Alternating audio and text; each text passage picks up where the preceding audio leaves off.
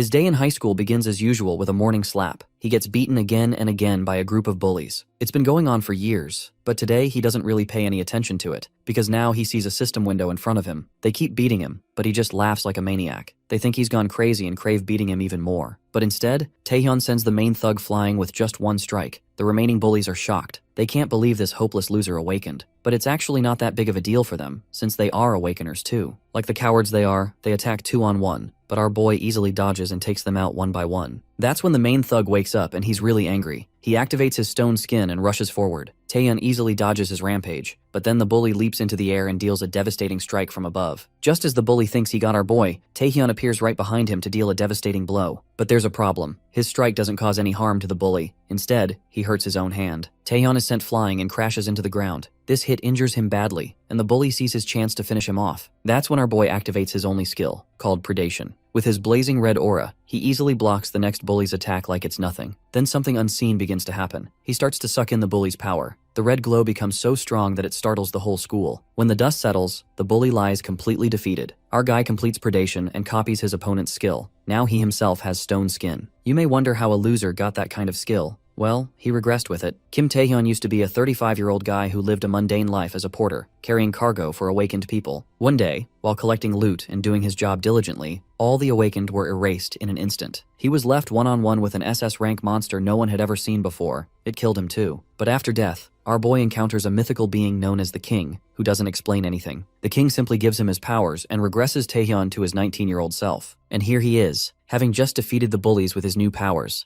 Taehyun gathers the beaten-up bodies and drags them to the teacher. When she asks how it all happened, he tells her they all just rolled down the stairs together. She heals Taehyun's wounds, but the bullies need much more substantial care. While walking out of the school, Taehyun feels great about getting awakened and getting his revenge on Hyuksu. But there's a problem lingering in his mind. The skill Predation. His rank, that he barely managed to change after training his entire life, increased after a single fight. He conjectures that it might be F rank, but the power exceeds that of a C rank. Our guy also gets to know something fascinating, that he can even steal the skills of the opponents he defeats. Taehyun trudges up the stairs and his mind pelts with questions, wondering why this guy King gave him a power like this and made him regress. Despite those unanswered questions, our guy understands there's one thing he needs to do, and that is to find out about Predation. He then stands in front of a house, smiling, and it turns out to be his uncle's house because after his parents died, he came to live with them. Since our guy knows his uncle will be late, he barges into the house and thinks of searching for info regarding the skill in the meantime. However, when he enters the house, an unpleasant surprise awaits him. It turns out to be his cousin Hwang Jae-young, and our boy immediately asks him why he isn't in school. Our fella's eyes land on the money box on the floor, and he recalls that even before he regressed, he remembered how Jae-young wanted to hang out with the other bullies. He took all the money in the house and caused a huge fuss. To think that'd be today when he regressed to 16 years ago. The bullies get to know that Taehyun is Jae-young's cousin. One of the blonde bullies moves forth and threatens our guy to just pass by if he doesn't want to get beaten up. He makes it clear that they'll leave once they get what they want. However, the bully makes a mistake and calls Taehyun an unawakened. Our guy grins because he finds the perfect opportunity and forcefully strikes a punch. That bully smashes on the floor, and Taehyun leans in for another strike to activate his skill Predation. However, the moment he activates it, the Predation function is inaccessible, leaving our guy stiff for a moment. In that split second, the bully lands a kick on Taehyun's face. As he drifts away, the other bullies activate their skills: bind, poison, and bleed. The skills strike our boy,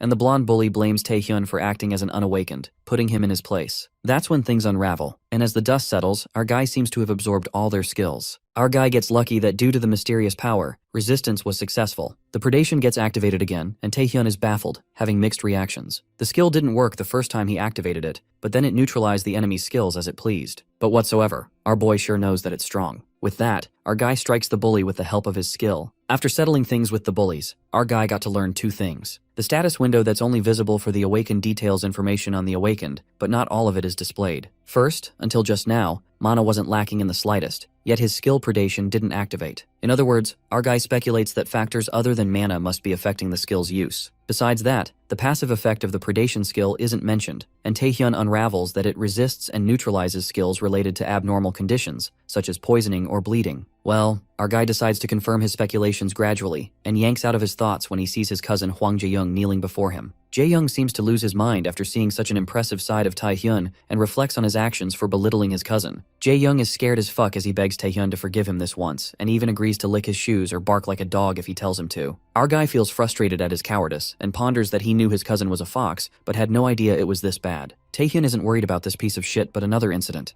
that it'll happen today. While Jae-young barks like a freaking dog, our guy decides to forgive him, but in return, he asks his fox cousin to come with him to get something done. Later, the scene takes us to a restricted area where the control personnel are concerned as they witness a gate break. It is known to us that a gate break is a phenomenon where monsters appear as a path to the abyss suddenly opens up. If left unattended, a dungeon disaster will occur. The control personnel guy states that it's been 10 years since the last dungeon break. The gate was suddenly created so the monsters are swarming over. The girl associate lets out that, judging from the monsters, if they don't do anything, the dungeon disaster is only moments away, and the other girl personnel frantically asks the leader if they should evacuate the neighborhood areas. However, the leader assures them that there's no need since they have his rank B skill barrier on their side. On top of that, since this gate break's rank is only C, that means the strongest monster that comes out of the gate would be C rank. The team leader stands unfazed when the associates shout as the monsters attack him from behind, breaking the barrier. The leader effortlessly gets rid of the monsters with a single kick and asserts that even in case of an unanticipated crisis, as B rankers, they are more than capable of handling it. On the contrary, Junyoung and Taehyun are rushing to the accident site where the gate break occurred. Junyoung gets a bit dramatic as he calls his cousin Sir and thinks it would be better if the control personnel are already there. Our guy shuts him up with the Sir thing and agrees with Junyoung that the gate break's initial mana estimate is C rank. On the other hand, the control personnel are B rank, so there won't be any issues against C rank opponents. Junyoung, running out of breath, yells that that's what he's saying, but a suspicion lingers in our guy's head, making him suspect that it might not actually be a C rank dungeon. At the gate break site, all the monsters are annihilated by the leader, but he finds something strange. He notices that these low-rank monsters pierced through his B-ranked barrier. That's when a sudden realization sets in, and the leader conjectures that the mana overflowing from here is above his rank. The associates warn that there is something inside the gate, and it turns out to be a terrifyingly gigantic monster, along with other monsters stomping out of the gate. It appears to be an A-rank giant ogre. Struck speechless by the sight, the leader discovers that it was an A-rank dungeon after all, and in that moment, they get caught in an explosion. The scene switches to Junyoung, who questions Taehyun how the hell he knows everything about the gate break, because far from seeing monsters, they didn't even issue an evacuation order. Well, our guy couldn't spill that he had already gone through this all, the fact that he came from the future. To get it over with, our boy lets out that it's just his intuition, and of course, Hwang couldn't believe this. Suddenly, a stampede of crowd comes rushing towards them as the giant monsters chase after them. The crowd seems in a frenzy and warns everyone to run as they see Taehyun and his cousin walking the opposite way. Hwang asks him what he's going to do, and our boy, activating his stone skin skill, walks away, determined to get rid of those fucker monsters and be right behind his cousin. The scene flips to a building, where a guy states that the situation's escalating quickly. The gate break that was thought to be C rank turned out to be A rank. On top of that, no reinforcements are possible as others are busy in dungeon quests and abyss exploration. The guy assumes that the solution for this crisis is for an A rank awakened. He asks for help and expresses that he's their only hope, referring to the Blade of Lunacy, An Hyunsu. The Blade of Lunacy looks sentimental as tears stream down his face, and he asks everyone to hang in there as he's coming to help. It appears that this A-rank dude's specialty is 8th grade syndrome. On the other side,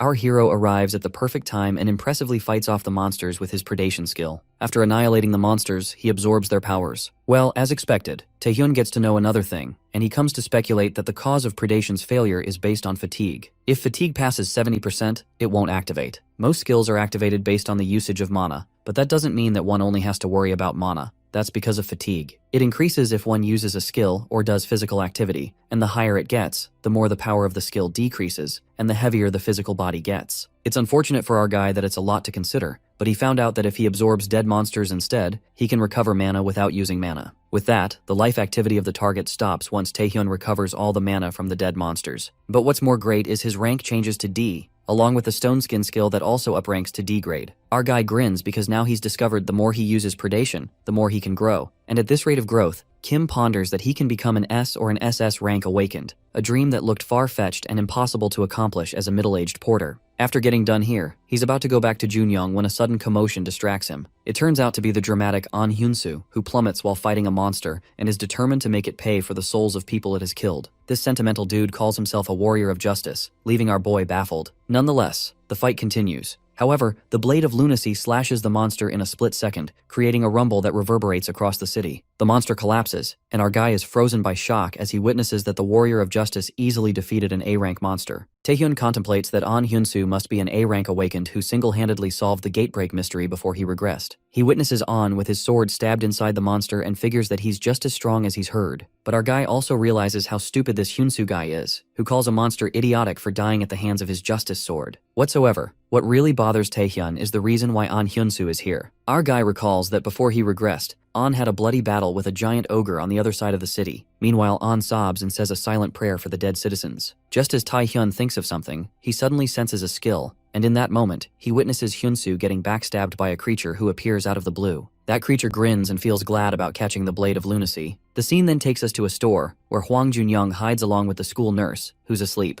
Junyoung appears tense and wonders if this is really okay. We then travel into Junyoung's flashback, where Taehyun discloses how many people are going to die in this gate break incident. Our guy informs his cousin about the nurse Choi Na-young, who'll die from focusing on healing others rather than evacuating. He instructs Junyoung to put people to sleep using his sleep, then put Nurse Choi to sleep and evacuate her to a safe place. Our guy assures him that he'll handle the rest. Coming back to the present, the boy wonders how his cousin Taehyun knows all this, and his stupid ass comes to a conclusion that Kim Taehyun awakened a skill to see the future. There's no other explanation otherwise. Junyoung freaks out because he thinks that this skill is crazy and fantastic. Nonetheless, he believes that nothing will go wrong. The scene flips back to Taehyun, who's bewildered by the sudden occurrence and feels like something has gone seriously wrong. An Hyunsu, drenching in blood, questions the perpetrator who he is, and commands it to reveal his true identity. The guy reveals himself and is impressed that Hyunsu is alive even after having a vital point stabbed, concluding that A ranks are really different after all. The guy turns out to be B-ranked villain Han Sang-do, and his skill appears to be stealth. He mutters that hunting will be more fun. It is revealed to us that they call the awakened who commit crimes villains, and B-ranked Sang-do is one of them. He's a homicidal maniac who, during the gate break, went around murdering for his own thrill. But Taehyun is certain that Hyunsu and Sang-do never encountered each other before he regressed, making him wonder if the future changed because of him. During this, An Hyunsu is raging with anger and calls Sang-do an evil bastard.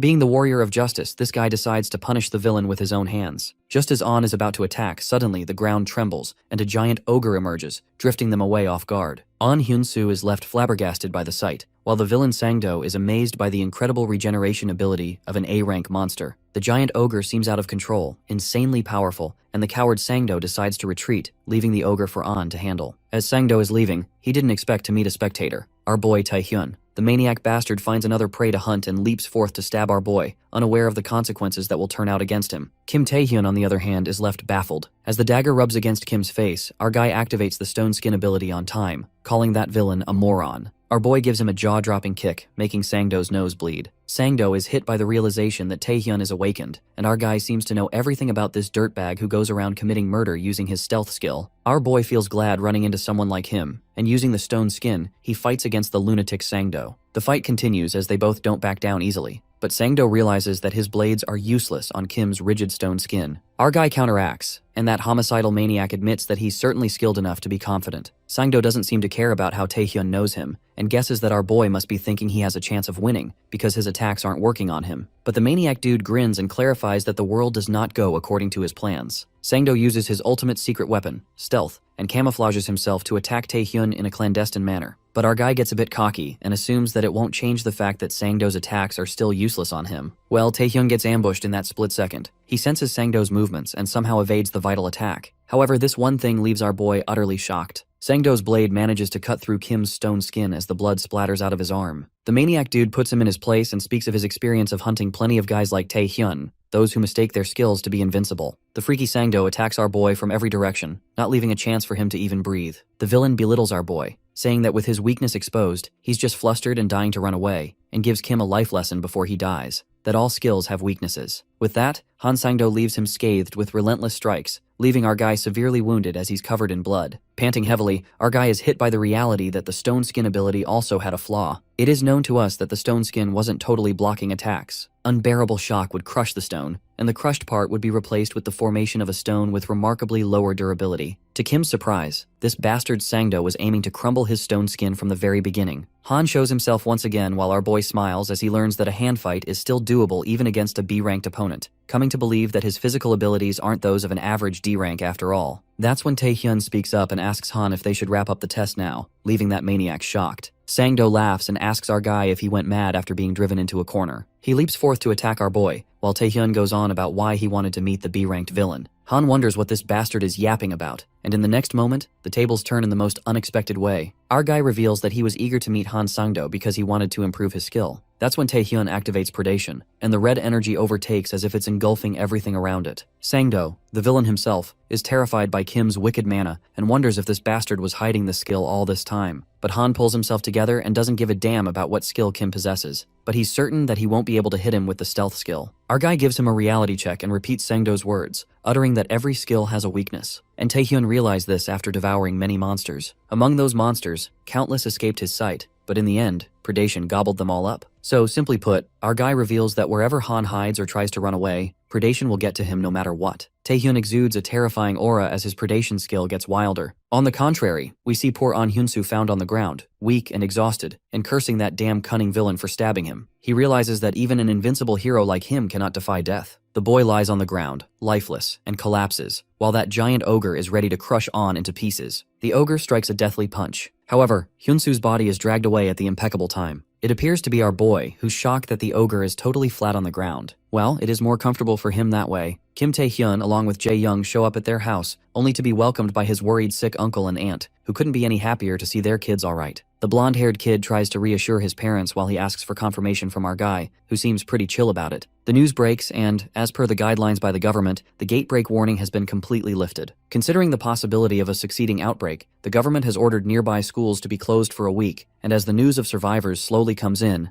the public is now at ease. The people gossip about the dungeon being A-ranked when they thought it was C-ranked, while the reporters bombard An Hyunsoo, the A-ranked awakened, questioning him regarding the giant ogre that showed up in the dungeon. Hyunsoo gets annoyed while being cornered like this, and frustratedly reveals that he isn't the one who took down the giant ogre. Instead, it's someone else. The news reporter discloses about the giant ogre's corpse not being discovered, and the whereabouts of the villain who attacked the public being unknown, making people concerned that the preventative measures for safety purposes may be insufficient. Our guy, who has been listening to the news, takes a breath of relief after he finds out that there's no mention of him. With that, our fella decides to move to the next stage. While analyzing himself, Taehyun realizes that he has 3 skills, in which acquiring stealth was a especially great outcome for him. But at his present level, he will have a hard time using all his 3 skills. Since recklessly wielding the skills could bottom out his mana in no time and thereby raise his fatigue rate, it could end up as a disastrous move. To avoid that, our guy knows that his best preventative measure would be potions, but since they're pretty expensive, Taehyun needs to hunt to earn money, and to hunt, he must have legal permission. Therefore, this leaves him with one option, and that is to explore undiscovered dungeons. Upon entering the dungeon, Taehyun is welcomed by the monsters, who insult him while they wonder how he finds them. With that, they decide to feast on this mortal, unaware of what our fella is capable of. Our boy wonders if they're high in intelligence because they talk certainly well, and it turns out they're the Spider Sisters, ranked B. Our guy looks disappointed since a B rank isn't high enough to change his rank as he contemplates if he has to eat hundreds of them for that. Realizing that they are being looked down upon, the Spider Sisters fume with anger as they leap towards Taehyun all together, believing that our boy must be scared as hell and unable to move. Our hero, on the other hand, uses resistance against the mysterious power, and as he expected, these monsters have quite useful skills. With that, Taehyun succeeds in completing the predation, and a new skill, Paralysis, is registered. In the new South Korea Player Association, we have 2 of South Korea Player Association's best players, HR Deputy Manager Go Tae-woo. An awakened player is legally permitted to use all their skills for various objectives such as abyss exploration, dungeon clearing, and so on, while currently, there are 5 player centers of the new South Korea Player Association. New South Korea's largest guilds, the 4 great guilds, are the Fighters, Undivided, the Crafters, Alchemists, the Mages, Magicians, the Informants, Nightwalkers, and lastly, the authorized agency that manages the players, including the 4 great guilds, the new South Korea Player Association. Guildmaster of the Nightwalkers and an S-rank player, Yoo Ah-hyung meets the chairman of the new South Korea Player Association and an S-rank player, Ji Jinhui, who thanks her for coming here. Ah-young wonders if he discovered something, and it turns out it's about the Malignant Guild, a criminal organization formed by the most brutal felons even among villains. The guild members wear gold rings with 3 skills carved on them. The chairman hands her the documents, which consist of the recent movements of the Malignant Guild, along with the list of players they were targeting. But the green-eyed girl doesn't seem to buy it as she doubts if this is the only reason why the chairman called her. Jinhui lets out a laugh while he declares that he needs her opinion on something, and with that, he asks her when she took the player test. Ah-young responds by letting him know that she took the player test when she became of the qualifying age at 19. Suddenly, it hits her as she looks at the chairman in disbelief while he smiles cockily, wondering if a high school student could rival a monster in a fight. Meanwhile, Kim Tae-hyun calls one of the 4 great guilds, the Alchemists, and demands to buy some potions. The 7-day school closure order from the gate break ended, and our boy recalls what he did during those 7 days as he walks towards the school. Physical training, dungeon clearance, and one of the 4 great guilds, Alchemists, potion trading are some things Taehyun did, and besides that, our guy's rank also increased to rank C. Our boy realizes that he still has a long way to go, yet he still has to go to school. Suddenly, some of Taehyun's classmates call him out as they address the rumor they've heard about our fella beating up Bae Hyuksu's sidekicks. One of the guys warns our boy about the trouble that awaits him because of a guy named Lee Jung-jae. At the same time, Jung-jae, along with his two side chicks, approaches our guy, hence taking a seat in front of him. Lee Jung-jae, an S-ranked awakened, is the third-generation chaebol of the Tyson Group, the conglomerate that sponsors Tyson High School, and the boss of all the Tyson High bullies, as well as the main culprit who ordered Bae Hyuksu to harass him for being an unawakened. Taehyun doesn't seem to care less about Jung-jae's presence as he tells him to cut the crap and get lost, to which one of Jung-jae's underlings threatens him. Jung-jae punches him for interrupting their conversation and turns towards our boy, knowing that his hopes must be high after defeating Bae. However, the S-ranked awakened warns Taehyun to be more careful picking who he should act up in front of, and with that, he activates his magic. Our fellow witnesses the magic power of an S-ranked awakened, awestruck by it. As Taehyun is about to activate predation, Lim Ah-hyung interrupts their fight, warning them to stop now. Lim Ah-hyung, who's also known to be the class president, rich family's young lady, Yoo Ah-young's half-sister, S-ranked awakened, the model student, the prospective first tanker next term, noblesse oblige, and future SS rank player. She's expected to have even more such nicknames in the future, but the problem is that she's uncompromising as heck and won't simply back down. Jung-jae tries to reassure her that they're just having a chat as friends, but Ah-young doesn't seem to buy it as she questions why he was punching him in the face. The boss of the bullies warns the class president to watch herself, but she doesn't budge, letting him know that she will use force if necessary. With that, both the S-ranked awakened stand against each other, ready to fight, while our fella looks concerned about the classroom that's going to turn into a total mess. Suddenly, Jung-jae turns around to leave as he declares that he quit and doesn't want to fight here, but it turns out it's a trick as he positions his arm to attack Ah-hyung. His hand stops midair when they all hear an announcement from the broadcasting club about a special lecture being organized by the Player Association in the main hall. Therefore, all students are expected to assemble in the main hall immediately. Upon listening to this announcement, Jung-jae decides to leave while he reminds them that they're spared because they're lucky. The blue-haired girl turns around to ask our boy if he's okay, only to find an empty chair. She looks around and finds him standing near the gate, ready to leave. Taehyun asks her what she's doing standing there since they have to go to the main hall, and with that, our guy leaves first. This leaves Ah-young in pure shock, making her wonder if he was always like this. The students gossip among themselves when Go Tae-wook, HR deputy manager of the Player Association, greets everyone and reveals that he has two reasons to be here today. The first reason is to apologize for the Player Association's lack of response to the gate break and to provide safety training. And the second reason is to inform the students of the changes to the player tryouts for those of them in whose hands lies the future of their new South Korea Player Association. Meanwhile, Jung-jae is busy cursing Taehyun, and Ah-young decides to talk to him after this. While our guy yawns, feeling sleepy, the students gossip among themselves, confused as to what the player tryout has to do with them since it starts at the age of 19. Tae-wook reveals that due to the recent gate outbreak and the abrupt rise in the number of monsters and dungeons, the Player Association has realized that they're understaffed. Therefore, starting from these tryouts, they will be allowing nomination even for high school students. According to the HR deputy, nominees from each school will be selected based on a combination of factors such as ability, assessment scores, academic record, and behavior. Our guy, who's been listening to this, is well aware that these are all lies because these tryouts will indeed be open to high school students, but the selection process is already in progress. That is through Go Tae-kwoo's skill, the Observer's Eye. The Observer's Eye is able to quantify the sum total of the subject's abilities upon focusing. It even allows the user to view the stat window's information of the target. The brown-haired manager finds out that the numbers here are far better than any other places, which means these students would make great players. However, he finds Lee Jung-jae and Ah-young to be extraordinary. The deputy manager decides to write up recommendations as soon as he gets back when Jung-jae addresses him, questioning him about their claim that they would inform them about the player tryout. But the S-ranked guy believes that some candidates here are unfit for them to do that. The player tryouts are meant to assess people suitable to be players among the awakened, and in his opinion, an average awakened person doesn't need to hear this lecture. His arrow is aimed towards Kim Tae-hyun. It is narrated that strength is not at all what makes a player. Whether it's the rank of awakening, or vast knowledge about the abyss, to become a player, a number of complex skills must be assessed. But Jung-jae believes otherwise, stating that this is nothing but sad reality for the unawakened, referring to our guy. Our boy is aware that he's just trying to confirm if he's awakened or not.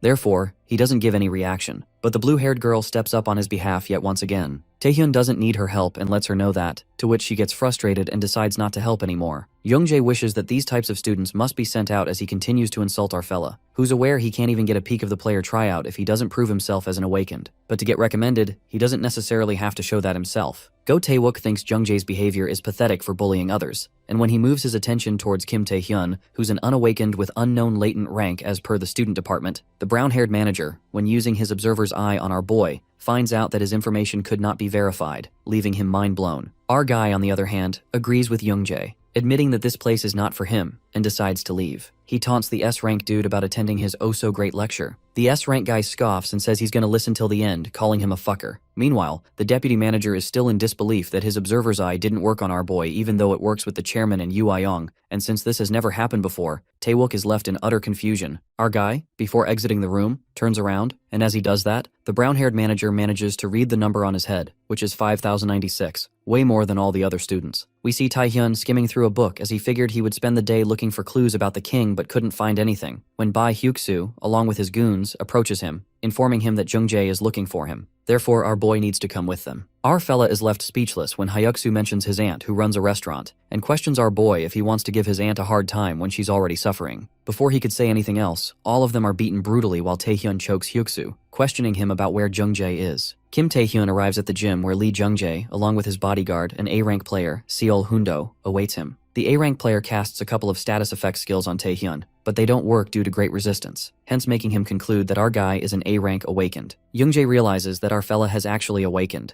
and with that, he declares that he has no intention of hurting him. In fact, the S-rank dude actually wants to recruit our guy and reveals that he's planning to form a guild after he graduates as the heir to the Taesun group. Therefore, he's in search of real human talent, unlike Bae Hyuksu, but a guy like Kim Taehyun. With that, the heir of the Taesun group offers our boy to work for him and forget all his old grudges and claims not just wealth, honor, but even his family is going to live a good life. Taehyun states what a load of shit this offer is, as he believes that Jungjae just crossed a line, and without listening further, our fella prepares for the long-awaited battle. The bald dude, aka Hundo, creates a room, a binding skill that envelops a space in magic. Outsiders can't detect the magic inside it. With that, the battle begins as both opponents attack simultaneously. Our boy gets beaten up by the cocky S-rank while the bodyguard analyzes the fight, feeling sorry for Taehyun, assuming that he's an A-rank awakened with a high-grade body strengthening skill only. Hundo believes that our guy stands no chance against the opponent he's facing today, since his master is the epitome of intelligence. As he's witnessing the fight, his assumptions are proved wrong when he sees Jungjae being overpowered in a close combat fight by none other than Kim Taehyun. The bald bodyguard is in utter disbelief as he believes this is impossible. The arrogant S-rank dude groans in pain as he screams at our boy, asking him what he did to him since he can't move his body. And in that very moment, Seol Hundo realizes that body strengthening wasn't the only skill our dude had, wondering what the hell he did. The author narrates that Taehyun acquired a total of 3 skills through predation: stone skin, stealth, and paralysis. However, our guy didn't utilize all his skills from the start, and since C-rank paralysis can't easily pierce through S-rank resistance and stealth immediately disarms far-reaching fire attacks, predation is the last resort that shouldn't be used lightly. Therefore, Taehyun's objective was the collection of paralysis in close combat. Status effect skills have a greater effect when dealt in direct blows rather than from a distance, so with damage dealt by continuous blows of paralysis, even with the high S-rank resistance, it works. As a result, after successfully resisting the paralysis multiple times, Jungjae failed at resisting it at some point. The S-rank awakened admits that he underestimated our guy a bit too much. However, he doesn't plan on losing to our fella like that, and with that, he uses a stone, completely transforming his body into that of a fierce monster, all ready to have a serious fight now. Kim Taehyun struggles to fight the newly transformed form of Lee Jungjae, which is actually the true form of his skill Flame Hearts. Even though it's usually difficult to draw out at his rank, the S-rank kid utilized a mana amplifying stone, created by refining the mana stone, which is the core of the monster and temporarily amplifies the mana. With that stone, Jungjae can also draw out his true S-rank powers, but the only problem is that the magic power is still too much for the kid to handle, and the blood vessels in his whole body might burst from the surge of magic. The A-ranked bodyguard tries to stop his young master, being well aware of the risks it comes with, but is attacked by a furious Jungjae who tells him to shut up as he insults him. Just like Hundo expected, his master doesn't seem to be in his right mind and wonders how he's going to face the consequences of this. With that, the bald dude tries to save Taehyun, offering him his hand as he tells him to give up the fight and run away. But the guy is punched in the face by none other than our fella, who wonders what he's going on about when they're the ones who started the fight. Our boy admits that S-rank is on another level, therefore he decides to get serious with it. On the other hand, we see the chief of the player association amazed after learning about the stats of the students, while the deputy manager reveals the stats of Lee Jungjae being 1900 and Lim Ah-hyung's being 2300, which is beyond extraordinary, leaving even the other employees speechless. The employees gossip about the S-rank kid already being at the level of an A-rank player, which basically makes him at the same level as Japan's Saintess. Go Taewook doesn't seem to be surprised by it, as he thinks about the Saintess, one of the leading players of Japan, a monster whose stats surpassed 2500, already at first inspection at the age of 19. Even in the case of that monster, she barely surpassed 2500, making the brown-haired manager go insane as he wonders what's the deal with the kid he saw in the school. Doubting if it's a hallucination or a skill error, Taewook decides to check for himself. Meanwhile, Seol Hundo witnesses what he thought was impossible as he sees Kim Tae-hyun defeating Lee Jung-jae with the king's power. The battle ends with the defeat of the heir of the Taesun group. However, his bodyguard takes the last blow for him, protecting him. This takes our guy by surprise, as he was not expecting the A-rank dude to drag his master out in the middle of predation taking effect. But it doesn't matter now since Tae-hyun has already acquired the skill. Seol Hundo asks our boy how he's going to handle the aftermath of hurting the heir of the Taesun group. Tae-hyun tells the bald dude to stop being shameless since they're the ones who started this and asks him if he looks like a coward to him. With that, our boy announces that he doesn't plan on killing Young-jae, but in return, it's only fair that he receives the price of his life. That is, 1,000,000,000 won at least. Outside the gym, we see all the students gathered around as they witness the gym building in shambles. Among them, Lim Ah-hyung senses Lee Jung-jae's power, leaving her confused as she wonders who he's fighting with. Suddenly it hits her and she remembers Kim Tae-hyun. Imagining the worst-case scenarios, she rushes towards the building while she regrets being a bystander and blames herself. The blue-haired girl deeply hopes that Tae-hyun makes it out alive,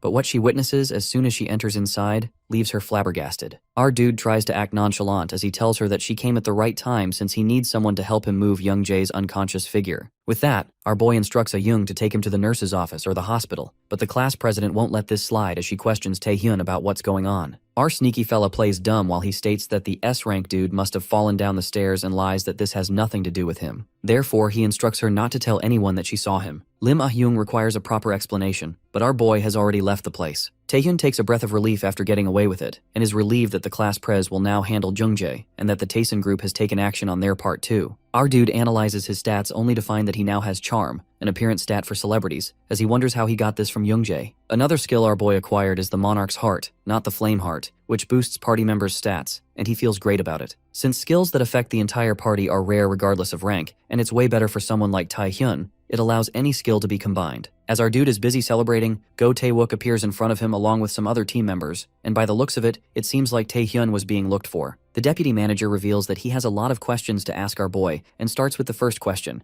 asking him what he did in the gym earlier today. On the other hand, the president of the Taesun group, father of Lee Jung-jae, is having a conversation with Seol Hundo, who's telling him about Tae-hyun's demand of 1,000,000,000 won, while wanting the matter to be dealt with quietly. The president declares to do as our boy says, leaving the A-rank dude speechless. However, the chairman states that there must be a worthy reward for the price they pay. Hundo gets a gist of what he means as he trembles after hearing this, trying to make his boss understand that the opponent is still a young kid and believes that would be far too cruel. The S-rank player, Lee Jung-soo, shuts his servant up and states that he won't tolerate a barking dog. Go Tae-wook questions our boy about what he did at the gym earlier, leaving Tae-hyun wondering if he's talking about the explosion or about the incident in the lecture hall. Our guy believes that the deputy manager wouldn't meddle over a small fire, but is concerned if the brown-haired HR got to know that our boy is involved. Nonetheless, Tae-hyun decides to test him out and asks if he's talking about the explosion at the gym, to which Tae-wook doesn't show any interest as he states that it will be taken care of by other agencies. Rather than that, the deputy manager asks him for an answer about what he did at the gym, making our fella smile as he wonders if he's not aware already. Tae-hyun believes that Tae-wook is here to invite him for the player tryouts, but the brown-haired dude contemplates on what grounds would the kid say that. And with that, our dude activates his magic, showing off his stats which have increased even more than earlier, and are 5,214. This clears up the misunderstanding about the numbers Tae-wook saw last time not being a coincidence, as he wonders who the hell is this kid, shocked. After returning home, our boy lets Jae-young know about being selected for the player tryouts, making him all hyped up as the kid bows in front of Tae-hyun, praising him ever so much. Meanwhile, our boy ponders about the Taesun group taking care of the gym matter that will decrease Tae-wook's suspicions. Since the player tryouts are a month later, our fella needs to focus solely on training, and as he thought everything is settled, his phone rings. Outside Kim Tae-hyun's house, we see the Black and White brothers, a two-person assault unit and A-rank villains, who wonder why a player from the association is guarding a high schooler's house as they beat the shit out of him. The black-masked A-rank assumes the high schooler to be a participant of the player tryouts and knows the reason why the association is protecting him is because he's their prospect, while the white-masked brother assumes that the kid doesn't have any real battle experience, which makes him useless. With that, both brothers decide to show our guy what an awakened really is, but our boy appears out of nowhere, knocking out the white-masked dude, leaving his brother speechless for a moment. The A-rank dude wonders who the fuck is this, while Tae-hyun slowly approaches him, hitting him in the face as he introduces himself as the inexperienced kid they were talking about earlier. A few hours earlier, we see Tae-hyun having a conversation with Seol Hundo at the gym, where our boy demands 1,000,000,000 won and tells him to be silent on this matter. The bald dude is in no position to make decisions on his own as he's just a bodyguard, and our guy, being totally aware of that, instructs him to just do a good job at reaching an agreement with the president of Taesan.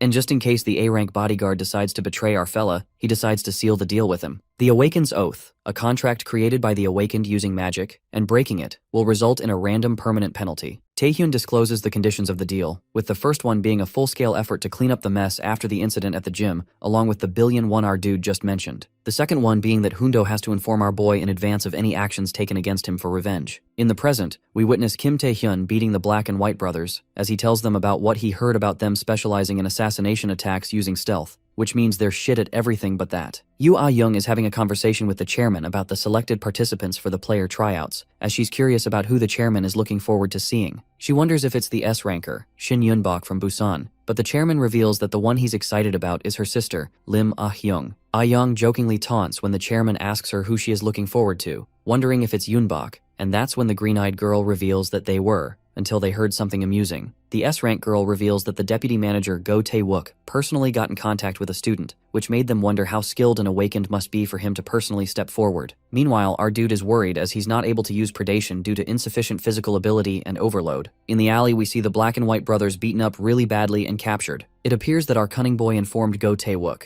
and the students think that these villains are getting worse these days. The S-rank manager thanks Taehyun for capturing the villains and asks him if he has any idea who might be behind this attack. But our boy responds that he doesn't know about this. That's when the guy suspects that the list of participants might have been leaked and decides to ask for stricter security for the others too. Deep down, Taehyun planned to put the Taesan group on the line here because not only will this wrap things up properly, it'll only put him personally in a pinch. But right now, for our guy, the Taesan group isn't even the main problem. It's Kim's insufficient ability, and he's unable to use predation due to the overload. Taehyun doesn't understand the deal with this skill and wonders if he just needs to raise his stats again to use it again. He ponders ways of raising his stats, like preying on monsters or on the Awakened to raise the Awakening rank, but it's a failure since they both require predation. Well, our guy is left with no other choice. Later, Taehyun arrives at the Blackhead, the best training center of the New Korea Association, and is welcomed by a hot chick named Yura. His cousin Jae-young freaks out and asks our boy if he's gone mad since he's got to be loaded with money and power to be registered here. Their excitement is short-lived when the trainer Yura calls them kids and makes it clear this isn't any average training center. That's when our guy pulls a move and hands a black VIP card that screams grandiose, asking the trainer to use it to register 2 people. While Jae-young is confused, Yura is shocked since that card is from the Alchemist, one of the 4 guilds. We are reminded that our guy signed an SVIP contract with the Alchemist Guild. Yura is left in disbelief, thinking how come a kid like Taehyun has this card,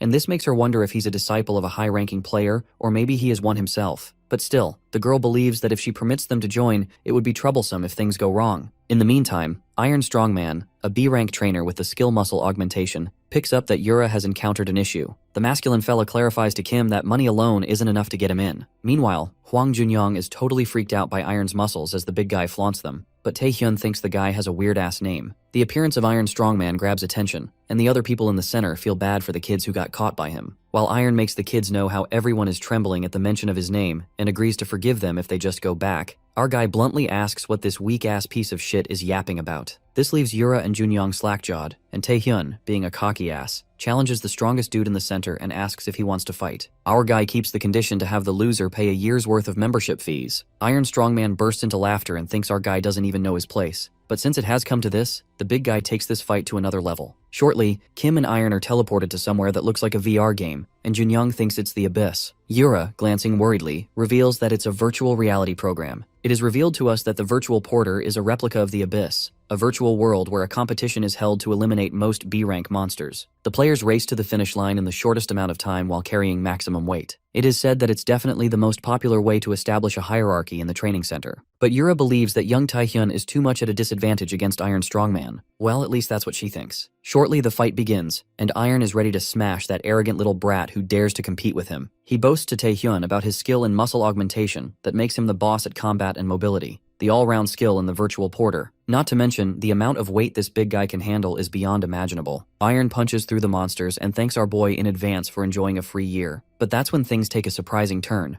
Our boy activates the skill, targeting all the monsters and jaw-droppingly smashing through them. He hits a 999 combo. Iron Strongman is left staggered by the awe-striking smashes. Our guy speaks in a conceited manner, muttering that he wasn't planning to come for more than 30 days, but is impressed by the amazing training, considering it's with the maximum weight. While Junyoung shows his full trust in his cousin, Taehyun asks Strongman in a mocking manner if he said he's strong. Our guy shows up with a giant bag full of monsters, and while he's happy about the nice little competition, he brusquely asks Strongman to pay up and get lost. The scene then switches to the player tryouts competition, and the day they all have been waiting for, the player license exam. The announcement briefs that the association has changed the player tryouts to allow minors to participate through recommendations, and people of all ages from all over the world are flocking into the testing center. The awakened that the association is eagerly looking forward to are the undefeatable close combat A-ranker Iron Fist, Hong Jung-wook, the druid A-rank Lee Gil-san with outstanding combat sense, Thunder God S-rank Shin Yoon-bok, and the one rumored to have recorded the best figures among all test takers this time, Saintess level prospect S-rank Lim Ah-hyung. The scene then flips to a reporter who's about to cry because the stadium seems too far, and if she fails to cover the news today, she'll be fired. That girl is Kim Gi-ja, the new SY Economy reporter who's here to interview the test takers. Poor Gi-ja is stuck behind the crowd, certain that she won't be able to cover today. She gets gloomy, thinking she's destined to fail at whatever she does, and as she's muttering about her ruined life, our guy walks forth and asks Kim Gi-ja how a test taker is supposed to pass. Well, it looks like Gi-ja will be the luckiest reporter to interview our guy, and Kim Tae-hyun seems to be a player tryouts test taker.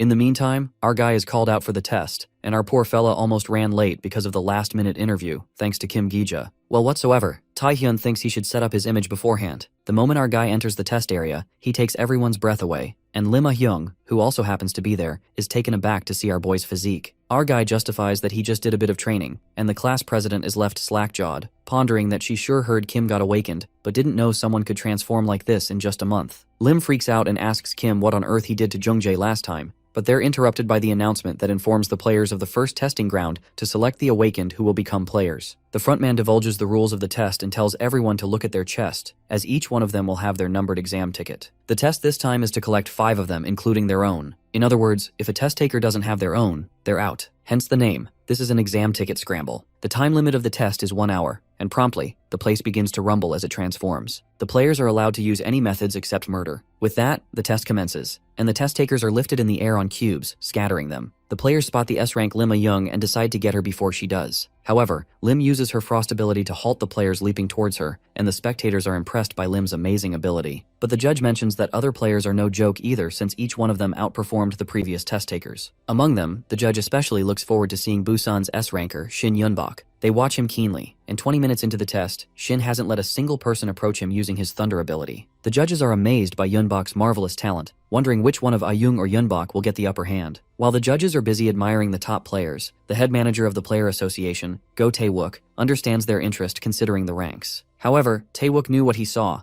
those unbelievable numbers, referring to Tae-hyun's stats. The manager dude is certain that our guy will breeze through this test. Tae-wook roots for our hero like no one else and wishes that he shows everyone the power he holds. But what he sees in the next second bursts his bubble. Tae-wook witnesses our boy having a hard time against A-rank Hong Jung-wook using the iron skin while Kim uses the stone skin ability. Tae-wook is thrown into shambles when he doubts that he might have misjudged Tae-hyun's abilities, because he can't believe a mere A-rank is holding our guy back. Not to mention, our fella didn't even dodge a single blow. Right at that moment, a realization occurs to Tae-wook while Kim gets badly beaten up by Jung-wook, who punches him in the face, making him bleed. The A-rank guy calls our boy a fucker and asks if he's looking down on him. Jung-wook lets out that stone skin is the perfect inferior counterpart to iron skin, adding that Tae-hyun keeps fighting him head-on and keeps taking hits that are off the mark. That's when our boy pulls an Uno reverse and shuts Jung-wook up when he says that's exactly why there's a meaning to keep getting hit continuously. Our guy's stats increase as he gets hit by the opponent. It is revealed to us that even after Kim Tae-hyun trained for a month, the seal on predation wasn't lifted. It's most likely because his stats still aren't good enough. The way to increase stats in training is by stimulating his body as much as it can handle. That means fighting to the limit is the best training method. And for that very reason, our boy hasn't finished his training yet. Tae-hyun makes a comeback and forcefully punches Jung-wook in the face, making him startled. The blood splatters as the poor A-rank dude's iron skin breaks off, and he calls our boy a damn monster, because damn, that single blow was enough to knock this guy out. Meanwhile, our guy stands proudly like a literal monster and takes Jung-wook's ticket. Go Tae-wook, on the contrary, laughs like a maniac because now he's confirmed that Kim Tae-hyun is not normal after all. Seeing him so exhilarated, the judges think manager Go is too worked up, given that he's very excited about the prospects this time. The manager can't believe that our boy used this training method in the middle of a large-scale survival game, and indubitably, Tae-hyun's boldness sent a chill down his spine. Nonetheless, Tae-wook speculates it's going to be a problem for our boy since this fight took too much of his stats, and the fight just now used too much of his stamina. He believes that it would be best if Tae-hyun conserved his stamina and targeted the weaker guys to collect their tickets. But things go sideways to what manager Go expected. The judges notice the C-rank awakened, who's our boy, going up against the top rank, thinking he's trying to get eliminated. It turns out that our guy confronts the S-rank Shin Yunbok, who has 147 tickets in possession and has literally kicked the asses of a pile of players. Kim wonders how many tickets Yunbok has and grins diabolically, saying as long as it's more, it's fine. The fight begins, and Shin Yunbok attacks our guy with his thunder ability, creating a rumble. Every time our guy attempts to land an attack, he counteracts with his ability. Even Taehyun is amused because he didn't think this S-rank dude would be so tricky. Not only does Yunbok envelop himself with powerful lightning to block all attacks, his destructive force gives him a reach that makes both melee and ranged fights possible. The worst part is Taehyun is unable to use predation at the moment, so there's no way in hell he can break through it to attack Shin. In the meantime, the Thunder God gets curious, asking our boy why he isn't attacking him. Suddenly, Shin leaps forth, catching Kim off guard and attacking him with thunder. With our guy having no choice, he evades each strike by running away, but Yunbok chases him relentlessly, enjoying it. Finally, Yunbok catches up to him and strikes our boy with thunder, telling Kim that he shouldn't run away if he wants to fight. It looks like our boy messed with the wrong guy. At that moment, Kim uses his stone skin ability to attack Yunbok with the stone rock, but the S-rank guy's thunder shatters it into pieces and calls our guy a moron. A radiating light emerges and Shin Yunbok uses his power violently as he gets a bit frantic. He overwhelms Taehyun with his crushing blow and suddenly he notices something odd. Yunbok realizes that while everyone was busy running away from him, he thought Lim Ah-hyung was the only one who could entertain him in the player tryouts. But it appears that Kim Taehyun was here too, thinking of him as a fun little toy. Abruptly, something flashes towards Shin at light speed and scratches his head as it bleeds. The Thunder God is flabbergasted when he couldn't process what's going on, wondering how on earth Kim's attack would reach him. Our guy takes the chance and lands multiple blows at him. That's when it is unraveled that Stone Skin is certainly not a match for the Thunder God's fury. Far from piercing through to him, even at his highest performance, it'd merely strike, get crushed to pieces, and disappear. However, in the player tryout grounds, it's different. It's made of a material that can withstand the power of the Awakened in the first place. So unlike Stone Skin, it may shatter, but it won't lose its shape. So if Taehyun uses it as a weapon, and somehow manages to pierce through the Thunder God's fury, then that S-rank Yunbok would be no match for him. Shin calls our boy a sly bastard as he gets thrashed real bad. While Kim beats the crap out of the Thunder God, the associated members are left in a frenzy, wondering how a C-rank can defeat an S-rank. The members express great curiosity about who the hell Kim Taehyun is, and Taewook couldn't be happier that our hero is creating butterflies in people's stomachs, concluding he's one hell of a guy. With that, Kim smoothly defeats Shin Yunbok and acquires all the exam tickets. As our guy waits for the test to end, an unexpected attack targets him from behind. While poor Yunbok somehow makes it out alive, Kim gasps in disbelief when he notices its ice ability. The ice crystals begin to emerge in the air and they keep moving swiftly. Well, it turns out to be none other than Lim Ah-hyung who's up against our boy. A chilling stare flashes across Lim's eyes, and our guy wonders how long she has been watching them fight. The S-rank girl breaks the ice, saying that with great power comes great responsibility. Otherwise, it's simply violence. She acknowledges that Taehyun is pretty strong, given that he defeated Shin Yunbok like that. Ah-hyung believes that our boy defeated Lee Jung-jae that way too, and this makes her feel insecure about it. Taehyun's eyes widen with shock and betrayal hits even deeper when Ah-hyung charges her ice crystals at him. Our guy immediately runs away, but the snow plummets like a damn bomb. Taehyun feels that at this rate, even activating stealth or any other skill is just pointless. Lim Ah-hyung, looking like a possessed freak, takes out her anger on him since she believed him in the gym, thinking he would be different from kids like Lee Jung-jae. Lim had a false hope that Taehyun wouldn't act recklessly out of pure self-interest. She strikes our guy in the face aggressively and understands that after seeing his fight, she realized it was all his doing. He's the one who hit Lee Jung-jae and Bae Hyuk-soo. She attacks Kim with a large crystal and tells him that unauthorized use of skills is a crime, not to mention that those two are still in the hospital. Lim Ah-hyung takes into account whatever our guy's been through and states that she won't report him. However, she asks Taehyun to withdraw from the player tryouts because he doesn't deserve to become a player. But our guy puts that bastard in her place, asking who the fuck is she to say that. Kim gets back up and reminds that goody two-shoes that she couldn't even stop Lee Jung-jae's tyranny, and yet she's spouting nonsense about some freaking moral shit and being a hypocrite. Because when it comes down to it, all she wants to do is eliminate him. Our guy lets out that he'd rather use the survival test as an excuse than act pathetic like her. Nonetheless, that icy bitch listens to his answer and concludes she's not gonna go easy on him. Lim then summons an icy sword and the cold crept in like death itself. She decides to end Kim Taehyun with this very weapon while our guy sits there, broken and desolate. After being shattered to pieces hundreds of times, our hero's stone skin lost its function a long time ago. He can't even use stealth since it gets disarmed immediately. Moreover, the stat-boosting monarch's heart is already active, but it's not enough to turn the tide. To his unfortunate luck,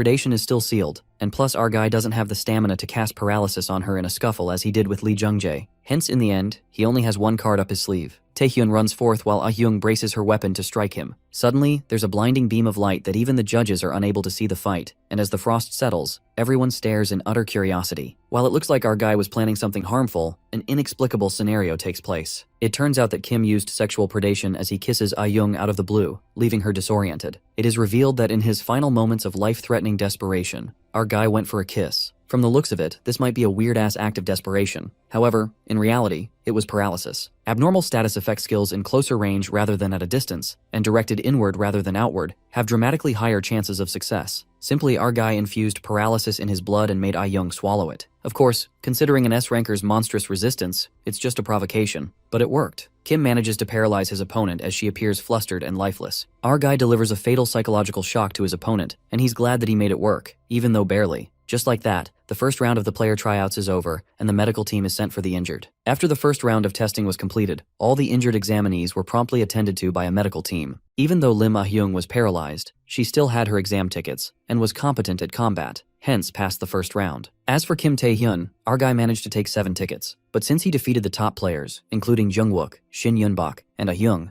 our fellow was the center of attention in the tryouts. Our guy passes by, hearing the gossip about him, and is surprised by the great healing skills, not to mention he couldn't even walk in this state. Abruptly, someone frantically calls out Taehyun's name and it turns out to be Shin Yunbak, who's here to beat the shit out of our guy. The Thunder God looks enraged, and knows that Kim won't be able to use the same tricks he used earlier in the trial ground. The tryouts witness a fight breaking out and they root for Shin Yunbak to take down a C-rank player, Taehyun, as they don't mind getting rid of a past candidate. But the people cheering for Yunbak bear the consequences for sticking their noses into others' business, as he electrifies them, telling them to shut the fuck up. Yunbak activates his power to show Taehyun that he's nothing without those damn tricks. But before the fight could even begin, the place begins to tremble, and the Thunder God is smashed down on the ground. That's when a guy walks in, exuding a unique aura, pissed at these damn brats. The moment our guy glances at him, he immediately recognizes him as S-rank player Park Sung-jin. Park doesn't stand these tryouts for acting up without knowing their place. Taehyun realizes that Sung-jin is one of the best players of the entire Korea force of the New Player Association and a future SS rank player. Our guy looks flustered and Sung-jin notices him standing there. He activates his powers and aims at Taehyun without much effort. Our guy could feel the crushing power of Park's power. He did not comprehend that an S-rank player's skills would be on a whole different level. The S-rank player is amused by Taehyun, who holds out even under this pressure because even veteran players can't endure it. Well, Sung-jin decides to increase the intensity to see if our boy could endure it. But he's interrupted by the medics team, who freak out when they witness several tryout players knocked out by the S-rank member. They panic and ask Sung-jin what on earth he is doing to kids who just received treatment, thinking he's trying to eliminate them before round 2. The S-rank player, appearing cool-headed, justifies that he was reining them in, but he actually did it to test their skills, which he does every exam. Despite all the fuss, Park Sung-jin asks our boy who he is. After knowing his name, the S-rank dude immediately catches on that our boy is the same C-ranker who defeated Shin Yunbak and Lim Ah-hyung. The guy grins since it's been a while since they had someone interesting in here. Park taps Kim's shoulder and affirms to him that he'll be waiting for him if he's aiming to become an S-rank. Park dashes away, leaving our guy flustered while the medics run after the S-rank dude for causing trouble. After that, all the player tryouts gather and Park Sung-jin appears, asking if they're done with the break. They're about to start the second round of the player license tryouts. The S-rank player informs the players that the venue for the next test is the Portal, a D-rank dungeon that they'll pass through. Upon hearing this, the players are thrown into panic. They're told that every 5 examinees who arrive in the dungeon through the gate will explore the dungeon with a player as a supervisor. They will be evaluated on all their actions while exploring the dungeon, like observation, knowledge, combat, and rescue efforts. The weapons and supplies are provided by the association, and the players are commanded to enter the gate in front of them. Our guy ponders about the second round of the test, which is a dungeon. This makes sense to him because even for an inexperienced amateur, there shouldn't be any problems since it's a D-rank dungeon. But Kim has his suspicions, pondering whether it's a double dungeon, apocalypto. Inside the D-rank dungeon, the venue of the second round tryouts was discovered to be the world's first double dungeon. Countless people were massacred, including the first party that discovered it, and it rippled into dungeon breaks for countless undiscovered dungeons. Our boy thinks it'll be great if he could stop it in advance. But the thing is, no one will believe his baseless words. And even if they do, he'll just end up being suspected for it. Smiling, Taehyun thinks it's a shame that he has to mind his own business. He believes that as long as he doesn't become part of a discovering party, he can find more than enough ways of surviving. The 5 examinees, including Kim, enter the dungeon along with the supervisor of the second round of tests, an A-rank player, Ma Dohak. Ma Dohak happens to be the first discoverer of the double dungeon Apocalypto, and our guy realizes that he's fucked big time. The player tryouts begin to fight off the monsters, and Ma Dohak applauds them as they finish them in a breeze. The supervisor finds it incredible how these guys have such decisive combat initiation despite this being their first real battle. While Ma Dohak is complimenting the other players, our guy grits his teeth in frustration, wondering why in hell did he have to be in this team. It's the first discovery team, and Taehyun knows for sure that the ring Dohak's wearing is the unique item that the first discoverer of the double dungeon was wearing, the Sage's ring that boosts all the stats by 10. Our guy finds himself in a tough spot because the double dungeon is definitely S rank, and if he gets swept in, there's no way the present him will survive with predation sealed. No matter what, Taehyun plans to make sure they don't find out about Apocalypto. Later, they encounter diverging paths and the player tryouts ask the supervisor for help. Ma Dohak lets out that it happens all the time while exploring the dungeon, and just as he's about to suggest something,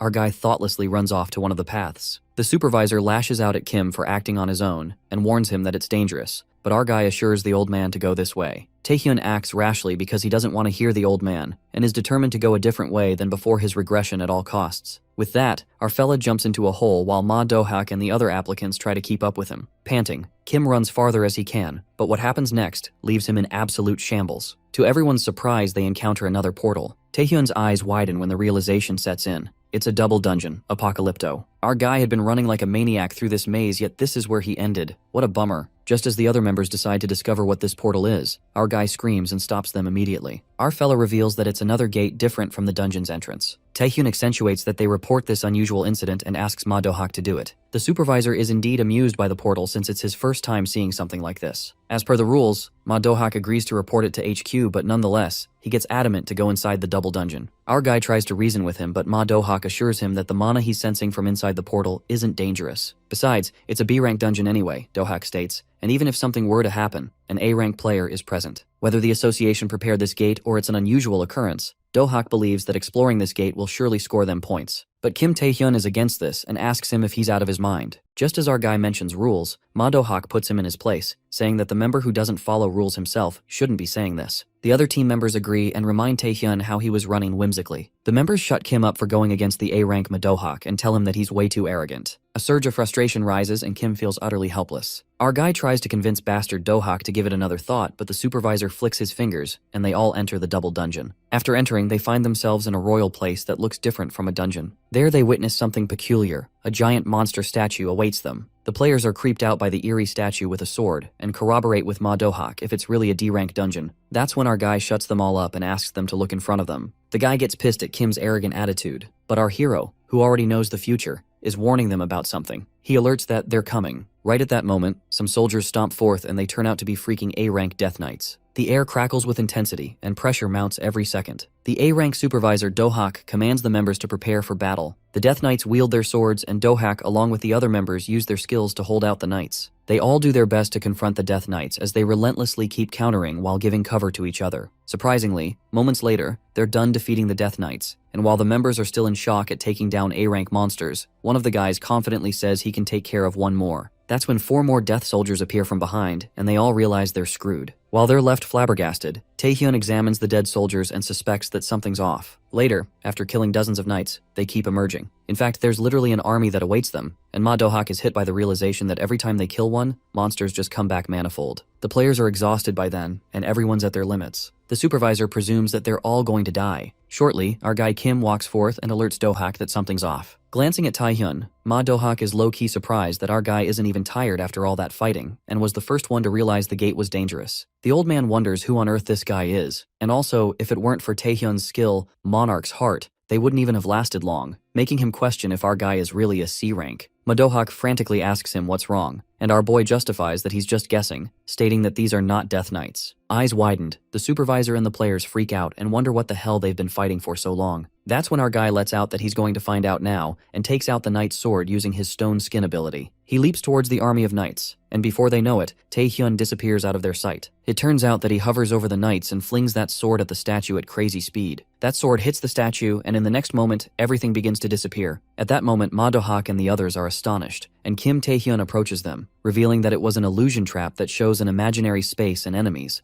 a tactic to drain the intruder's energy. Chaos erupts when the players freak out because they were fighting a mere illusion the whole time and ask him if something worse will follow. Meanwhile, Madohak is having a hard time swallowing the truth and asks Kim how the fuck he knows all this. He asks Kim how he knew he wasn't fighting the Death Knights, and our guy reasons that there's no way they would have been that weak, leaving the old man staggered. Taehyun then walks ahead and asks them to get moving before they all get killed. Nonetheless, they kept moving inside the dungeon with the help of Dohak's Sage Ring. The illusion faded, but things didn't get any better either. After Apocalypto's manifestation, the dungeon's space was completely transformed. The injuries inflicted in the battle against the illusion got worse, yet they couldn't just wait for rescue. Their only hope was to find the dungeon's exit. After walking miles, they stumble across a giant gate, unsure if it's another trap or an exit. The players think it's dangerous, but Madohak says that it's necessary to open this gate, or else they'll all perish. The moment they open the gate, death awaits them. As soon as they enter the place, they encounter a single Death Knight. However, the light kindles, and they witness a large army of Death Knights filling the place. The players are panic-stiffened. The tension hangs heavy in the air, and there happens to be a throne where sits the leader who calls these lowly humans who came all the way here. The leader begins the battles. It appears to be the master of the double dungeon Apocalypto, Lord of the Death Knights. The Lord of the Death Knights declares the beginning of a battle, and all the knights point their swords toward the already worn-down team of 5 members, including our boy. Taehyun realizes that these knights want a one-on-one duel, and the players start freaking out as they're out of mana. Our guy tries to calm the situation down by letting them know that their goal is to escape rather than fight. And without listening further, 3 of the participants start running away for their lives, panicking and regretting their decision to come here. But before they could escape, the knight strikes his sword, killing all 3 of them while Taehyun and the A-rank dude are left shaken. Grasping the intensity of the situation they're in,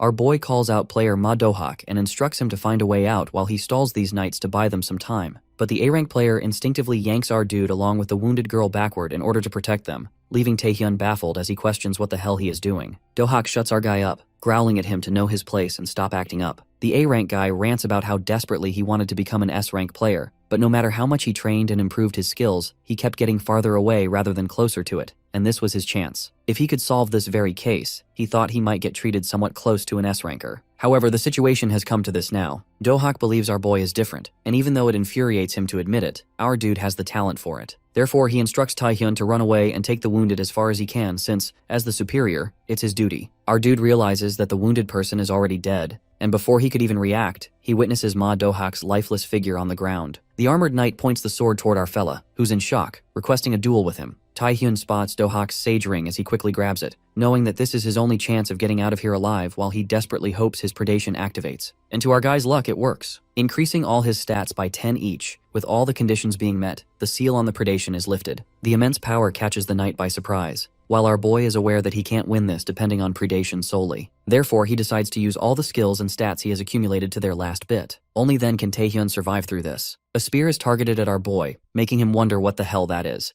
And as soon as he looks in the direction of where the spear came from, our dude realizes that he's done for. The Lord of Death Knights keeps attacking back to back, giving our boy no chance to fight back but only to run in order to defend himself. At last, Taehyun gets caught by the Lord, who admits that our boy is powerful but knows that this is his limit. We see the Death Knight Lord asking our boy one last question before he finishes him off, and that is about who bestowed this power to him. A mysterious power tries resisting the Night King's roar and the Night King's morale, and a part of that reassurance is successful. The Lord had an idea that, unlike other humans, our fella could understand their language. Therefore, he repeats his question about whose power this is. Our guy finds himself hopeless, just like it was back then, as he wonders what exactly this skill predation is, and how he, a human, started understanding the language of monsters. Unaware of it all, our boy acquired powers and a chance, yet still nothing changed. As Taehyun is pondering why the king gave him his power, he hears the voice of the king telling him that he's certain he has already told him the reason. The king states that he was simply moved by our dude's determination and tenacity, and he doesn't need to change but rather just move forward. This triggers something in Taehyun, while the Lord of the Death Knights assumes that he no longer has the strength to speak. But as the Lord is about to finish him off, our guy stands back up, all ready to fight. The S-rank Lord makes fun of our hero as he believes that his struggle is helpless and feels entertained by him. When Taehyun asks him if he wanted to know whose power this is, our guy gives the Lord the last blow while telling him to find that out himself. And with that, he finishes him off, hence advancing to rank B. The king reveals that it's his power to the Lord of Death Knights at last, while our boy acquires a new skill, the Night King's Spirit. We see player Park Sungjin along with the other members of the association waiting outside the dungeon, looking concerned. The S-rank dude asks about the magic reading inside the dungeon, and it turns out it's S-rank. One of the members informs him that the evacuation order has already been given out, but the deformation within the dungeon is causing a delay in the evacuation, and they're not sure if the support squad will be able to arrive before the dungeon breaks. Sungjin is worried since the dungeon was supposed to be a D-rank dungeon, and at this rate, he believes everyone will be killed. As he's contemplating if he should step up all alone, the dungeon gate flickers, which alerts everyone as they think it's a dungeon break. But to their surprise, Kim Taehyun walks out of the dungeon, barely making it back out alive. Thanks to our guy, the double dungeon incident came to an end, and test takers managed to evacuate without much harm, while the results of the round were decided based on assessments from before the second round of the exam. Corpses of the dead were retrieved and reached the families of the deceased. However,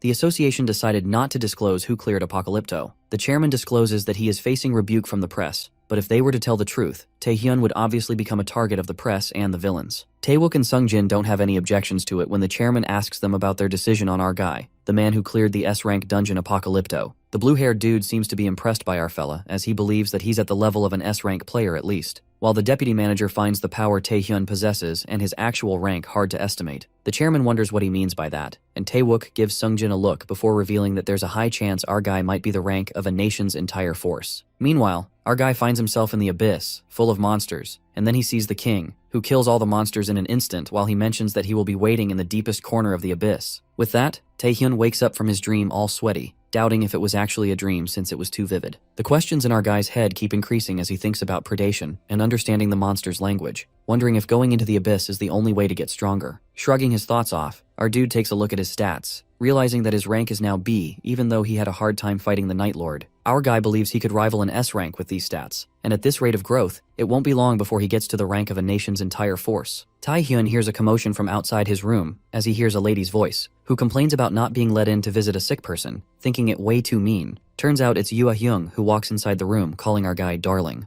The next moment, we see her driving along with our dude in the passenger seat, and her manager in the back seat doesn't look very pleased by his guild master driving. Taehyun wonders what the guild master of the Nightwalkers, one of the 4 great guilds, wants from him, and Yu lets him know that she's just dropping him off at his home after his discharge, while also meeting the person who managed to survive Apocalypto. Our guy doubts the reason why she's here and suggests that she tell him a convincing lie. The S-rank girl admits that our boy is sharp and questions if he's aware of what will happen in the third round player tryouts. She reveals that round 3 will be a survival game similar to round 1, but unlike round 1, outsiders can watch as the audience, which will result in Taehyun's powers being revealed, and all the guilds will eventually start wanting the low-ranked awakened who cleared the S-rank dungeon. Therefore, Ah-young decides to make an offer to our fella that he won't be able to refuse, and with that, she promises to give him everything, whether it's money or fame. And in return, she wants our dude to join the Nightwalkers. As much as she was certain of a positive response, Kim Taehyun declines the offer as he is not interested. Our guy thanks the guildmaster of the Nightwalkers for seeing him off and lets her know that he will walk from there onwards. But Yu isn't letting him off this easily, as she asks our boy if he even heard what she said, emphasizing that whether it's about salary or any other thing, she will do it for him. She wonders if our dude got an offer from another guild already, or if he misunderstood anything. The situation kinda annoys Taehyun as he clears the misunderstanding by telling her that there's no special reason for his refusal and there's no other guild or condition. Plus our boy thinks the Nightwalker guild isn't all that special. With that, our fella clarifies yet again that he refused because he wants to, and there's no other reason to it as he turns around, ready to leave. But before he could walk away, the S-rank lady grabs our boy, restraining him as she covers his mouth while questioning him what the hell is his deal. The fact that Taehyun is just getting started at becoming a player and he dares reject one of the 4 great guilds for no reason doesn't make any sense to Ah-hyung. However, she decides to forgive our boy. Instead, she admits she likes him. The manager calls out his guild master as he reminds her that Taehyun is still a test taker and she can't do anything to him. And with that, he addresses our boy, advising him not to blow Ah-hyung off for no reason and accept the offer since he will have to join a guild sometime soon anyways. Our hero finds the green-eyed girl's stubbornness to be the exact same as her sister, Lim Ah-hyung, while this catches her off guard, as she did not expect him to know that. But our dude lets her know that he knows a lot, even about the stolen name, which makes Ah-young lose her cool as she strangles our boy, choking him. Her manager finds the situation bad, knowing that Guildmaster Yu Ah-young's real name was actually Lim Ah-young, and Yuksung Group's CEO, Lim Chang-young, raised her, a child born out of wedlock, as an heir. But when another daughter was born in the family, her name, Lim Ah-young, was taken away, and she was reduced to an outsider. And the fact that she changed her surname when she became a player is a fact only a few people should know about. The furious green-eyed lady threatens our guy as she believes he must be out of his mind for yapping away that nonsense in front of her. but Taehyun reminds her that she's the one who started here, leaving her confused. Our hero successfully resists the Amazoness spirit and counterattacks with the Night King's spirit, making Ah-young wonder what power this is because not only is he able to bear an S-rank's powers, but even reversed it back at her. With that, our dude walks towards her while he places an arm above her head, caging her, as he suggests that they shouldn't cross the line, addressing her as Miss Ah-young, which makes the S-rank lady blush and the manager wonder if he really just said that. The Colosseum in ancient Rome is the venue of the third round of the player tryouts. The reporter announces that unlike the first and second rounds that weren't revealed to the public, round 3 is allowed to the public. Therefore, the people from the industry, families of the test takers, and civilians are also in the arena as an audience to watch the tryouts. We see Yoo Ah-young disguised as a civilian as she watches the tryouts, and even Taehyun's uncle and aunt who look concerned since the player tryouts are really fierce. But their son, Taehyun's cousin, who's now the president of our guy's fan club that has only one member in it, on the contrary, is pretty confident about his Hyung being the strongest. Meanwhile, Kim Gi-ja, a rookie reporter who's at the verge of getting fired, is desperate to get her hands on proper news this time because her last interview got discarded for featuring a low-ranked awakened, aka Taehyun. She believes that our dude must have been disqualified by now, and she will surely be fired if she didn't do her job properly. As she's busy worrying about it, the people around her gossip about the atmosphere being strange because countless veteran high-ranked awakened to Lee Gilson the A-ranker, and everybody else is staring at just one guy. This catches Gija's attention, who's in disbelief as she witnesses all of these guys trying to take down that one guy by joining forces, forcing her to ponder about how strong that guy is. Just then, realization hits her, as she probably realizes who that guy is. The host announces that round 3 of the player tryout will begin soon. Therefore, all the viewers are requested to be cautious of the shock while watching, and with that, the tryout begins. All the participants charge at our guy at once, trying to get rid of him quickly as they are aware that he has taken down 2 S-rank players alone since the first round. The players are insecure as they believe if they don't eliminate Taehyun first, they themselves will be eliminated. All of them are knocked down one by none other than our fella, who senses something rustling from beneath the ground. Suddenly, a bunch of vines break through the ground, trapping our boy in them while he wonders what it is. Turns out it's an A-rank named Lee Gilson's doing, who assumes that our dude has his guard down and believes that he shall be the winner of this game. The cocky A-rank is smashed to the ground by Taehyun, and is defeated in a blink of an eye while our guy awaits his next opponent. The players decide to keep attacking our fella continuously, certain that he will get exhausted at some point. Before they could charge at him, Taehyun uses the Night King's spirit and all the participants collapse on the ground, while everyone present in the arena felt the intensity of the power, leaving them stunned. While Yoo Ah-young thinks our dude is a lunatic for using this in the dead center, our guy takes a breath of relief, now that it's all wrapped up except for one player, that is Lim Ah-young. Taehyun lets her know that he doesn't mind if she wants to withdraw from the test, or he wonders if she wants a repeat of the first round, smirking. Ah-hyung attacks our boy while she tells him to worry about himself because this time, that won't happen. The fight comes to an end after some time and the blue-haired girl is defeated at last, while Taehyun admits that she was still the most difficult opponent. With that, the player tryouts end while the top qualifier of the tryout is announced to be applicant number 902, Kim Taehyun. In the chairman's office, our dude is awarded for placing as a top qualifier by the chairman himself, who congratulated him on becoming an S-rank player, as he did not expect our fella to single-handedly end the third round, or maybe he underestimated him. The chairman offers Taehyun to join the new South Korea Player Association, leaving our boy in utter shock. Our guy is beyond surprised, as he realizes how much things have changed, from being an unawakened to becoming an S-ranker, and then being placed as the top qualifier, and even getting a scouting offer from not just a leader of a great guild, but also from Ji Jinhui, the greatest in the new South Korea Association. However, even after considering all that, Kim Taehyun declines the chairman's offer and has no special reason for it. But the fact that our boy believes working alone will be more effective than being a member of one of the 4 great guilds or the association, and with that, he apologizes for being of no use. Jinhui tries to contain his shock for a moment and laughs wholeheartedly at our fella's response, as he never imagined he would say that he's better off alone rather than in the great guilds or the association. The chairman admires Taehyun's confidence and suggests that they do something else instead of joining the association. With that, he asks our boy if he's interested in participating in the Asian exhibition games. Our boy kills the leftover monsters, finally done clearing up the dungeon as he thinks about the Asian exhibition games. In Asian games, 5 representatives are chosen from the associations and guilds of each country within Asia for a festival of hunting down villains and monsters. But to be picked as a national representative, to prove that they've hunted down monsters and villains for the sake of the country, they need to acquire some merit points. The chairman believes it's a worthy goal for our boy to target, but Taehyun just became a player. Therefore, to catch up to the merit points everyone has accumulated over years, he's going to have to hunt down monsters and villains that are way stronger. Our dude has been clearing up all the known dungeons to the South Korea Association for a month, but far from getting merit points, he hasn't been able to advance further. Hence, Taehyun believes he has no choice but to go to the Asian exhibition games even if it's dangerous. We see Lee Jung-soo choking Seo Hundo as he tries to calm him down,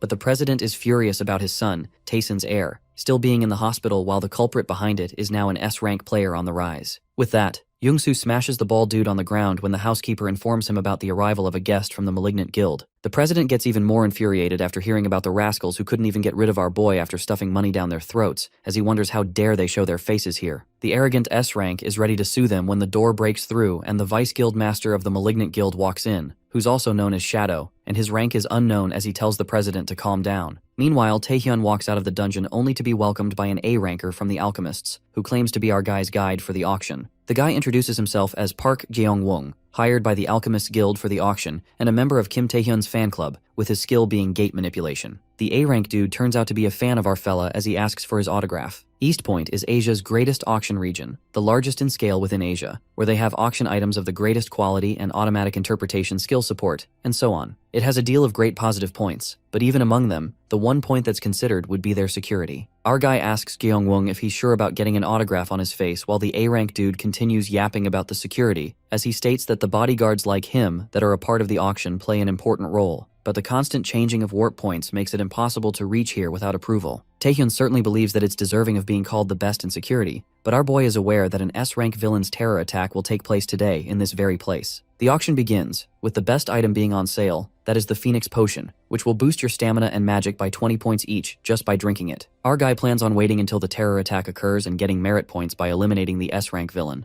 But the problem is that he has no information whatsoever about this. Before Taehyun's regression, the news only reported the serious damage that East Point suffered, and that the main culprit of the terror attack was Narendra Nairu. Our boy wonders who might have stopped it, and a thought hits him as he questions Park Jeong-won about who's the chief security officer of this place. They both are busy arguing over it when a group of men approach Taehyun, while the person who seems to be their head already seems to be aware of our guy's achievements. The person turns out to be the devil, Isaka Ryohei, a Japanese S-rank player and East Point chief security officer. Park lets our fella know that this guy is the chief security manager while warning him to be mindful, since this Japanese dude has stabbed his own comrades for his benefit and is famous with the title, the Devil. Isaka extends his hand towards our boy, who can't help but notice that he forwarded his left hand, and as he shakes his hand, a wave of electric current runs through Taehyun, while the devil laughs evilly as he never thought our dude would be able to endure this. Taehyun is about to use his powers but sees the civilians, who are also suffering from Isaka's powers, not being able to breathe. Our guy can't go against the S-rank Japanese since the civilians will get dragged into it, and suddenly, things go back to normal, while the devil admits that his prank went too far, because our fella is a kid who just became an S-ranker. However, the blonde-haired dude pulls our guy closer and reminds him that he may be an S-ranker, but cannot be on the same level as him. Not being aware of why our dude is here, he warns him not to pull any useless stunts, lay low, and get lost. With that, the Japanese dude leaves as he suggests our boy to have fun, while Taehyun realizes that this is going to be way trickier than he thought. In the building, some awakened guys encounter an odd group of people, wondering where the hell they crawled out of. Whatsoever. The bald leader lets out that they don't need to know who they are, and the fact is that past this place is only the warp gate control office. The fact that they're here means they're the target they're meant to take care of. The leader asks the members to assist since, as an A-ranker, he decides to defeat them. But what happens next will leave you in shock. The turban guy, who was the enemy, brutally annihilates the entire awakened team by controlling an ominous, slithering creature. That turban turns out to be Narendra Nairu, an S-rank villain of unknown affiliation. The masked allies of Narendra inform him that a variable has come up at the auction house, and that Kim Taehyun, the new S-ranker of the New South Korea Association, is at the auction house. They ask the villain what they should do, and Narendra calls Taehyun lowly trash, muttering that as long as he is here, no one can evade the divine revelation. Moments later, an explosion occurs at the auction place, and a chain of explosions erupts across the building. The Alchemist Guild member worriedly dashes to look for Kim Taehyun while our guy stands there, paralyzed by shock. He knew there would be a premeditated terror attack, but it was unexpected that they would plant bombs throughout the structure. As the people are getting caught in the blast, Kim is left utterly baffled as to how the terrorists sneaked their way in, and the fact that the bombs were installed beforehand. His head is flooding with questions, and before he could process what the hell is actually happening, the people dash away, screaming that it's the terrorists. The masked guys who were associated with Narendra barge in and threaten everybody to lower their weapons and hand over any money or valuables this instant. The terrorist opens fire, shooting relentlessly, and moments later, he gets decapitated along with all the other terrorist bastards. Well, our guy gets into action as he slashes through them, ending them in a heartbeat. Jeon-won shouts at Taehyun, but our guy runs forth, telling him that he's going to catch the ones behind this. He instructs Jeon-won to let the association know about this situation and request reinforcements. As for the weapon, Kim slices those terrorists with the talisman. The Players Association chairman gave him the dagger for passing tryouts at the top place. On the contrary, somewhere in the building, the auction staff confronts the terrorists, divulging that the auction articles have been bid on already, and not to terrorists like them. The boss leading the terrorists commands his men to slaughter the people, and without any reluctance, those notorious killers mercilessly annihilate the guys guarding the auction items and eventually grab their hands on them. But it turns out that the terrorists are actually looking for a rare item, the Phoenix Photon, which permanently increases stamina and mana by 20 points each time consumed. The leader inquisitively wonders why Mr. Narenda told them to bring this item even if it meant putting their lives at stake. The masked guy senses tremendous energy from the Phoenix Photon and thinks of discreetly drinking it. But before his greed could get the best of him, someone bursts through the wall, attacking the terrorists. The terrorists alert the leader, Mr. Dyke, about the ambush, and the worst part is the enemy seems to be using stealth ability as he's invisible. In a blink, the enemy rips apart the terrorists, and as the enemy rushes to kill Dyke, he only manages to cut through his mask and scratch his face. Dyke uses a chain ability and captures the guy instantly, who turns out to be our boy Taehyun, learning that he's using only stealth under his belt. Dyke grins diabolically and tells him that he's fucking dead now. Intertwined by the chains, our guy finds Dyke's skill to be very impressive as it can locate even the opposite using stealth. Our guy smirks and thinks that this dude will be a good substitute for predation. On the other side, we witness an inexplicable scenario where several people are tied and are surrounded by flashing magic energy. The scene appears peculiar as that place is full of monsters, and it seems like a ritual is going to happen in the warp gate control room. The man behind all of this occurs to be Narenda Nehru, who reeks of malice and asks those people to fear his god even more. Just then, the wicked man is interrupted by his man and reports to him about a problem, revealing that they got a message from Dyke's group who went to acquire the Phoenix Photon. The guy hands the walkie-talkie to Narenda, and it's none other than Kim Taehyun who calls for him. Our guy defeats Dyke, who's smashed into the wall and takes the Phoenix Photon from him. He provokes the monstrous Nehru and simply asks him to get here right now to get what he wants, calling that old hag a fucking terrorist. After dealing with all the terrorists, Kim drinks the Phoenix Photon potion and admits that it was really in a different league. He's surprised how even after roaming around in the dungeons it didn't increase his stats at all, but a single potion did. Nonetheless, Taehyun now doesn't have to worry about the potion getting into the hands of those terrorists. In the meantime, someone walks in, and well, it turns out to be the chief security officer Isaki Ryohei, the devil. He, along with his men, witnesses the massacre of the terrorists. The guards, along with Isaki, assume that the enemy has run away from here, but as sharp-witted as this Japanese player is,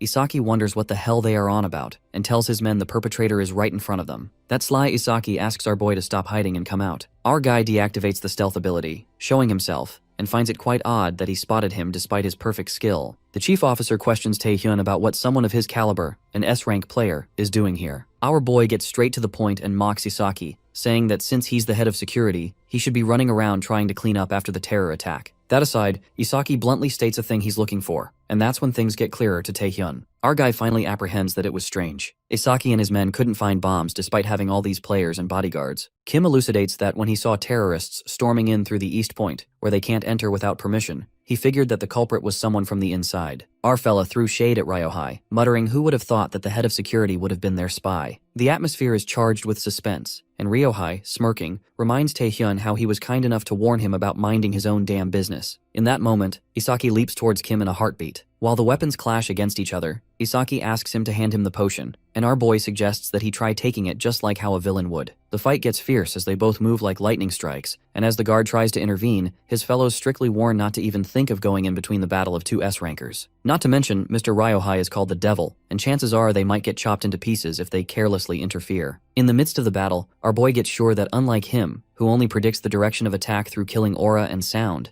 this Japanese dude can actually see him. Right at that moment, Taehyun's mind kinda gets tangled up, and he ends up getting slashed by Isaki's sword on his chest. Our guy coughs up blood, and he finds it unbelievable how both of them are using the same skill, stealth, but their proficiency is insanely different. But as our guy thought, nothing can beat his predation skill. Our guy absorbs the guard's powers, and as he's about to counteract, he notices that Isaki Ryohei is missing. That's when a giggle is heard, and Isaki compliments our guy for his great judgment. After all, stealth is weak against wide-range skills, but Isaki gives him the wisdom of hindsight, suggesting to Kim that he should have used it over his head as well. It appears that Isaki was hiding above Taehyun on the ceiling using stealth, and he ambushes our boy, plummeting with his sword aimed at his head. Fortunately, our guy manages to dodge it. The intensity of the attack is immense, and as Isaki forces his sword to stab, something seems to halt it. Kim Taehyun uses the skill of the monarch's heart that wraps around Isaki's sword. A smirk creeps up on our boy's face and he calls Ryohei a fool. A sudden realization hits the chief officer that the skill Kim used earlier wasn't to find him, but to stop him from running out of this skill's target range. Our guy seizes this perfect chance to strike Isaki, who gets furious and calls him a fucking little shit. Kim wraps the chain around his stone skin arm and forcefully lands a punch across Ryohei's face, making him bleed. Eventually, our boy ties up Chief Isaki, along with his associates, who've been sucked to the bones after Kim absorbed their powers. While Isaki is hopping mad and calls him a bastard, our guy wonders why an S-ranker would do all this for some shitty money. As Isaki is about to vent his anger, our guy kicks his face and thinks he's pretty chatty for a low-life criminal. The chief gets smashed away, and Taehyun asks the guards to spit out the info on Narendra Neru. Our guy believes that the reinforcements would be on their way anyway, concluding that it's game over for Isaki and Neru. But Isaki snickers and calls Taehyun a clueless kid, leaving our guy deeply unsettled. On the contrary, a guy, Seo Sangik, the alchemist's guildmaster, comes running to the operating room in haste, where he encounters Go Tae-wook and the chairman of the Players Association, asking them about the reinforcements in the East Point. Seo Sangik gets concerned since not only were there articles up there for sale, but there were countless VIPs of the New Korea Association participating as well. The chairman calms him down and assures the guildmaster that they formed a backup force as soon as they heard about the terrorist attack. A group with elite players along with player Park Sungjin leading them. Guildmaster Sangik questions why they aren't sending the forces, and even agrees to send supplies and personnel if they need. But the chairman clarifies it's not the issue they're facing here, and reveals that there's no way to get to the East Point. While Seo Sangik is left staggered, Go Tae-wook elaborates that the terrorists took over the control room for the East Point warp gate and blocked all the warp gates. The guildmaster freaks out as if he'd get a heart attack, but Go Tae-wook assures him that there are two S-rank players at the scene, Isaki Ryohei and Taehyun.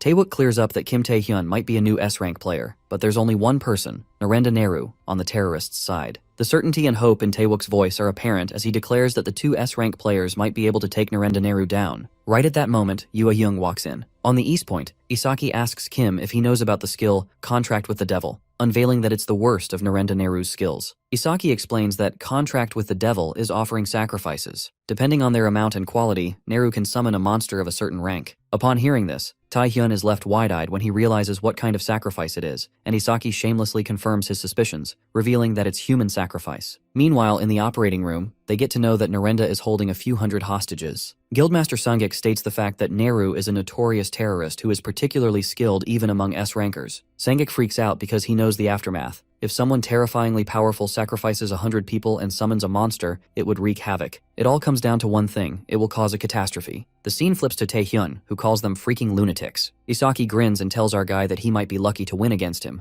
but he'll never be able to win against Narendra. That psycho bastard Isaki gives Kim two choices. Either he begs for life and watches those hostages be offered as sacrifices, or charges into a fight he has no chance of winning and dies like a dog. The chief laughs wickedly as if he's certain of the consequences. On the warp gate control, the guy informs Narendra about Isaki Ryohei's defeat, plus the whereabouts of Kim Taehyun, who took down Isaki, are unknown along with the Phoenix Potion. Neru suggests they wait for the association's reinforcements since there are no chances of winning in a face-to-face fight. However, Neru decides to draw Taehyun out if he won't show up himself. He uses the humans as bait and begins the sacrifice for their god. A black ominous aura is emitted by Neru when suddenly there's a blackout. The hostages begin to panic, and the guys holding the hostages also freak out as they're unable to see anything. Narendra, who is about to start the sacrifice, witnesses the hostages disappear in a second, and it turns out to be Kim Taehyun coming to the people's rescue and ambushing the terrorist dude. Our guy strikes Neru with the chains. The old dude tries to resist, but Taehyun tangles him in the chain, certain that he's got him. That's when a snake monster bursts out of Neru's turban. Narendra breaks free from the chains as many snake monsters emerge from his turban and spit fire. A blast occurs, and while our guy evades, he is utterly shocked because he never thought that Neru would hide monsters on top of his head. Our guy wonders what in hell this guy is, and moments later, Neru emerges from the flames. Meanwhile, the hostages ask Taehyun if he's here to rescue them, and they beg him to save their lives. Our fella then remembers when he drifted away the hostages just because they were coming in his way. It wasn't an act of kindness. Well, he just made their hopes high. At that moment, Taehyun glances upward and witnesses countless monsters there. The sight looks terrifying, and in the next moment, the monsters fall to attack him. The monsters get wilder, and Kim leaps upward to dodge them, realizing that they are not affected by his attacks. That's when Narendra calls our boy a fool, saying that he shouldn't treat the monster from his skill, Contract with the Devil, the same as the monsters he's seen until now. The villain reveals that the monsters are under his control because of this contract, and using his magic, they become sturdier than monsters of their own kind and far stronger. Our guy is smashed down by the powerful monsters, and Neru gives Kim a reality check, making it clear that just because he defeated Isaki doesn't mean he should think of defying God's will. The monsters frantically attack our boy at Neru's command, and the hostages witness that Taehyun is trapped by them. The hostages act like assholes and blame Taehyun for not saving them when they were pleading. yet he can't even win against a monster. But another hostage tells them to look carefully. He makes them aware that because of Kim Tae-hyun, the monsters aren't paying any attention to them. Not to mention, despite them overpowering him, far from running away, Kim is not allowing a single monster to come their way, which is enough to be grateful for. Furthermore, the guy states that our boy actually evacuated the hostages over to this side by throwing them up in the air just now. The hostages are hit by the realization, and they get teary-eyed, knowing that Tae-hyun, from the very start, was thinking about them. The whole crowd begins to cheer for our boy, not knowing his real intentions behind it. Meanwhile, our guy is fighting with all his might until his face bleeds. Our guy gets hella frustrated and yells at them to shut up. He seems to hit the end of his tolerance bandwidth because the damn hostages keep coming in his way and the monsters keep attacking him non-stop. Taehyun declares that he can't do this shit anymore, but the hostages call for him, thinking it would at least give him some hope.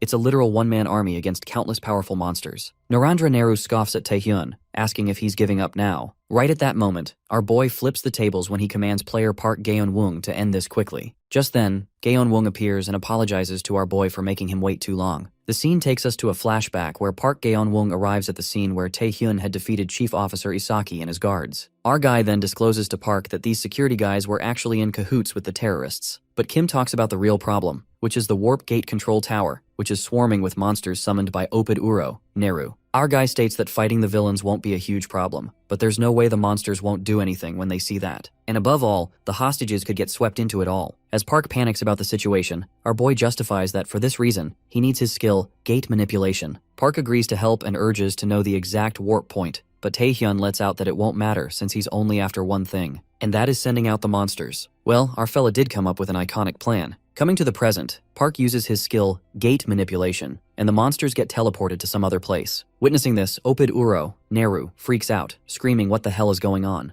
Park Gaeon-woong is absolutely amazed to see Taehyun's plan working because he thought the plan was absurd. With the use of gate manipulation, only Opid Uro and the villains are left, and when the A-rank dude feels certain that the victory is theirs, our boy lets him know that his role here is done now, while instructing him to take the hostages and leave this place. As Gaeon-woong tries to object and insists on staying, our boy reassures him that his opponent is an S-ranker just like him. Therefore, from this point onwards, our dude states that he won't be able to protect anyone. The A-rank dude hesitantly guides the way out to the hostages. Meanwhile, Opid Uro calls our guy out and the battle resumes. The old man mocks our boy for believing that he's an S-rank just like him and is certain that Taehyun can't defeat him. With that, Opid attacks our boy, which surely does damage, while he continues to yap, stating that no matter how many monsters our boy kills, and no matter how many hostages he can rescue, if he can't win against him, all his efforts would go in vain. The old hag considers our dude to be a filthy non-believer, as he believes Taehyun should be punished for the sin of dirtying God's name. As the monsters approach our fella, whose head is hung low this whole time, our boy uses predation, leaving Opid in disbelief as he realizes that the kid was hiding this power the whole time. The villain admits that Taehyun is the highest quality sacrifice, and with that, Opid Uro breaks it to our guy that he wasn't the only one hiding skills, leaving our guy baffled. Suddenly the villains start to collapse, as if something is happening to their bodies, and it turns out that Opid Uro is sacrificing their souls for his own good. With that, he becomes even stronger, while the S-rank Bone Dragon breathes out intense green flames. Park Gaeon-woong, on the other hand, faces the villains as he tries to escape with the hostages, and as the terrorists are about to attack them, their bodies start collapsing while they cough blood. This freaks out the A-rank dude, who wonders what on earth is happening here. Taehyun struggles to fight against the Bone Dragon and escapes to a building, wondering where that monster came from. But before he could even think, the Bone Dragon is already onto him and hits him ever so violently. Our boy uses predation on the meatless skeleton, which actually works but isn't enough to stop the dragon. Opid didn't expect our dude to make it out alive after that attack as he approaches him. The building is in absolute shambles as a result of the battle between Kim Taehyun and Opid Uro. Our guy realizes that the S-rank villain is ridiculously strong, as he can't believe he barely blocked it even after using predation at full power. To think that they're both S-rankers is crazy, but our boy is certain that unless Opid is forcefully wielding such power, there's no way he's normal, and assumes that the old man must be close to his limits by now. Therefore, our fella decides to stall his time a bit longer as he believes he can win. Opid laughs as if he can see right through our fella. Calling him a filthy non-believer, he lets him know that he's aware of his thoughts since a head-on fight didn't work for him. Hence, he believes our boy is stalling for time. With that, the old geezer announces that our dude's petty tricks won't work on him, and instead of him, Oped attacks the building where the civilians escaped. Meanwhile, in the New Korea Player Association headquarters, we see a lady confirming the connection of East Point coordinates through the emergency warp gate, but she's concerned that only their country, New South Korea, is connected. Even for a player like Park Sungjin, she's worried he could fall into extreme danger if he enters now. Sungjin calls this bullshit, wondering how much danger that kid must be in, referring to Kim Tae-hyun, and with that, he along with his fellow members, enters the gate. Park Jae-young-woong opens his eyes only to realize our guy is protecting all of them like a shield as he withstands the Bone Dragon's ruthless flame attack. The A-rank dude tells our boy not to worry about them since it's all going to be over if he dies anyway. And Tae-hyun thinks he's right, knowing that he can't fight against the Bone Dragon in a head-on fight. The only method is to wait for Oped to reach his limits. But even so, our dude doesn't want to give up just yet, as he forces himself to think of ways he can save everyone here when he hears a voice saying that it can't take this anymore. As Tae-hyun is wondering whose voice this was, Predation rank, out of the blue, is being readjusted temporarily, and the rank increases to A. With our dude's powers surpassing his limits, his body is no longer able to handle predation power. Our boy has no clue about what's going on when predation reaches from S to SSS and is unable to deactivate, while Tae-hyun realizes that predation is going berserk. Our guy thinks about the king who gave him this power,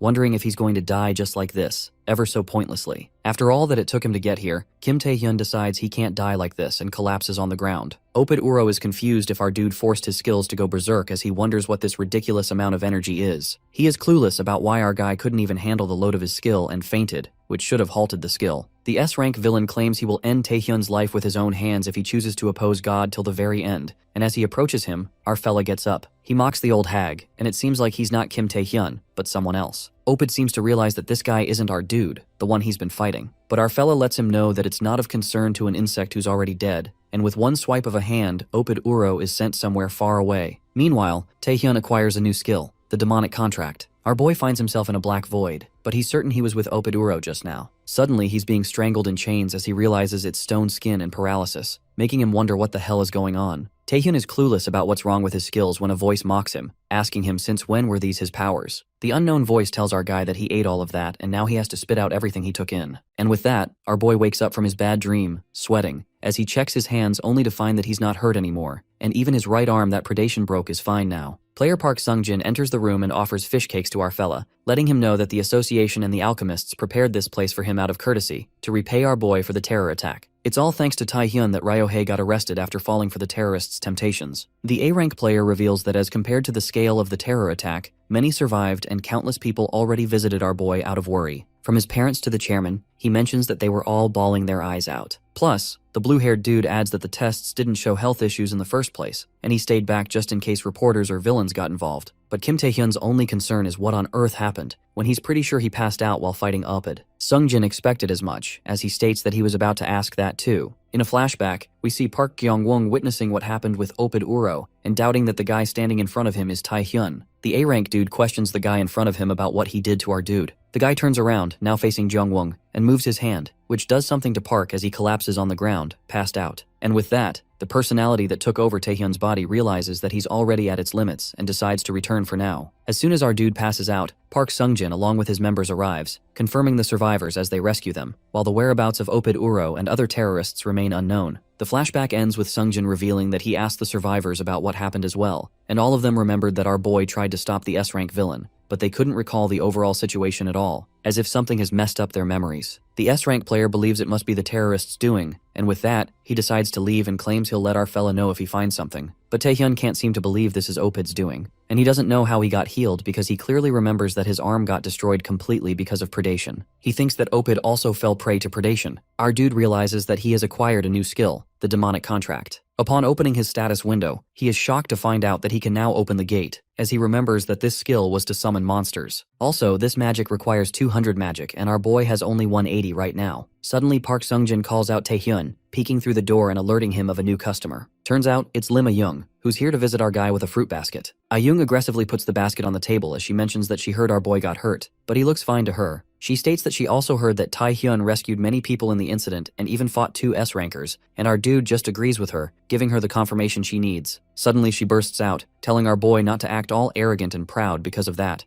while she crushes an apple with her hand and claims she'll catch up to him in no time. Taehyun is confused about why on earth she even came here, and she admits that she wanted to check if he was okay, but our boy doesn't buy it. Ah-hyung trembles with frustration as she remembers that she came to visit our boy out of concern, but he's completely fine. In fact, she senses a ridiculous amount of energy from him, making her realize that she's even farther from catching up to Taehyun compared to the player tryouts. And as she's about to ask him something, the lock on the door opens. They both hear a knock on the door before Yoo Ah-hyung enters the room, leaving both Taehyun and Lim shocked as they both wonder why she's here. Yoo was not expecting to meet her sister here, while the blue-haired girl bombards her with questions, asking her why she's in Taehyun's house and how she even knew the password in the first place. The green-eyed girl doesn't seem to be pleased by being called sis and tells Lim to stop calling her that. As for the password, she reveals that the association let her know. With that, Yoo Ah-hyung grabs our dude casually, leaving her sister in utter confusion as she wonders what the hell her sister is doing. The S-rank lady gives off the impression of sharing the house with Taehyun as if they're dating, while Lim reminds her sister that it's a crime since our dude is still a minor, her face turning red out of anger. But before she could say anything more, our guy yanks Yoo Ah-hyung's hands away and tells her it's enough of her jokes now, asking her why she's here when he's pretty sure he declined her offer to join her guild multiple times already. The green-eyed S-ranker taunts our fella for being fussy as ever, and states that she's here to check up on him and give him a present. With that, she reminds him that if he's willing to participate in the Asian exhibition games, his merit point ranking is still only 30 even with his feats at East Point. In order to become a representative in the top 5, he's going to need more. Therefore, she claims to give rating rights for the double dungeon, Fire Temple, to our dude. Meanwhile, Shadow from the Malignant Guild is at the place where East Point once was, as a member of the crew informs him that it was in its original form even after a few hours of the terror attack, but maybe due to the serious accumulative damage it suffered, in the end, it just collapsed. The Vice Guildmaster asks about the whereabouts of Upid Uro, but is informed that his whereabouts are still unknown, while the team member is concerned that they will have to report to the boss after all. But Shadow believes that they've achieved what they wanted, plus they hired that using money, and as he's about to say more, the East Point security ship reaches there, calling out all the villains as they've now surrounded them. Only authorized personnel may enter for investigation in this area, as the security orders the villains to drop their weapons now and surrender. In a blink of an eye, the East Point ship sinks into the sea, and it's done by none other than the Vice Malignant Guildmaster, who continues where he left off, admitting that he's pretty amused by Kim Taehyun. In Nightwalker's guild headquarters, we see the members of the guild overjoyed after finding out that our guy, the greatest rising star of New Korea and hero of East Point, is joining their guild. Yoo Ah-hyung clarifies to our boy that giving him the raiding rights doesn't mean he gets to decide the item distribution and members of the raid, but our fella doesn't have a problem with that, as this present itself is enough for him. The dungeon, Fire Temple, is the country's second double dungeon, which was named after its entrance that resembles burning flames. But before Taehyun's regression, the past Nightwalker guilds successfully raided it. However, they were almost annihilated. Considering that difficulty level, our fella has no doubt that this is going to get him amazing progress and merit points. Our guy's strength and stamina stats have significantly decreased because of his right arm collapsing. Therefore, he thought challenging it at the moment might be a bit too much. But with Yoo Ah-hyung, an S-rank player, and these members, Taehyun believes even for a double dungeon raid, there's no way they would lose. At the entrance of the double dungeon gate, we see around 300 non-participants of the raid cheering for the ones who are going into the dungeon. And it turns out, the only participants are Taehyun himself and Yoo Ah-hyung. The guild members wish both of them good luck and hope they return safely, while our boy wonders how come it's just the two of them. Yoo lets him know that's because she's going on a date with him, and in reality, she just wants everyone else to get lost. Upon entering the dungeon, both of them are amazed, while the green-eyed lady feels the vibe here is totally different from a regular dungeon, making her wonder if double dungeons are always like this. Ah-hyung gets down on her knees as she wonders how they get down from here, when our fella warns her to be careful since there's probably a trap or monster. As soon as it's said, Yoo is yanked by a monster, while our guy panics, knowing this would happen. But before he could do something to help her, the S-rank player gets rid of the monster in one strike and admits that she now knows how to get down. Our boy witnesses Yoo Ah-hyung killing all the at least A-rank monsters with one strike, making him wonder if she was hiding her powers the last time. Even though our guy knew she's in the highest grade among S-rankers, he didn't expect her to be this good. It's no wonder that she suggested just the two of them could enter the dungeon, and in that case, our fella decided to put in some effort too. After a while, they're almost done clearing up the dungeon, while Ah-hyung complains the dungeon to be too deep as it took them so long. Taehyun believes that the number and level of the monsters was tremendous, but they weren't high enough in level to be a problem for Yoo Ah-hyung, which makes him wonder then, what on earth was it that pushed the Nightwalkers to the verge of annihilation? As our boy is preoccupied with his thoughts, the green-eyed lady walks to him and hands him the warrior's ring, which rapidly boosts stamina and strength, leaving him shocked. This ring is more than enough to restore the stats that decreased from the breakdown of our guy's right arm,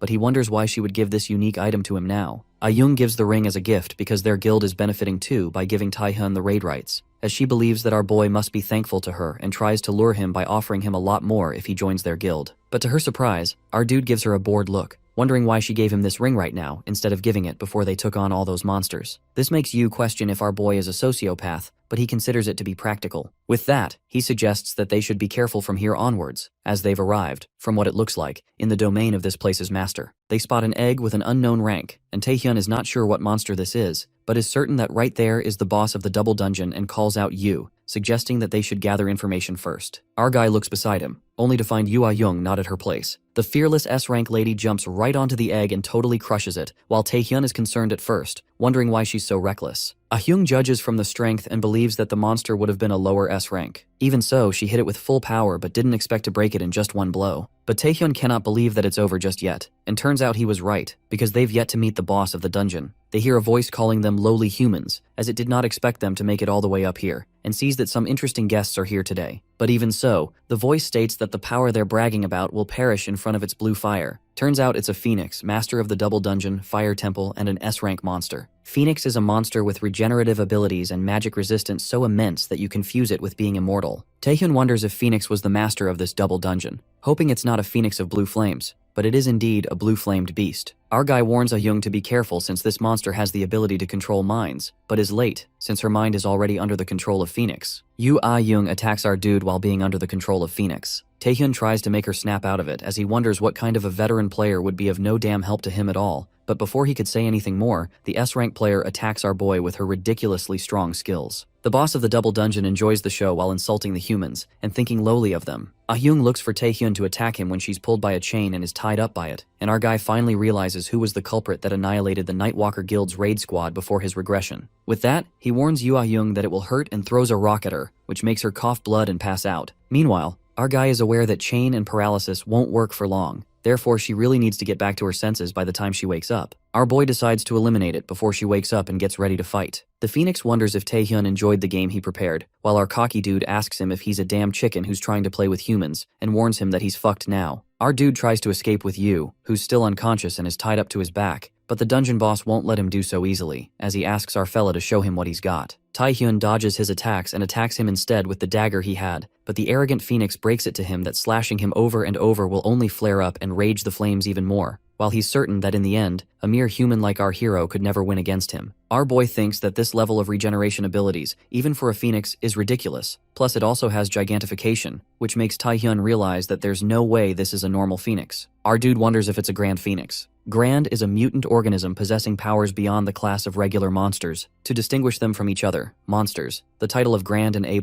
is added to their basic rank. Kim Taehyun knows that if this monster is a Grand Phoenix, there's no way for him to crush its regenerative abilities with his current skills, and the only way he stands a chance against it is predation. However, there's a chance that it might go berserk like last time, so he can't use it unless it's the deciding blow. As our guy is contemplating what he should do, Yu Ah-young wakes up, not knowing why she's tied up like this, why it hurts, and why that Phoenix is huge now. Our dude tells her to stay still for God's sake, while she orders him to untie her right now, but Taehyun wonders why he should untie someone whose mind took seconds to lose control. Yu tries to defend herself, saying that the Phoenix got her when her guard was down, but what she didn't know is that she was under its control. With that, she claims not to fall for it again, and tells our guy to untie her right now. But as they're distracted, the dungeon boss attacks them. They both fight against the Phoenix, and Taehyun warns Yu not to fall for it again at any cost, while she calls him a worrywart. The Phoenix continues to insult them as he asks them if they still don't get that their attacks are pointless. Our boy decides to take the lead, and Monarch Heart is triggered, but Ah-young steps in, and it seems like her skill has gone berserk. Amazon Spirit Berserk mode is now on. Yu Ah-young emits a powerful green aura and enters Berserker mode. It is known to us that there's a concept of going berserk that triggers the reverse flow of mana for all skills. Most people avoid using it since it can cause permanent damage to the body. But the thing is that if one can control that power for even a small amount of time, the force it holds is transcendental. That's what happens when Yu controls that power and fights against the Grand Phoenix. She lands a powerful blow and the Phoenix goes smashing down with brute force. Panting, the girl seems to lose control and falls unconscious. But the Grand Phoenix emerges again and calls Yu a lowly human. The Phoenix gets furious and proceeds to kill her in her pathetic state. In the meantime, our boy appears and entraps the Phoenix with chains, using the skill of the Monarch's heart. The dungeon boss is tied down and Taehyun grins because he couldn't believe Yu Ah-young. To crush the Phoenix's regenerative powers, she used a destructive force that was beyond it. Our guy grabs Yu in his arms and lets out that he can't let his guard down with her. It may be Yu's pride, but our guy's gotta land that last blow and end things for good. Outside the dungeon portal, the people begin to worry and wonder if they'll even make it. While they believe that things will be fine since Guildmaster Yu and Kim are both S-rankers, one of the guys expresses his concerns, saying that once the Guildmaster goes into battle, she just speeds through without thinking much. Promptly, our guy emerges out of the gate along with Yu in his arms, with their clothes drenched in blood. Thinking that it's Yu Ah-young walking forth, the guild members ask if she's alright, but it turns out to be our guy who informs them that they've cleared the fire temple. In a strange turn of events, the picture of Tai-hyun holding Yu Ah-young goes viral on social media, calling it a private secret dungeon raid. Later, in the hospital, poor Yu Ah-young gets utterly embarrassed after reading about dating rumors and asks her guild members how the news got leaked when it was an unannounced double dungeon raid in the first place. The guild members try to hide something and one of them breaks the silence, justifying that a double dungeon raid is an important matter, so maintaining confidentiality is difficult. Meanwhile, the copper red-haired fella spills that he only told a few close friends, and they all promise to keep it a secret. The guild members let out that they did it for her sake. Yu Ah-young smiles softly and says they should just die together. At that moment, the chairman of the association walks in, worried, since the guildmaster used her berserk mode in the dungeon. He witnesses chaos in the room as all the guild members are beaten to a pulp by Yu and thinks that she's doing just fine. After that, the chairman and Yu Ah-young walk outside the hospital. She assures the chairman that controlling her berserk state for just 1 minute wasn't that hard after all that training. The guy then asks her about Kim Taehyun's capability that she wanted to check so badly. Yu goes quiet for a second and reveals that after she passed out, Taehyun fought against the Grand Phoenix and even ended the whole fight. So that pretty much summed up things for her. Moreover, Yu discloses that it's only been 2 weeks since they were done with the Fire Temple raid, and apparently Kim is headed to the abyssal depths already. She wonders how much our guy is trying to get stronger while the chairman gasps with disbelief, calling it amazing growth speed. As the chairman believes it is great from New Korea's perspective, a thing doesn't sit well with Yu Ah-young. She asserts that everyone has a desire to advance further, but after progressing through a certain point, it's easy to get satisfied. However, it's not the case with Kim Taehyun. This man isn't showing any signs of stopping anytime soon. In fact, our guy is using every available method to advance further. This makes Yu question the chairman why Kim is trying so desperately to become stronger. The chairman seems to have an answer to her question, but that old man bluffs as he says that Kim is getting stronger for the love of his country. The old dude comes with the stupidest reason and even supports his answer, saying in times of monsters swarming everywhere and awakened evil beginning to run amok,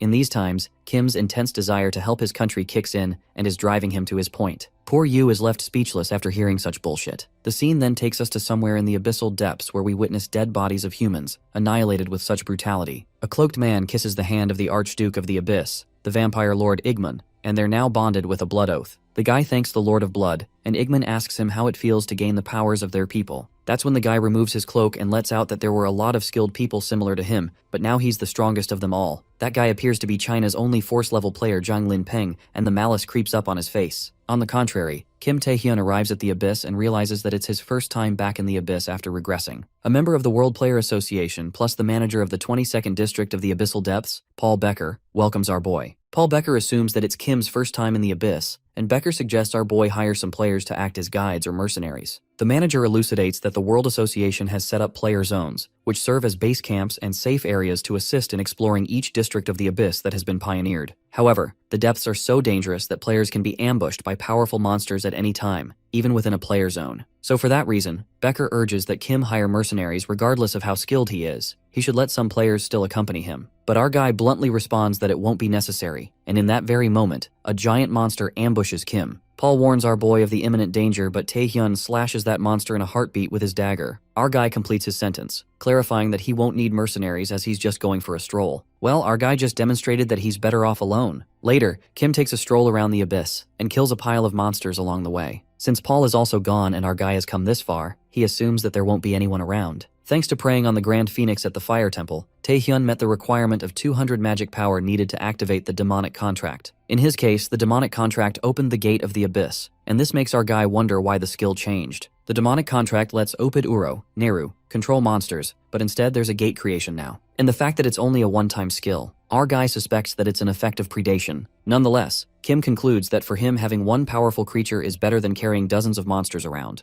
Our boy then uses the mana amplifying stones, an item made from processed magic crystals that temporarily amplifies magic power. Just like that, the demonic contract gets activated and a gate is created out of an eerie skeleton. Taehyun excitedly walks through the gate. He enters and finds himself standing in front of a castle, a giant one at that. Trudging up the stairs, our guy ponders that he has never heard about such a place in the Abyss. He did use a magic amplifying stone to maximize the skill output, but has no clue where he has arrived at. Before Kim could process, he's ambushed by mythical flying creatures. He dodges it immediately and a blast occurs. Kim pulls out a dagger and the creatures show themselves. The creature asks Kim what kind of punishment she should give him for wielding quite a dangerous thing there. Those flying creatures turn out to be S-rank succubi, and this leaves our guy staggered. It is known to us that succubi are monsters that drain men's energy through mental attacks like illusions or brainwashing. But what really unsettles Taehyun is that a succubus is only supposed to be B rank, and he realizes that they might be his contract target. The three succubus sisters, on the other hand, eye their precious human prey. Kim manifests that if they are his contract target, then he'll gladly knock them out. With that, our fella leaps toward them, aiming the dagger at them. Those succubi seem to have very swift movements while Kim tries to keep up with their moves. They float in the air and mock our boy, saying that he's quite eager, so it might be tricky to tame him. The succubi use their ability on Taehyun to control him and feel quite certain that a man possibly can't resist their brainwashing. However, our guy remains unaffected by their so-called ability and smacks right through that succubus's face. Our guy flips the table when he uses the monarch's heart ability that holds the enemy's movements. The succubus is left in disbelief, wondering how a mere human can resist their brainwashing skill. Our guy detects the skill they used on him, and it turns out to be temptation. Taehyun makes an unusual statement, muttering that being interested in monsters is abnormal. He uses a mysterious power that enables successful resistance and asks the succubus sisters, who are thrashed into the ground, if they should make a contract. It appears that to form a monster summoning contract, they need to meet one of two conditions. The first is to give the monster what it desires, and the other is to subdue the monster with force. Well, our guy chooses the latter because he loves violence, and as he's about to make a contract, he learns that the succubus is not his contract target. Our guy is rendered speechless because he's totally fucked up, and that's when the real target shows up. It turns out to be S+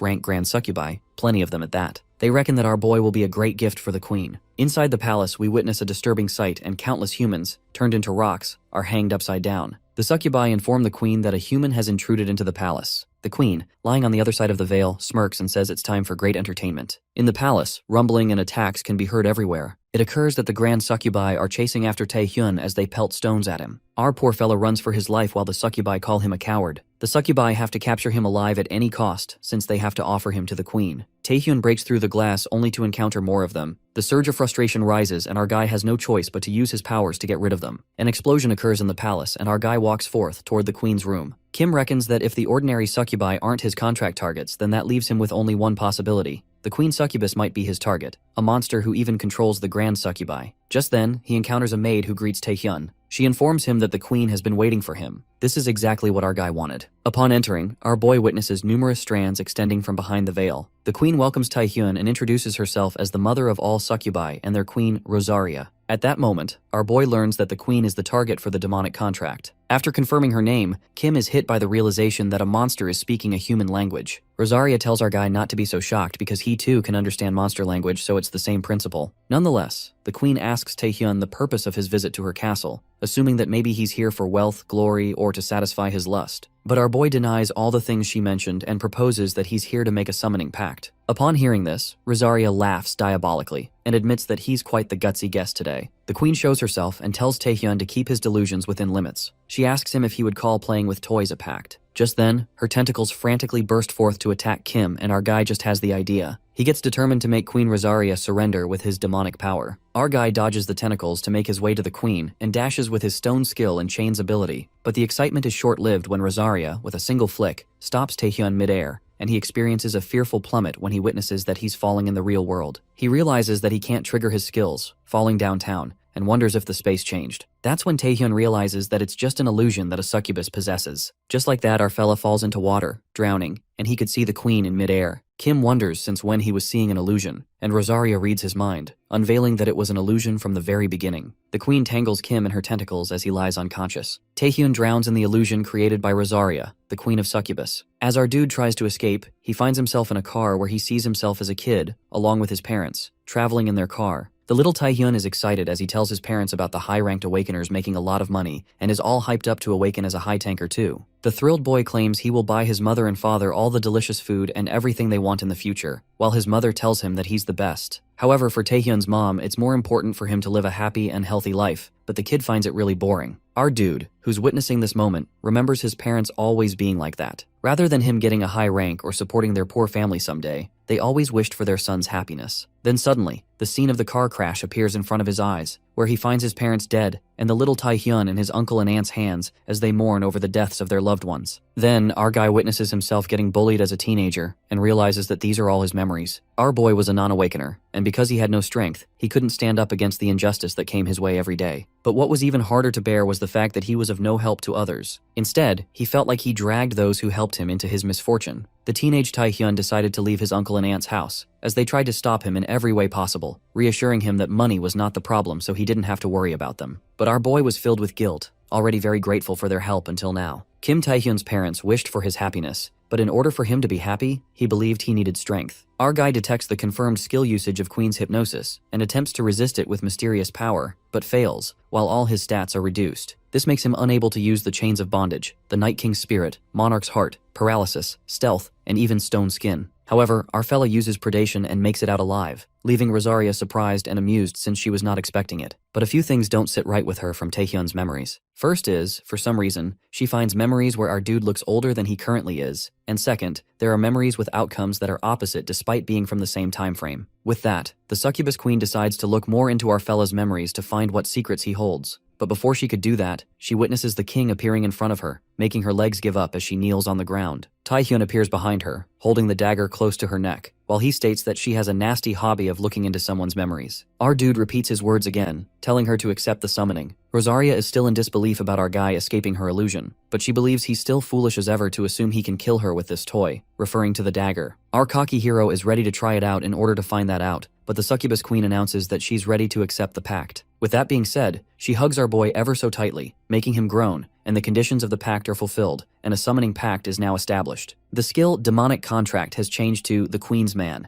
and the skill's rank has been readjusted. A new skill, Complete Hypnosis, has been registered, and its rank has been readjusted, increasing his charm stats. Our boy falls unconscious, while Rosaria wishes him a good night's sleep, addressing him as the King's Chosen One. Taehyun wakes up from his slumber as Paul Becker calls him out, unaware of his surroundings. The A-rank player lets our guy know that this is the player zone, and he found him unconscious here while on patrol, concerned if something happened to him. Our boy tries to remember if Rosaria sent him to sleep, but upon witnessing his status window, he finds out that he's acquired the Queen's Man, through which he can summon the succubus queen, and also Complete Hypnosis, which hypnotizes the target, making him realize that it wasn't a dream after all. Our dude, if he summons Rosaria now, can even face opponents at the level of a nation's entire force in the Asian exhibition games, while the use for the hypnosis skill she gave him is limitless. This makes our fella wonder what made her change her mind suddenly, and what she said at the last moment about being the King's Chosen One, leaving him in disbelief as he doubts if she knows about the king. Paul's voice pulls Taehyun out of his thoughts as the A-rank player asks him what he's going to do now, suggesting he hire a player to act as his guide. Our boy appreciates his concern, but his business here is done for now. Therefore, he decides to head home. Yoo Ah-young walks out of the hospital while her guild members congratulate her on her discharge, and the vice guild master of Nightwalkers, Young Hansu, asks her if she's feeling better. And the guild master is not only feeling better but has already beaten a few people. Hansu informs her about news that might interest her and reveals that Taehyun has returned from the abyssal depths. At first, Ah-young thinks our boy is back way too soon, but then she realizes it's not that early, and supposes that even Kim Taehyun would have trouble exploring the abyssal depths alone. The Vice Guild Master believes it's called the Grave of S-Rankers for a reason, but his concern is something else, and it's about the person who went to meet our dude. As the green-eyed woman wonders who that is, it is revealed to her that the person who went to meet our fella is the leader of Undivided, one of the 4 great guilds, player Kwon Kang-hyuk. Meanwhile, Kang-hyuk challenges our guy for a duel, not even giving him a chance to respond. The S-rank dude marches towards him. Kwon Kang-hyuk, leader of Undivided and known as the best tank in New South Korea. There are many stories about him, including fighting monsters for dozens of hours and single-handedly defeating hundreds of monsters. But the most famous one of those is his forceful recruitment by dueling the contestants. Kwon is ready to attack when his secretary aggressively stops him, asking him where the hell he thinks he's going. Kim Hyun, a B-rank player and a secretary, wonders how much of an earful her boss wants to hear from the human rights community, trying to make him realize that he can be banned from the abyss for that, while she will have to make excuses for him again. With that, she introduces herself to Taehyun and believes that he might know their guildmaster's reputation for non-humanitarian forceful recruitment,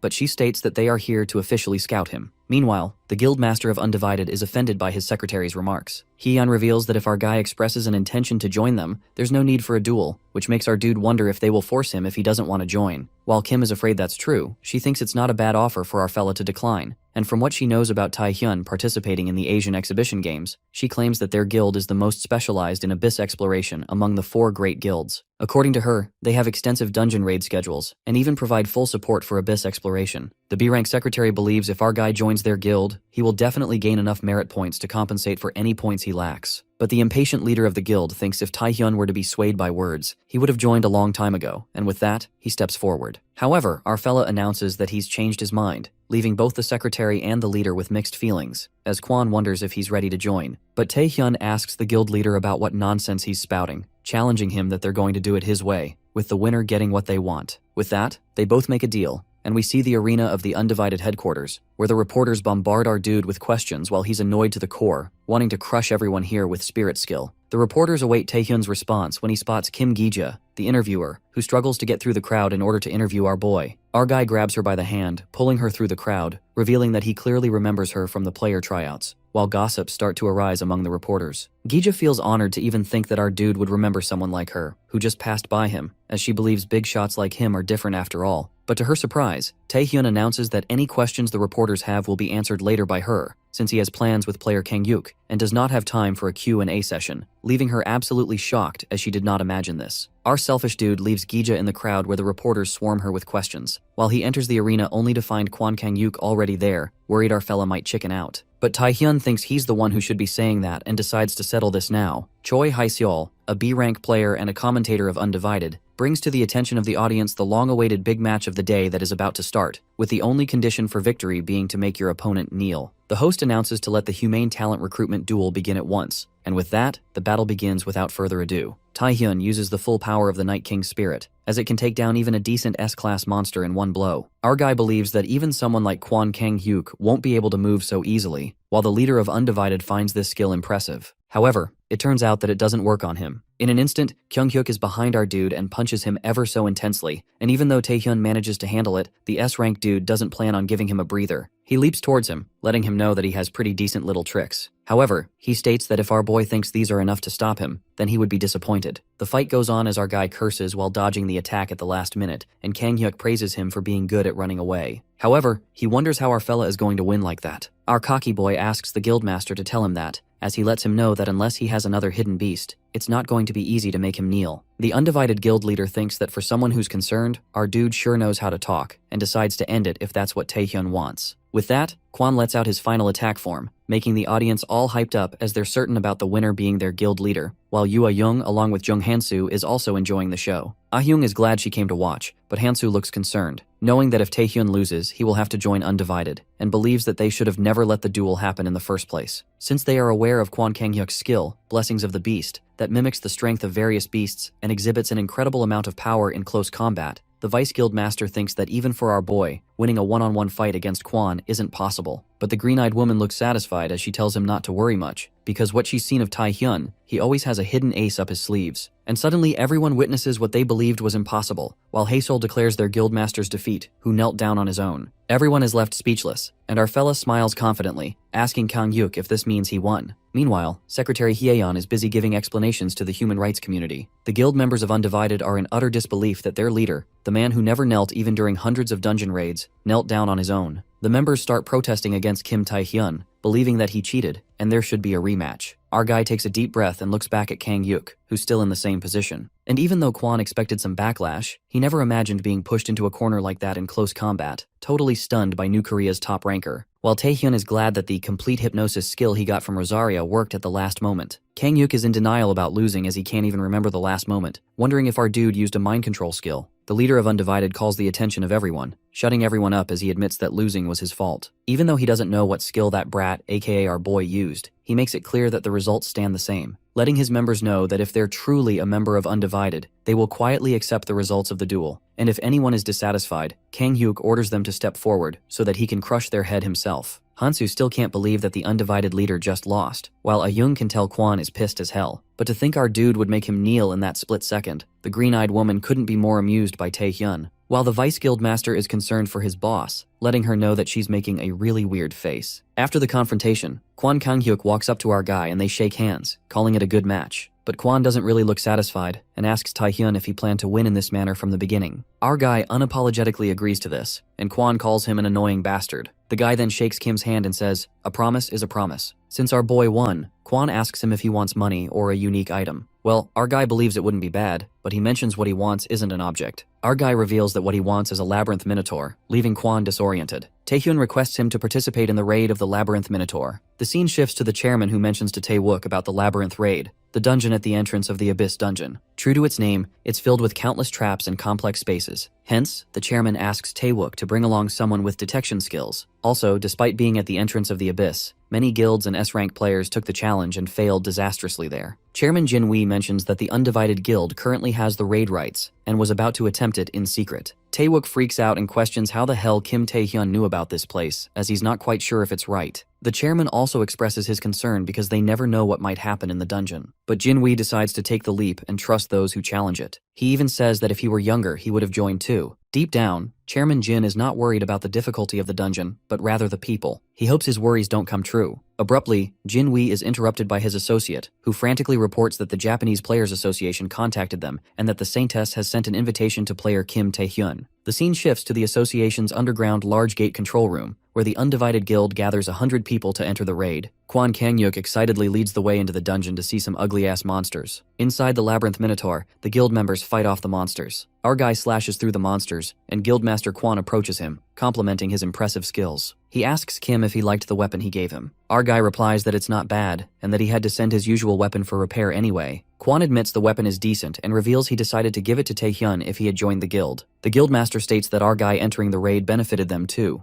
and Taehyun asks if he's sure about the Labyrinth raid. Our guy points out that everyone up until now has failed at raiding the Labyrinth Minotaur for the past 30 years. Without special measures, the raid won't be easy, but Secretary Kim assures our guy not to worry, because everyone participating in this raid is at least a veteran player of B rank or higher. They've already been subduing monsters smoothly without any setbacks. Plus, their Vice Guild leader is using his detection skills and is detecting and removing all of the Labyrinth's traps. Kwon affirms that they can rely on the Vice leader, and they even found a clue to the Labyrinth raid a few months ago. To elaborate, Kwon explains that they discovered the corpse of a monster seemingly from the Labyrinth in the abyssal depths. A giant minotaur's corpse with the same tattoos on its body as the patterns found all over the Labyrinth. When they touched the corpse, all parts of it except one horn turned to dust. So that means if that monster was from the Labyrinth, they can use tracking skills to follow its traces and find the path that leads inside the Labyrinth. Just like that, the Vice leader leads the way, and promptly, they arrive at the end of the Labyrinth. There, they are creeped out by a giant minotaur statue, and Kwon freaks out when he doesn't find a boss monster. The Vice leader assumes that they need to put the horn on the statue. Secretary Kim rushes with the giant horn while our guy ponders that everything matches his intel from before the regression. The raid team reaches the end of the Labyrinth using the Grand Minotaur's horn, but Taehyun is concerned that what happens afterward is beyond horrible. With that, Kang-hyuk puts the horn on the statue, and the guild members spring with joy, believing they've conquered the Labyrinth that hasn't been cleared for 30 years. Kwon is curious to see the monster boss. However, after a bright beam of light, the guildmaster finds himself standing on a skeleton. The guild members are thrown into panic as they realize they are in a different space. Well, it turns out that all the guild members are allocated to different spaces, and as Taehyun expected, it activated the spatial transfer trap. Taehyun is trapped with 4 other guild members, who are left disoriented. On the contrary, Shadow learns that Kim Taehyun joined the Labyrinth raid team, and his man apologizes to him, justifying that it all happened so quickly. He even insists that they can stop the operation immediately, but instead, Shadow finds it perfect. Given that 5 S-ranked villains have infiltrated the team, including A-rank villains, Shadow believes no matter how strong they are, they're bound to have limits. He's curious about how they'll handle the villains while they're laboring away in the Labyrinth. Shadow exudes a murderous intent and gets excited for the things that are about to happen. In the Labyrinth, Taehyun gets stuck with some guild members and they introduce themselves to him. Miranda, who's a B-rank player, introduces herself. However, she gets a frantic dropkick right across her face. Indeed, a punch in the face puts a bitch in her place. Our guy tells her not to fucking lie, calling her a villain. She's actually a triple magician S-rank villain, Milena. From Park Sung-hoo's point of view, he ponders about how he's always been curious what kind of person Kim Tae-hyun is. A hero like the Guildmaster, always acting reliable on the front lines, or maybe a saint as the rumors say that he went on to sacrifice himself to save the citizens at East Point. Either way, Park finds Kim an undoubtedly amazing person, worthy of respect. However, the perspective shifts when Park witnesses our guy beating the crap out of his guild members. The boy calls out Taehyun for his impulsive actions, calling him a fucking lunatic. Our guy assures Park that Milena was a villain, so he doesn't need to worry about her. But Park Sung-hoo loses his cool and starts shooting at Kim. Our guy tries to make him understand that it's true while smoothly dodging the bullets. Sung-hoo is left in disbelief as he never thought Taehyun would be spouting nonsense like a madman in crisis. Park feels utterly sad about losing a precious comrade like Miranda, who had been hunting and exploring monsters in the abyss with them for so long. Well, the truth is he liked her, so he can't accept the fact that she's a villain. Park tries to wake Milena up as she looks unconscious and screams that they need to get away from this lunatic. Suddenly, a punch lands across Park's face and it appears to be Milena, who calls him a filthy pig for daring to touch her. Our boy then makes Park realize that she's a villain when suddenly he's ambushed by 2 guild members, and they attack him. But using his stone skin, our fella saves himself, and is surprised to see 2 more villains on the team. That's when Milena shows herself and finds it strange how among his comrades who she's been with for years, not a single one noticed that she's a villain. Like a badass, she walks forward and asks our guy how the hell he knew. But our guy assures us that the issue wasn't with her acting, it's just that he came from the future. Of course, Milena won't believe this and thinks our guy is playing with her. Nonetheless, she states how Taehyun and Yoo Ah-young are in that kind of relationship. So Milena wonders if the Nightwalkers caught a whiff of something, or if it was an insider. But she doesn't care about it, and the S-rank villain stretches out her big claws like that of a demon, leaping to attack Kim. Not knowing who they are fighting against, the 3 villains strike toward Taehyun, but our boy activates the chains binding ability, wrapping chains around their necks. He slashes the dagger through them, and just as Milena jumps, charging her nails at him and scratching him. She's left thunderstruck by Kim's moves and contemplates how she assumed that our fella wasn't ordinary. Milena's skill, Witch's Nails, spreads poison gradually from the moment it makes contact, causing vomiting, hallucinations, and paralysis. Even an S-rank player isn't an exception to it. She can't accept the fact that she scratched Kim's face with her witch nails, yet he's unaffected. That's when her thoughts distract her, and our guy catches her off guard. Taehyun uses Rosaria's powers, brainwashing, and detects the villain Milena's skills. He points out that her poison doesn't do shit to him. Suddenly, Milena witnesses something horrific in front of her when shortly a blast occurs. After the blast, Park Sung-hoo arrives there and witnesses Milena tied by branches. Our guy stands near her while the S-rank villain screams, threatening him to release her now or else she'll tear him to pieces. Taehyun grabs her hair and makes it clear that he doesn't have time to play with her anymore. He uses Rosaria's skill and asks Milena to play a game of truth, using complete hypnosis. Kim asks her how many people have infiltrated the dungeon and their purpose for infiltrating. The hypnosis takes effect in less than a second, and Milena spills the beans, revealing there are 20 infiltrators, including 5 S-rank members, and their purpose is to sabotage the Labyrinth raid. The main purpose is to kill the Guildmaster of the Undivided, Kwon Kang-hyuk. And inside the Labyrinth, the member leading the group stabs Guildmaster Kwon Kang-hyuk. Meanwhile, Park Sung-hoo listens to this conversation, and our guy is lost in thought. Taehyun remembers that in the future, there were 3 villains who infiltrated the dungeon, making him conjecture that the future is changing little by little. Our guy wonders if it's because he returned to the past. Only Park is left after Kim eliminates all the villains, and they decide to head to Guildmaster Kwon now that they know the objective. While walking, Park can't believe that Miranda was a villain after all, and wonders if player Kim knew it from the start. Our guy tells Sung-hoo that the way out of here is simpler than they think. Although the place seems completely different from earlier, it's still part of the labyrinth. Just then, they come across a gate, and Kim speculates that there must be a passage that connects to another space somewhere. He knows very well that they won't be able to get there in one go since the passage is connected to various places. But if they keep passing through the doors, they'll eventually get to Kwon Kang-hyuk. Park Sung-hoo, low-key freaking out, asks Kim why he didn't tell the others about it. The boy apologizes to Taehyun for doubting him, but he says if our guy would have told the Guildmaster about this beforehand, this wouldn't have happened. That's when our boy reveals that he already told the Guildmaster about this, leaving Park speechless. Our guy further tells him that Kwon already knew about the villains. On the contrary, Guildmaster Kang-hyuk gets stabbed by the Vice Guildmaster, and he seems to be surrounded by enemies. Kang-hyuk smiles and says this joke is going too far, but it's apparent by the Vice Master's intent that it's not a joke. Witnessing the Guildmaster in this state, the secretary rushes towards him, but she's also ambushed by another villain. The Guildmaster dashes to protect her and takes another hit on his back. Kwon endures the pain although it hurts like hell, while Secretary Kim gets worried since he just got slashed. Kwon warns his secretary to stay back, and he activates his powers to fight the enemy, unleashing his monstrous side. But Secretary Kim asks Kwon not to protect her because she's going to fight too. The Guildmaster stops her and commands her to stay still, but the secretary lets out that they both are going to die. That's when the Vice Guildmaster emerges from the fire and agrees with the secretary. He calls out Kwon and makes him know that he doesn't have the luxury to look out for others in this situation. The Vice Guildmaster reveals that they've been hiding their powers this whole time, adding that all the villains here are A-rankers or S-rankers. We also get to know that these villains are the elite members of the Malignant Guild, revealing that they're here to kill Kwon and the others. Kwon is surprised that they've made a lot of preparations, admitting that he's not good when it comes to people. But the Vice Guildmaster tells him not to blame himself too much, and discloses that the Malignant Guild has been working on this plan for years. He calls Kwon a fool because there's no way he had figured it out. The guildmaster smirks and utters that Kim Taehyun was right. Kwon divulges that Taehyun had already told him that the villains from the Malignant Guild intended to assassinate him. Damn. The big guy thought it was all nonsense, but it turns out to be true. Upon hearing this, the Vice Guildmaster gasps in disbelief, and it deeply unsettles him that Taehyun knew about their plan. The questions flood his mind, and the villain asks Kwon why he didn't do anything if he knew about this notorious plan. The Guildmaster states that a real man does not doubt his comrades. This foolish statement even shocks the villain players, and they regret working under this kind of stupid ass, referring to Kwon. While the villain calls him a moron, Secretary Kim fumes with anger and lashes out at the Guildmaster, saying he didn't even freaking verify the information, concluding that all this chaos is just because of his stupidity. In the meantime, the Vice Guildmaster seizes the chance and attacks Kang Yuk with his chain bind with the blazing skeleton. The Guildmaster swiftly grabs the secretary and evades while the villain guy thanks Kwon for his stupidity, saying their plan is a success, telling him to be rest assured and die. The betrayal doesn't sit well with the Guildmaster, and at that moment, Kang Hyuk uses his ultimate blessing of the beast as an ancient dragon, striking the Vice Guildmaster with his claws. He manages to hit the Vice Guildmaster as blood splatters from his mouth. On the contrary, Park Sung-hoo is left staggered when he learns the Guildmaster knew about this conspiracy, and still didn't act. Kim affirms that he can ask Kwon himself if he doesn't believe him. The scene then takes us to Taehyun's flashback, where he tells Kwon Kang-hyuk about the villain's infiltration. Our boy lashes out at Kwon for just taking it lying down even though he knows about it. The Guildmaster clarifies to Kim that he hasn't seen his full power and he does believe whatever our fella told him. Kwon never intended to just take it lying down. The guy knew what he was capable of. In the present scene, Kim and Park finally find the way to the labyrinth and, upon entering, they witness the traitor guys beaten to a pulp. Kwon's face lightens up when he sees our guy, who's just getting here now. The Guildmaster asks Taehyun if he sees any of the others. Our guy callously opens up that he did see a few while passing through the spaces. But given the situation,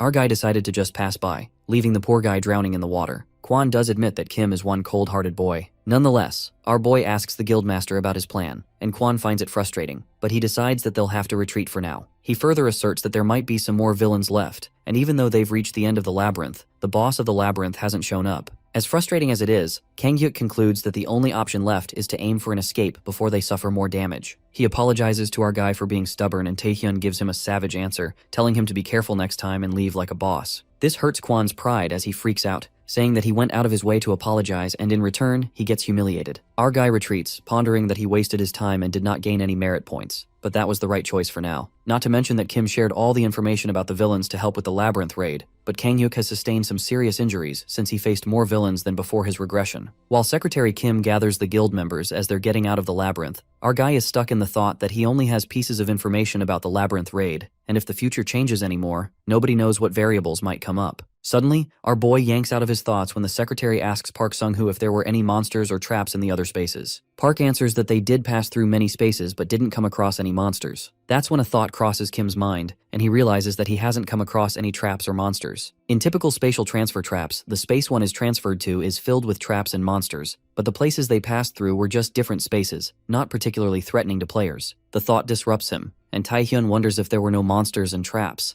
How did Kwon come across the master of the labyrinth before his regression? And speak of the devil, just as they're walking forth, the boss of the Minotaur labyrinth emerges, an S+ rank Grand Minotaur Queen. The guild members are left slack-jawed when they witness the Minotaur that appears now of all times. The Grand Minotaur causes a rumble and drifts everyone away, destroying the exit gate in the process. Our guy activates Stone Skin, and Kwon unleashes his dragon abilities, leaping towards the Grand Minotaur. They confront the Minotaur, getting closer to it. However, the monster strikes with a giant axe that could shred one to pieces. Strangely, the Minotaur holds a big lamp-like weapon, and suddenly a terrifying power bursts out of that stick. And at that moment, something awakens. That's when gigantic monsters come roaring, smashing Kwon and Kim away. That monster turns out to be a monster revived by the Grand Minotaur Queen, Tao King. The Guildmaster freaks out because, at the moment, they are going against two powerful S-rank monsters. More giant monsters begin to emerge out of the blue near Park and Secretary Kim, and pressure mounts with every second. They are all left baffled by the strange occurrence of monsters. The Grand Minotaur Queen speaks up, announcing that those who wander their labyrinth, those who disturb their slumber, the Queen warns them to come forward as it shall resolve their hostility and malice. The situation gets complicated as the Grand Minotaur is determined to rip them apart while Taehyun and the others are stuck in a tough position, surrounded by monsters from all sides. The monsters stretch out their arms to hurt Secretary Kim and Park, who shoots bullets at the monster. Kwon comes gliding and smacks that monster with his awe-striking dragon power. While it only pierces right through one of the monster's eyes, Kang Hyuk uses his ultimate dragon fire breath and burns those cow bastards to a crisp, 3 at a time. But the sight leaves them slack-jawed when the dust settles, and the cow monsters are unaffected by the dragon's fire. The battle gets arduous with every second as Taehyun and Kwon relentlessly fight the countless monsters without catching a breath. Kwon presumes that it's too much since their attacks are futile, and to top it off, these cow bastards have regeneration abilities. The fight seems impossible with so many hurdles in the way, and Kanghyuk wonders if he has to take down the Grand Minotaur to finish them all. But the question lingers. How is he going to defeat that terrifyingly strong monster? The Guildmaster infers that he might be able to land the blow, but the Minotaur is not an opponent he can fight while protecting Secretary Kim and Sung-hoo at the same time. But the thing is, Kwon and Taehyun have already reached their limits, so they can't just keep holding out forever. The Guildmaster is left to make a formidable choice as he seems infuriated by the circumstances. The scene takes us to Kwon's flashback, where the chairman tells him to make a choice. The chairman clarifies that no matter how Kwon is, if he forces someone to join through a duel, the association will have to take action. He suggests to Kanghyuk that doubting sometimes is needed when accepting someone as a comrade. The chairman then opens up about his experience when he was a player and learned how small mistakes can cost one everything. Sometimes they have to give up something precious in order to protect something more important. The chairman wisely makes Kwon understand that strength isn't everything, and recognizing his limits and choosing what's more important to achieve their goal is what makes an excellent player. Kwon takes these words of wisdom as a joke and thinks that the old man is saying all this because he's weak. Coming back to the present, the Guildmaster realizes that the chairman was right, and now he has to make a choice that's difficult yet important to make. He blames himself for not taking the old man's words to heart and infers that if he kills the enemies, his comrades will die. And even if he doesn't kill the enemies, his comrades are still gonna die. Kwon simmers with anger because there's no fucking way he's watching his comrades die. That's when the Guildmaster bursts forth, full of energy, and reveals his plan to Taehyun. Kwon accentuates that he's damn greedy, so he'll find a freaking way to protect his comrades and crush those monsters to pieces. Screw making damn choices. Taehyun couldn't understand what the big guy is trying to say, but at the moment, our guy unveils that there's still a way to defeat the Minotaur Queen. Those two jump across those giant monsters, risking their lives, and Kwon asks our boy if he's sure they can kill the Queen monster. The Minotaur, on the other hand, assumes that the humans have made their decisions. Whatever decision they make or reach, the Minotaur concludes that the result will be the same in the end. Kwon prepares his dragon breath and spits out a big fire, burning those cow monsters. As the Minotaur Queen lets out that it's useless, Taehyun emerges from the smoke and uses Rosaria's power to charge at the Minotaur. The Guildmaster roots for him, and while our guy leaps with the skeleton knight that grabs the Queen's neck, he uses his ultimate skill. It occurs that our boy figured out something, saying that he does have a way. He conjectures that just like how the spaces here are connected through doors, the gap where the Minotaur King is likely connected to another space. That's how the Tau Kings are just being revived and regenerated by the Queen after she gets to that space. And if the Queen is no longer in the space, then they will vanish. After that, Taehyun and Kwon pierce through the Tau Kings. The Guildmaster says to Kim that if he's wrong, everyone will die, and our boy responds that the current situation is no different. So they take the leap, and moments later, all the Tau Kings disappear when Taehyun thrashes the Minotaur with the assistance of the Monarch's skill. The Monarch holds down the Minotaur Queen, and Kwon comes forward, striking his powers at the Queen as well. But then a blinding flash occurs and the Minotaur yanks out of another space, landing a powerful blow. Our guy gets smashed into the pile of bones and Kanghyuk loses one of his arms. While Taehyun is left staggered to see his arm, Kwon screams and warns our fella to focus as the Minotaur Queen is coming. That's when the monster emerges, and as both of them attempt to attack, the Minotaur strikes a destructive blow that sends both of them drifting away, smashing onto the bones. The Minotaur mutters that it never thought they'd do something like this, using the space they created. Kwon and Taehyun get severely hurt as they bleed after the attack, but the worst is yet to come. The Grand Minotaur alerts them that now that she's not using her powers on the Tau Kings, it gives her just as much freedom with her own power. That's when the realization hits Taehyun that they're screwed up big time. The Minotaur lifts its big feet and in a second, it kicks our boy like a football as he goes flying. Our guy realizes that the gap between their powers is just too large, and if he doesn't use predation, he's certainly going to die. But the problem is, our boy is skeptical if he can bring this Grand Minotaur down in one blow using predation. Our guy is on a time crunch and his situation is critical. He infers that if he fails to defeat that Minotaur, predation will go berserk, and nobody knows what's going to happen after that. But this is the only chance Taehyun has to make it out alive. The scene then takes us to Kim's flashback, where he asks Yuahyung about how to use skills. She tells him that the way to do it is with applications, adding that the skill descriptions in the stat window are pretty lacking. The way one handles a skill in reality can change its form in many ways, unlike what's written in the stat window. Adjusting its power can also change the amount of mana used. Yuahyung reveals that she can use Amazon's spirit and demonstrates how she can apply chi to strengthen her body and even create powerful magic bullets. In actual combat, sometimes one can mix skills, and she guesses that Taehyun applies stealth to his ring. So Yu suggested to our boy that if there's a skill he's not good at controlling, he should try to slightly coat his weapon, or another skill with it. She believes that our guy could do a good job at it. The scene flips back to the present, in the labyrinth, where Taehyun spirals out of control as he attacks the Grand Minotaur. His eyes turn red and he activates predation. With Kim's power getting frantic, he manages to break the Minotaur's stick that it was using to unleash its power. He blends chain bindings with predation. In the next moment, a chain enveloped in red aura pierces right through the Minotaur's chest. Just like that,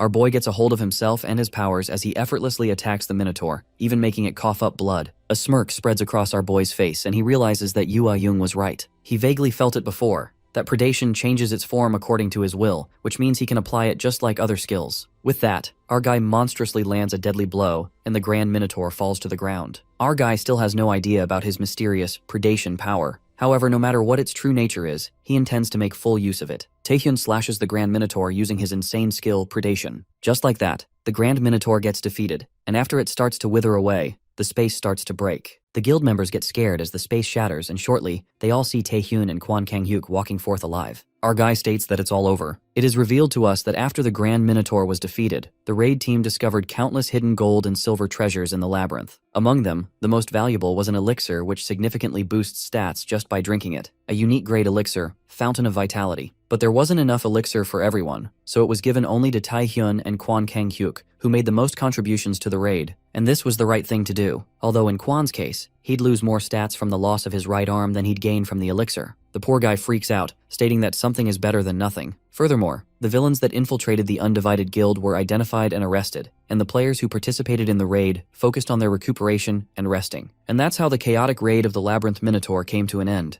Everyone made it out alive, smiling once again. Also, another big event happens where Guildmaster Kwon Kang-hyuk announces that he's taking a break as a player. The media assumes that Kwon is retiring, but the big guy lashes out on stage, making it clear that it's just a hiatus, calling them freaking idiots. The reporters ask him if it's because of his right arm, and they get concerned about the upcoming Asian Exhibition Games since Kwon is the best player. The Guildmaster assures them that they don't need to worry about the Asian Exhibition Games, disclosing that someone better who can replace him has shown up. He then welcomes Kim Taehyun on stage. Our guy shows up on the stage and the reporters go frantic as they see the rookie player, wondering if he can compete in the games. The others believe that Kim is perfectly qualified for the games, and there's a rumor that with the Fountain of Vitality he got, our guy has reached the rank of a national force. Upon hearing this, even the journalists freak out, calling it ridiculous. The title National Force is for monsters who are in a different dimension even among S-rankers. This team has been made because they can't be classified with other S-rankers. While the crowd is thrown into chaos, our guy takes the mic and announces that he will be one of the representatives of the games. He clarifies that he's still just a rookie player compared to all other players after all. The conference is on a live broadcast as all of Korea seems to be watching it and assumes that Kim Taehyun is all talk, not confident about being at the games. But then our guy leaves everyone slack-jawed when he lets out that this Asian Exhibition Games is the place where he will prove everything, including the rumors about the oh-so-great National Force rank as well. These shocking headlines take the world by storm. On the contrary, Milena, the S-rank villain who infiltrated the guild, is begging Shadow to spare her life. She shatters into sobs and tries to convince him that she followed his orders diligently, but Kim Taehyun was terrifyingly strong, stronger than anyone could ever think. Shadow tells her to stand up and agrees with her that if the opponent is strong, there is nothing she could have done. After all, it's not her fault that she failed after trying her best. It might seem that Shadow is sympathizing with her, and as he touches her face, he mercilessly kills her, explicating that they don't need weak subordinates. Shadow rips her to pieces and states that power is the law. He finds it infuriating how trash like Milena was begging for her life. Shadow leaves and orders his men to burn this place along with the corpse as Milena's mutilated body lies there. Shadow ponders upon this and finds it strange how they invested far more manpower to avoid another incident like East Point. And even if Kwon's assassination failed, the possibility of clearing the labyrinth was still zero. Shadow gets the gist that Kim Taehyun is the reason behind this all and leaves with his men after burning that place to ashes. He presumes that the Asian Games are going to be interesting. On the other hand, our guy walks into the room of the representatives of the Asian Game Exhibition as they eagerly wait to see him. After Taehyun enters the room, Jang Jinsu, contribution rank 7, passes his remarks that Kim is too young, and Seo Hangul, contribution rank 8, thinks it's a violation of human rights. Kwang Xiang, contribution rank 4, and the Guild Master of the Magicians, lets out that age doesn't matter when it comes to skill. Then we come across someone familiar, Park Sung-jin, who is rank 3, who expected our guy to come here but not so soon. The chairman welcomes our boy despite the chaotic events, and they head straight into the strategy meeting for the upcoming Asian Exhibition Games. The deputy manager of the New Korea Player Association walks the participants of the Asian Exhibition Games through the introduction, revealing that the Asian Exhibition Games originated when the defenders of each Asian country banded together back when the Abyss was discovered and people awakened to skills. a time of great chaos when great numbers appeared. Now, it is a period of 7 days in which the representative of each Asian country freely fights monsters and converts those monsters into points to compete for the top. Since people fear monsters and demonic humans, they consider it an official time of festivity. However, in reality, it's basically a small war, a time to identify the power of each country's forces, and also a time to generate goodwill from broadcasting the monster hunt. The winning country specifically receives a massive prize pool, a unique item, and the right to complete uncleared dungeons. It's inevitable for the competition to be damn fierce. Taehyun, who's been listening to this, is glad that he decided to participate in the Asian Games and thinks about the succubus queen he met in the depths of the abyss, who's aware of the existence of King. But her strength is unknown, and our boy can't expect her to spill the information that simply. Therefore, our guy decides to become stronger in order to ever continue the conversation with Rosaria, and that's exactly why the Asian Exhibition Games, where he has the opportunity to try fighting the strongest of other countries and even win a prize, is so important. However, Taewook is concerned about the issue with their new South Korea's team, informing them that their top ranker is still missing while the other key players, such as Kwon Kang-hyuk, who recently became the second rank, and Yoo Ah-young, became unable to participate due to personal matters. The deputy believes that this has depicted South Korea's strength as weaker than before, which calls for a need to discuss. When player Park Sungjin interrupts, claiming that they've solved that issue, he informs everyone about the rumor that Kim Tae-hyun has become a national-level asset. This leaves everyone present in the room shocked to the core as they try not to believe it. But our guy lets them know that it's just a rumor, as he believes that they shouldn't consider something that's not proven while discussing their plans. Sungjin and Jinsu seem to be disappointed after hearing that, while Hangul believes it was almost great. They're discussing what should be done, and if they should get someone else when the chairman gets up, as he believes it's not a bad idea. They lack a national-level player unlike China and Japan, but the Asian Exhibition Games aren't a fight to the death. Instead, it's a battle for points by hunting monsters. Hence, the chairman believes if they play it calmly, they have a chance. With that, the chairman assigns Park Sungjin, Kwon Seong, and Seo Hangul, who each have a lot of experience in the abyss, to handle the monsters, while Jang Jinsu, who has a lot of anti-personnel experience, is assigned to help Kim Tae-hyun hunt the discovered demonic humans. The chairman expects everyone's best, now that the Asian Exhibition Games are a week away. In the stadium of the Asian branch of the World Player Association, where the opening ceremony for the Asian Exhibition Games is taking place,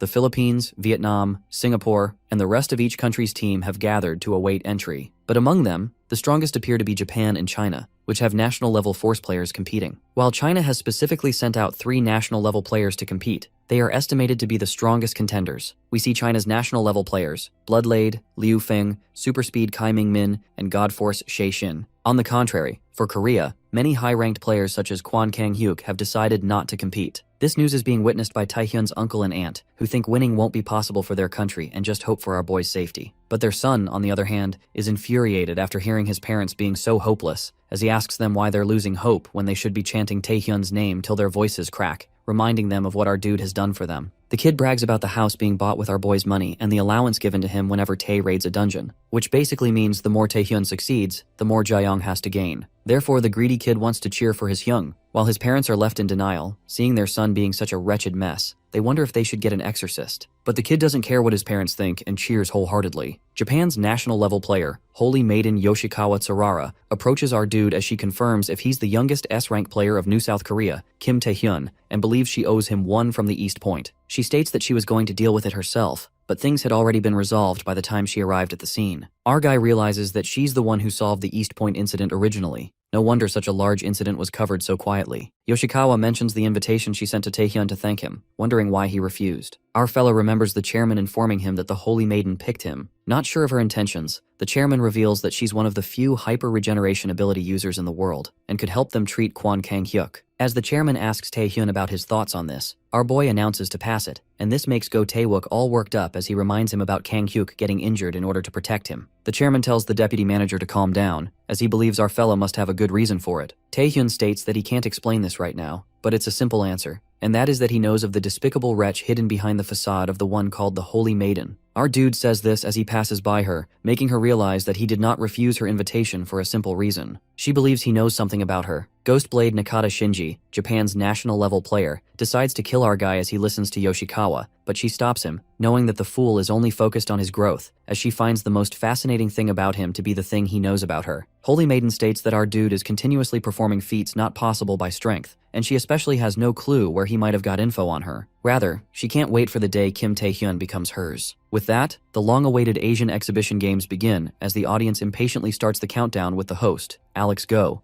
Singapore's A-rank player and official host of the games. As the game is about to start, one of China's international players wonders if they should kill some at the start to soften things up, but his teammate tells him to watch his mouth since they're in public. Meanwhile, Jungsin and New South Korea's team reminds everyone of their tasks, and when it's Taehyun's turn, he's nowhere to be found. The host is announcing for the fiery week-long festival to begin when his head is cut off by none other than Kim Taehyun. Everyone is left shook, while New South Korea's team defends their teammate by protecting him from the other teams, who are ready to attack. Kwak Xiang questions our dude, asking him if he's crazy, but is interrupted when Shay Shin marches towards them, angry at them for not only killing the host, but even defending the killer, as he activates his skill, Extermination. Meanwhile, Yoshikawa lets Ghostblade know that she doesn't care how many he kills, but warns him to keep her property, our boy, alive. Before anything happens, Haley Tan from the Singapore Player Association walks in along with the chairman of New South Korea's association. The chairman is trying to convince her to let him handle this, but Haley claims to handle the situation since the casualty was a Singaporean player. But the chairman argues that there must be a misunderstanding because their representative player would never do that. However, they all just witnessed it happening, and that evidence itself is enough. Haley orders for the criminal to be arrested right away when our guy calls out the name Demonic Human Wan Kai, revealing that a few years back, on a luxury cruise on the Pacific, that S-rank demonic human tortured and murdered 30 passengers. The associations and corporations of many countries placed a bounty of $3 billion on his head, but he got away after profiting from the information he forced out of his victims. To be exact, Taehyun claims that he changed his appearance. But as Haley wonders what this has to do with anything, it suddenly hits her. Our guy explains that Wan Kai managed to shake off the search because he had a skill that allowed him to change his appearance. And with that, he shows them his real face, leaving everyone absolutely shocked. And our boy mentions the Nightwalkers, thanking them for this info, as players start gossiping among themselves, wondering how the Nightwalkers got this info. The results of the Asian Player Exhibition Games show South Korea with 1,000 points on top, followed by China, Japan, Singapore, the Philippines, UAE, and so on, with 0 points so far. The death of the host, thought to be a murder, has been identified as the death of a demonic human, which has paused the exhibition games temporarily, and each country's players have left the opening ceremony to begin their hunt. While Kim Taehyun, the first to score in this event, has given all the credit to the Nightwalkers and has headed out to continue his hunt. Young Hansu is disappointed in his guildmaster after finding out that she knew the whereabouts of Wan Kai, while she refuses, frustrated over the fact that Taehyun lied. As they wonder why our guy lied, the guild members of Nightwalkers are paralyzed by all the calls that have overloaded their system, even though they're grateful for the advertisement. Yu Ah-hyung announces that's not how the association head does things and states this was done independently by their Taehyun, while Hansu gives her a look at her there. Ah-hyung tries to comprehend why our dude did this and somewhat gets an idea of it. Meanwhile, our guy is busy hunting down the demonic humans and just defeated an A-rank demonic human, Gak Dagwi. Taehyun picks up the call when his phone rings and is welcomed by Ah-hyung's loud voice, calling him darling as she tells him that he's late. While our fella argues that they almost died here, he makes sure with her that this call is through a secured line, and as Young thought, our dude wanted to make her call him. Taehyun reveals that he can't make calls through a secured line, and reveals that he has 2 favors to ask her. First, our guy wants her to look into something, and he also needs information on demonic humans. However, the green-eyed woman reminds him that they've already given him information through the association, but Taehyun states that they both know catching those small fry won't allow them to win the exhibition games. Therefore, our boy suggests that if they want to aim higher, they need a bigger prey. For example, like the Malignant Guild. Our dude is talking when Kimura Ren shows up in front of him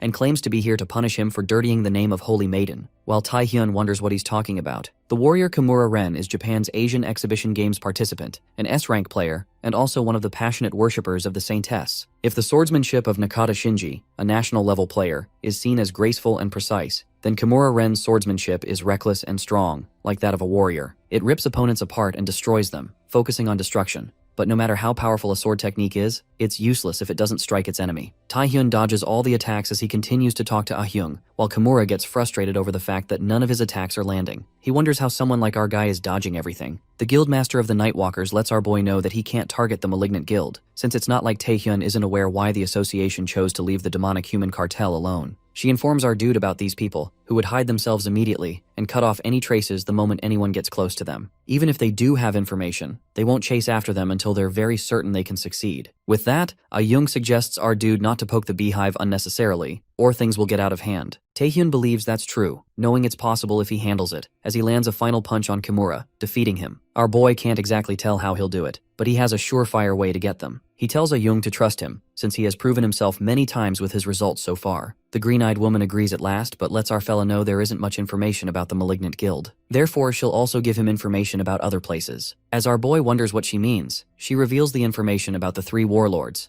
the big shots who control not only the underworld of society, but also the political scene. The three bosses of the demonic human cartel that rules from Asia. The Nightwalkers were able to find out about the contact person of one of their executives, Miyazaki Kenji. Therefore, even if they capture him, he won't easily spill information. And if things go wrong, they might make more enemies during the exhibition matches. With that, Ah-hyung asks Taehyun what he wants to do. Our dude thinks the warlords aren't as important as the Malignant Guild, but they're not a bad choice either. Hence, he agrees to start with them first. Ah-hyung tells our guy she'll look into his additional request, and he thanks her. To which she replies that if he's really thankful, he should buy her a meal. Taehyun agrees to do that after the Asian exhibition games are over. Kimura calls our boy out, furious over the fact that he keeps looking down on him, while our dude claims he never did. With that, the Japanese S-rank warrior threatens our fella that if he doesn't fight him properly, he'll destroy this whole area along with him. He decides to disrupt Taehyun's senses: sight, touch, hearing, taste, and smell, using the skill domination of 5 senses. While our dude seems disappointed, as he was trying to do Kimura a favor by not fighting,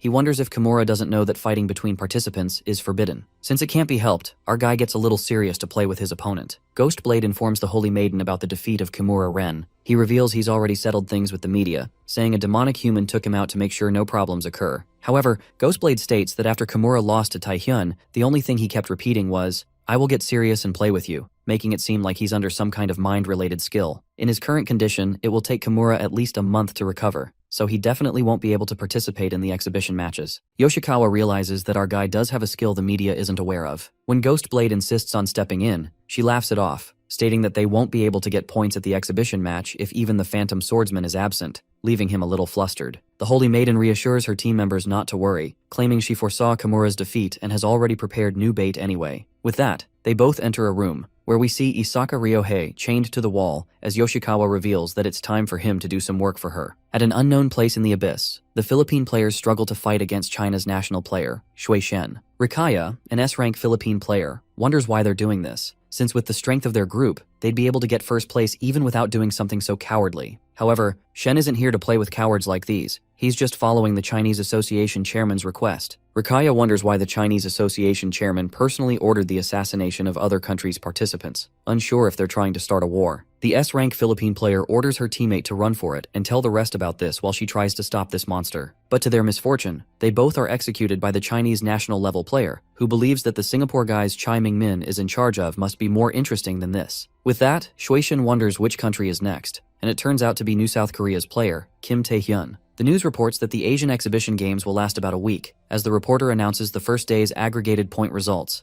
New South Korea got the first point, and still maintains an overwhelming lead in first place, followed by China and Japan, who are chasing fiercely behind. The news channels are either live broadcasting each country's representatives, tracking and hunting demonic humans, or releasing footage after some editing has been processed. People are shocked to hear the results of the game so far, as they wonder what Japan and China's national-level players are doing. The news of Kimura Ren surrendering, the Singapore players being found dead, and the Philippines going missing after they entered the abyss, spreads among the people, making them wonder what's happening. What's certain is that in this Asian Exhibition Games event, something is off, and it's low-key felt by everyone. The Asian Exhibition Games Committee has formed an investigation squad to look into the murder of the Singapore players and the disappearance of the Philippine players, while requesting cooperation from each country. Before Taehyun's regression, this started happening only around the 3rd day, making our dude wonder if it has already started. Our guy is aware that if this is the same incident that happened before he regressed, then the culprits behind these events would be the Chinese national level players. Their reasons are mixed, showing off their individual strength, getting rid of other teams' players, and above all, the personal ambition of the head of the Chinese national level players. Taehyun knows that the Saintus and these assholes won't let him live in peace, leaving him no choice but to hurry things up. Just then, our boy hears a knock on his room door, making him wonder who it could be since it's already so late. As our dude is contemplating, Jang Jinsu announces himself and reveals that he found out from the association where Taehyun is staying, calling him out to have a talk. Jang Jinsu questions Taehyun about what he's up to, referring to the incident with the host. He complains that our guy is doing everything on his own, and even though it worked out, the actions he took in the opening ceremony while ignoring all the previous plans were wrong. Jinsu reminds our boy that he's part of a team. Taehyun feels like he's heard this somewhere before as he remembers a guy. The S-rank dude with a buzz cut is disappointed in our fella, believing he could have at least shared the information with him, since he's also in charge of handling the demonic humans. Taehyun reveals that he was attacked by Kimura Ren just now, glad he successfully restrained him. But his real question is how Kimura was able to locate his position. Our guy believes there's a rat in the association, leaving Jinsu in utter disbelief. He's left speechless for a moment, then defends himself by stating that our dude is the most suspicious. But our boy thinks it's not that simple, because anyone with access to their intel is a suspect, including him. With that, he reveals he began moving cautiously after discovering that Wan Kai was hiding within the Singapore Player Association. And if the other foreign players weren't killed by demonic humans or monsters, then a national force level player must have done it. Therefore, our guy thinks that when there's a chance they might be attacked by multiple national level players, moving around together would only decrease the number of targets for them. Hence, he plans to do things alone, and he doesn't see why they need to change their methods when they're still in first position. Jinsu tries to stop our boy, who's about to leave, but he leaves anyway, with the S-rank dude calling out his name. As soon as our guy leaves, Jang Jinsu loses it, furious as hell. He curses and wonders how dare a newbie player insult him like this. He decides to make Taehyun regret this. Meanwhile, our fella witnesses the scene while pondering if Jang is the spy. Our dude never learned in his previous life who the spy was, but looking at how Kimura found him, it's certain there must be one. He can't trust anyone right now, and until the identity is discovered, he decides to take care of something else. At the same time, Taehyun receives intel about the 3 warlords from Ah Hyung. Our guy collects his order of a double cheeseburger and a drink in McDoria, and walks past a table where the underlings of Miyazaki Kenji are seated, disguised as high schoolers. Spotting a bag beneath their table, our dude is certain it must be full of illegal items. With that, he takes a seat at another table, deciding to just follow them back to Kenji. Taehyun is left stunned to find Isaka Ryohei seated next to him, who asks our fella if he remembers his face. Our boy thought he was serving a life sentence for the East Point incident and can't comprehend how he's out. Isaka tries to reassure our dude that he isn't here to fight, but Taehyun tells him to cut the crap and fuck off. The blonde-haired dude doesn't think Taehyun is in a position to say that while trying to be stealthy. With that, he smashes the glass window, instantly gaining everyone's attention. The people recognize them, and Kenji's underlings try to escape after recognizing our dude. But Ryohei makes everyone present collapse to the ground, passed out. Our guy wonders if he's become stronger since East Point. Ryohei confirms with him, asking if he's aiming for Miyazaki Kenji and the 3 warlords. He promises that if Taehyun gives him some time, it won't be wasted. Our fella detains him in chains but agrees, seeing the blonde-haired dude's confidence. He gives him 1 minute. However, Taehyun warns he'll make him pay for ruining his plan if he's talking bullshit. Ryohei remembers the bitter past and is confident, believing he's stronger now. But to his surprise, the pressure from the chains makes him wonder how much stronger our dude has gotten. Taehyun starts the countdown, and the blonde-haired dude gets to the point. He says that even Kim Taehyun can't take on the 3 warlords by himself. He's going after the bait, and even if he chases them, he'll end up in a trap. Our guy continues the countdown while Isaka insists he's different, revealing he has connections that can get him to Miyazaki Kenji and even the 3 warlords. He believes it's not a bad deal. The countdown drops to 10 seconds, and the blonde-haired dude panics, thinking our dude was after the 3 warlords. He wonders what else Taehyun wants. The timer ends, and the pressure on the chains tightens to the extreme, making Ryohei beg for his life. Taehyun admits the offer was tempting, but it's a little fishy, because why would a guy like him, who should be after his neck, suddenly want to help him? With that, our fella uses hypnosis and orders Ryohei to speak, demanding his real plan and who's behind him. We see Ghostblade killing all the demonic humans in one go, impressing the Holy Maiden even more. The guy with a scar on his eye wonders if Yoshikawa is really fine sending Isaka Ryohei, who's already lost to Kim Taehyun once. Compared to him, our dude is rumored to have reached national level force. And even if Ryohei has been strengthened by the Maiden's skill holy orders, he still won't be able to beat him. In fact, he'll be at risk of being restricted by the Awaken's Oath, which requires him to bring Taehyun to her. Therefore, Ghostblade decides to take care of things on his own, but Yoshikawa reassures him not to worry about it. She says it doesn't matter whether Isaka wins or loses. According to her information network, our dude is aiming for the 3 warlords, and she has already leaked that to them. As for Isaka Ryohei, he had made contracts with demonic humans before, and has ties to Miyazaki Kenji, one of the key members of the 3 warlords. Since Ryohei can't defeat our guy on his own, he'll plan to lead him on and get Kenji's help to defeat him. Even though the Holy Maiden is aware it won't be easy, she said there's quite a bit of mystery regarding that child, Taehyun. Ghostblade wonders why, but she completes his thought. That's exactly why they need information. From how our guy fights, to his values, capabilities, personality, and what power he's hiding. Therefore, whatever end Isaka meets, their goal is to scrape the information from his corpse, because she believes that child has no other options left. Miyazaki Kenji asks Ryohei about the whereabouts of that brat from New South Korea, referring to Taehyun, since he expected him to be led here. The blonde-haired dude believes that in this world, the strong prey on the weak, the strong trample, and the weak are trampled on. It's an unfair world. With that, he suggests to Kenji, do as Kim Taehyun tells you if you want to live. At that exact moment, Ryohei steps out of the dark, revealing his beaten-up figure, and our dude makes a cool entry, casually jumping from above. Taehyun agrees with Isaka, stating that he needs to listen to the strongest creature in order to live, as he looks for Miyazaki Kenji. Kenji claims he'll kill our boy, calling him a damn brat for sneaking up on them. In a flashback, we see the blonde-haired dude revealing everything about the Holy Maiden's oath to Taehyun in the restaurant. He wonders what our guy did to him, confused if a mind-controlling skill was used on him. Our fella decides to play along. As Ryohei asks him about his plot, he reveals that he's going to do the exact same thing as planned and take him to Miyazaki. But of course, the blonde-haired dude will now be on our dude's side instead of theirs. However, Ryohei tells him to fuck off, insisting there's no way he'll help him. Because even if he did, the Saintess, Ghostblade, and the 3 warlords would all eliminate him. Taehyun reminds him that he could be eliminated right now as well. Thinking back to East Point, he doesn't give a damn about trash like him dying, but he decides to give him a chance. He offers him the choice to help him to the fullest during the exhibition games, and then spend his life repenting to the victims afterward.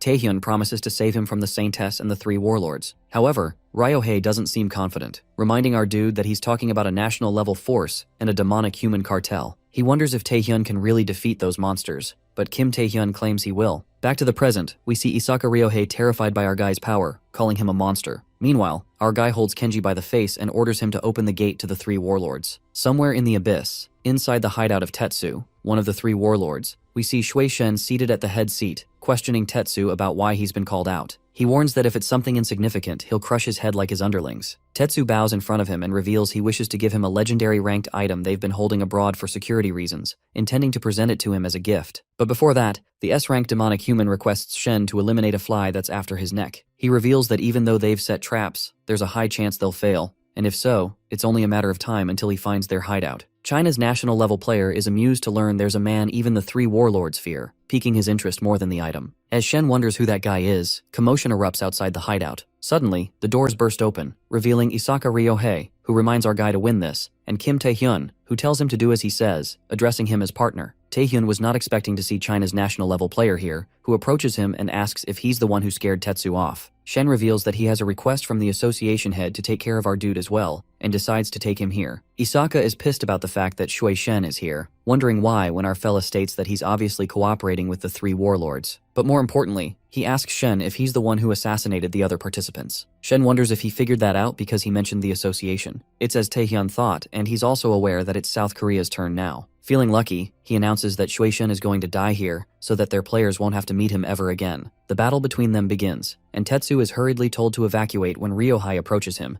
asking where a man of his position is running off to. The blonde-haired dude wonders if the S-rank demonic human is worried about Shen losing, and declares that he's going to be defeated by him, Kim Taehyun's partner anyway. Our guy warns Isaka not to run, expecting the same in return, when Shen asks him if he really thinks he has the time to take his eyes off him. Mystic deity Shui Shen is the strongest in strength out of all the national-level hunters who participated in the Asian exhibition games, a monster who has defeated hundreds of monsters and players with his bare hands. But mystic deity does not only refer to his peculiar strength. His true strength is in his ghost-like skill, which has destructive force exceeding even his physical power. That skill is called Death Scythe. Death Scythe is a weapon manifestation skill that amplifies the user's stats significantly, and its durability exceeds that of unique ranked equipment. In return, being in possession of the skill lowers all other skill ranks by 1. The fight continues, and Taehyun's Azran cracks as he realizes it's about to break. Shen mocks our dude, while Taehyun decides to make Shui Shen unable to move. But the Chinese national-level player breaks through his chains and declares that a weakling is always a weakling. With that, he lets our dude know that he can't defeat him with these party tricks,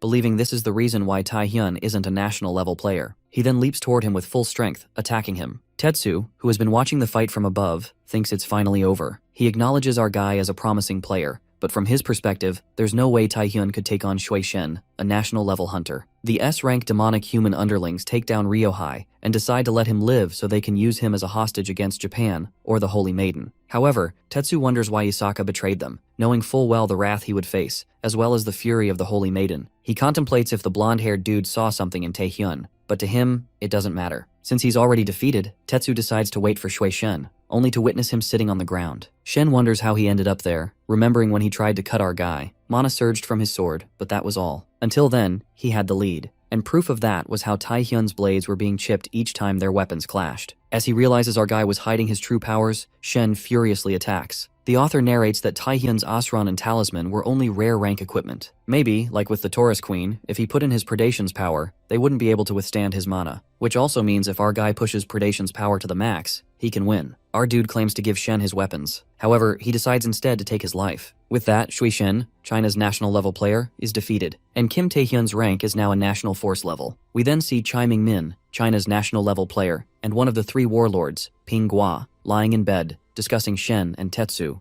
who had asked him for a favor in return for a legendary item. Gua informs Mingmin about this and wonders what he's going to do. Mingmin believes it's better not to have any expectations now that Shui Shen is involved, but the S-rank demonic human reassures him, reminding him that Shen is a national-level player and couldn't possibly lose to some brat from New South Korea. Just then, Mingmin's phone rings. It turns out to be Zhang Lung, the Chinese Player Association head, who reveals that Shui Shen is dead. With that, he orders Mingmin to bring him Kim Taehyun's head. After Kim kills Shui Shen, our guy tries to gain skills using predation on dead things, but as expected, it only applies to living targets. Our guy knows that's not the only condition to gaining their skills, plus the concept of using predation on a human is a little weird. But Taehyun makes himself understand that he doesn't need to feel sympathy for criminals like these. What really unsettles him, however, is the voice he heard while predation went out of control that said, "I can't bear to watch any longer." Kim thinks that he needs to learn more as he uses predation. We then get to know that when the greatest obstacle Shui Shen died, everything went smoothly. Kim Taehyun caught Tetsu and other demonic humans, wiped out their memories about predation using Rosaria's powers of hypnosis, and turned them over to the association. As for Isaka Ryohei, this dude had nothing left to do, so our boy decided to send him back. Poor Isaka freaks out and asks Kim if he wants him to get killed by the Saintess who can read memories. While Ryohei bawls his eyes out, our guy assures him that he'll be fine, making it clear that the Saintess isn't interested in him. Instead, the oath Isaka made was to bring Taehyun to the Saintess, so even if she reads his memories, she'll keep Isaka alive in order to meet our boy. Our guy mocks Isaka, saying the saint didn't have high hopes for him anyway. Nonetheless, Kim ponders that the problem is the other two warlords. Even after finding a few other possible hideouts from Tetsu using hypnosis, they know that Kim's after them, so it won't be easy. Well, our guy decides to give it a thought while taking a break. Later, Kim watches the news about the Chinese national player Shui Shen, who went missing in the abyss, and the new South Korean player Kim Taehyun, who has captured the warlord Tetsu, remaining in first place. Kim speculates that Zhang Lung must have known that Shen is dead, but he's hiding it since it'd reveal his identity. But he feels glad since he's able to pursue the three warlords freely. Shortly, our guy receives a call from Jang Jinsu, the player of the Asian Games. After that, our guy meets with Jinsu, who was worried Taehyun might not show up. But our fellow was eager to meet Jinsu since the info he'd given him left him with no choice. He corroborates with Jang if one of the three warlords, Ping Gua, is in the building. Jang affirms that his info is legit, but he can't reveal the sources. He further lets out that Ping and her cronies entered this building last night, and they likely intend to stay here until the games are over. Taehyun remembers that it seems like one of Ping Gua's hideouts from Tetsu's memories, but our guy curiously asks Jang why he'd give him all the information when he hated him in the first place. Jinsu calls him a dumbass and confesses that it's to show him that he's not a spy. Jinsu gets a bit emotional and knows how it feels to be attacked by another country's hunter, which would make one doubt everyone. However, Yang seems determined and says he won't let the others doubt him all the time like this. For that reason, he prepared information that would get Kim to accept him as his ally.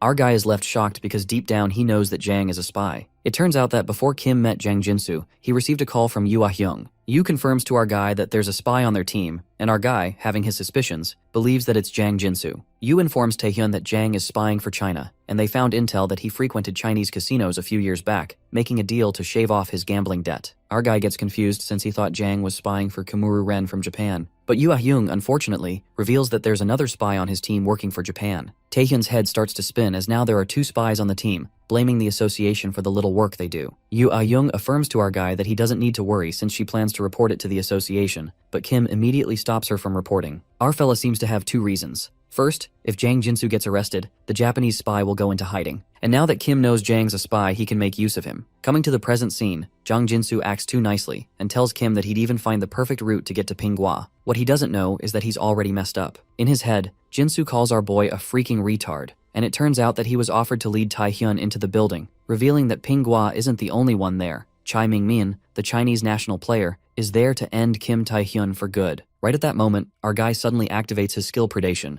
muttering that his overall power output seems higher than before. Kim literally destroys the building by setting it on fire, and Jang Jinsu loses his shit, asking our guy if he's crazy. Our guy calls the shots and justifies that this building is full of demonic humans, as Jinsu said, so it's better if they sneak their way in. Kim smirks and concludes that they can bring the whole thing down. Jang is low-key freaked out, calling him a crazy bastard. As the building is dismantled, our boy spots Ping Gua trapped under the rubble, and she calls out Jang Jinsu, thinking he betrayed them, and calls him a fucking gambling addict. Jang is screwed up big time and our boy enjoys this, asking him what betrayal Ping is talking about. Ping Gua, not in her best shape, warns Kim that he may be laughing now. Surprisingly, our guy already knows that Chai Mingmin will be the one to kill him. Upon hearing this, Jinsu gasps in disbelief and asks Taehyun how he knows this. Our guy ironically asks Jang if he's talking about Chai Mingmin or him being a Chinese spy. A surge of anger rises, and Jinsu realizes that our boy never trusted him. Just as the bald dude leans in to punch him, he strangely begins to bleed from everywhere. That's when our boy learns that they have been affected by the domination of 5 senses, weakening all the sensory abilities. Taehyun's eyes, ears, hands, and mouth bleed, blood oozing out of everywhere. Splattered in blood, our boy is quite impressed by Mingmin's skill of domination of 5 senses.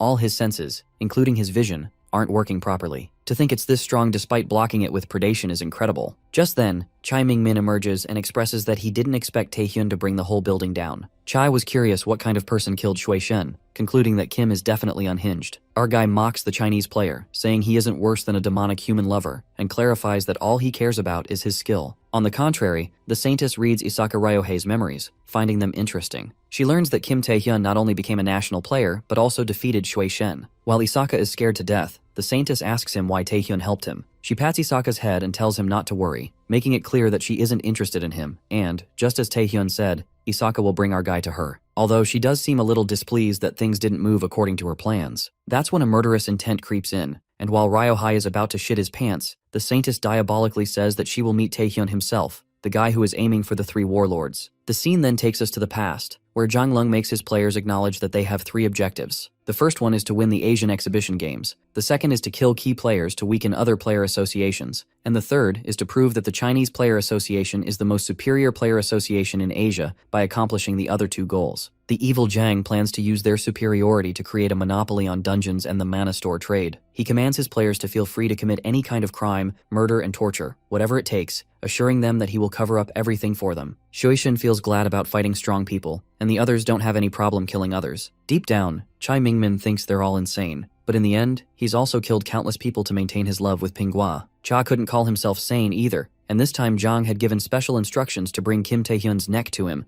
otherwise he'll face the consequences. Coming to the present scene, Chai Mingmin leaps forth to attack our guy. However, his movement comes to a halt when he witnesses Taehyun's frightening power, which is predation. A dragon erupting with a blazing red aura even terrifies Chai. As that dragon roars, unleashing its power, Mingmin's domination of 5 senses stops working, leaving him flabbergasted. Since our guy defeated Shui Shen, Chai did expect Taehyun to be a national-level player, but this monstrous power of his shocks him to the core. This realization hits Chai that Kim's no ordinary national-level player, rather he's past the realms of a human. Meanwhile, our guy is moved by Chai's skill, domination of 5 senses, a force that disables all senses. Kim admits that if it weren't for predation, he would have been in trouble. Our guy smirks and assures Mingmin that he'll make good use of his skill. Just like that, our guy uses his dreadful power and predation devours Chai Mingmin, recording the domination of 5 senses. Cha leaves a dagger behind, and our guy feels fortunate since he was lacking a weapon. He yanks out the dagger, and it seems that he's hit the jackpot as a national player like Chai was using a nationally prized weapon, a relic of unique rank. With this, our guy manages to defeat 2 Chinese national players, and now only 1 is left. Kim believes that even if that last one is powerful, he won't be able to catch up by himself. He presumes that if he manages to take down Pinghua, which he will, the exhibition game will be as good as won. But what weighs on his mind is how quiet Japan has been. Well, the unfolding moment startles him. Abruptly, a helicopter hovers above him, and a woman makes a daring plummet, making quite the iconic landing. That woman turns out to be Yoshikawa Tsurara, also known as the Saintess. It is revealed to us that Yoshikawa has a skill that can regenerate missing limbs, hyper-regeneration. She used this to cure many people, alongside holy orders, a skill that calms all mental distress and bestows a buff that enhances physical power. Hence, she ended up being called a Saintess. However, there was a hidden dark secret behind this power. Yoshikawa's true power of holy order is in its ability to change memories and brainwash people. She used this skill to make even her enemies into her zealots. Encountering each other, our boy asks Yoshikawa how she found him, since he never told Isaka his exact location. The Saintess answers Kim that he should have known she wasn't capturing the 3 warlords because she didn't know where they were. Our guy feels quite creeped out that Yoshikawa did all this just to see Taehyun in person. Nonetheless, she is surprised that our boy seems so calm after seeing her. Yoshikawa knows her duties as a saint are to give others the willpower to keep living in this cruel world, by making them worship her. Well, our guy looks done with her conceited attitude. Yoshikawa takes pride in saying how elegant, lovely, and sexy she is, and that worshipping her becomes their motivation to continue living. She curiously asks Taehyun why the fuck he's so calm after seeing her, and our guy is convinced that this bitch is really batshit crazy. Nonetheless, she thinks it's her duty to lead even people like him into salvation. Right at that moment, countless civilians arrive at that very place, and Taehyun realizes that it must be from brainwashing through her holy orders. Yoshikawa traps our boy and lets out that even though she dug into his past and Ryohei's memories, she couldn't find his source of information or the skills he's hiding. For this reason, the Saintess came prepared, and no matter how many skills or secrets Taehyun is hiding, she is adamant about making him unable to use them. Our guy is attacked by the brainwashed civilians, and Yoshikawa manifests that Kim is going to ruthlessly kill these civilians, who happen to be her fanatics. Or she asks him to accept her salvation. Well, this whole thing looks fucked up as Taehyun is forced to choose with no escape,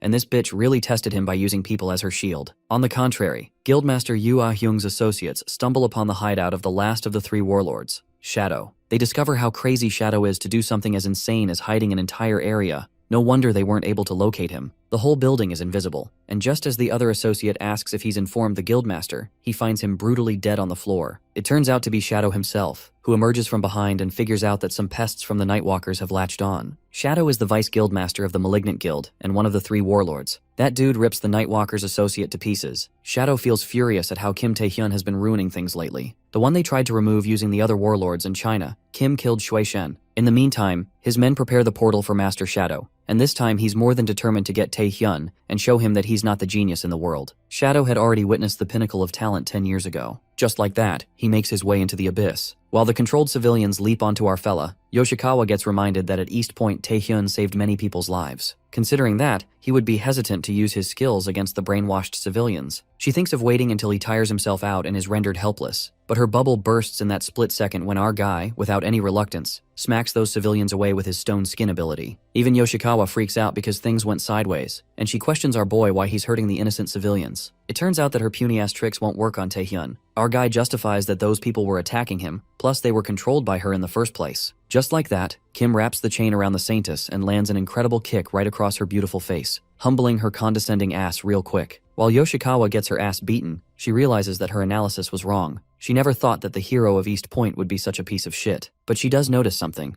Our boy attacked the civilians with weak skills and didn't kill them, which means that it's a mere trick. Well, to confirm her assumptions, Yoshikawa tosses some seeds that grow into a big tree, and its branches aim to hurt the civilians. Our guy grabs all the civilians with his chains binding skill and saves them. Even Taehyun is shocked and wonders if the Saintess used the regeneration skill on seeds. He did not expect that she was willing to harm the people she controlled. At that moment, Yoshikawa emerges and apprehends that Taehyun's act of violence earlier was only for show to make her believe that the hostages were worthless. She advises our boy that if he was going to act, he should have stuck with it. With a single flick, she controls those people like puppets, as one of the women in Kim's arms strangles him. Our guy is left in disbelief, wondering how the fuck they are all moving. The number of people doubles, and they appear more frantic than before, more like zombies. Yoshikawa lets out that these people will not stop even if they faint, break their bones, or even if their flesh tears. She blackmails Taehyun and asks him to accept her salvation, because that's the only way to save these people. But our guy isn't the one to back off, and he expresses his disappointment in someone who calls herself a saintess and lacks even an ounce of guilt. Kim concludes that she really is irredeemable and uses his new favorite skill, Domination of 5 Senses. That's when Yoshikawa is affected by that skill,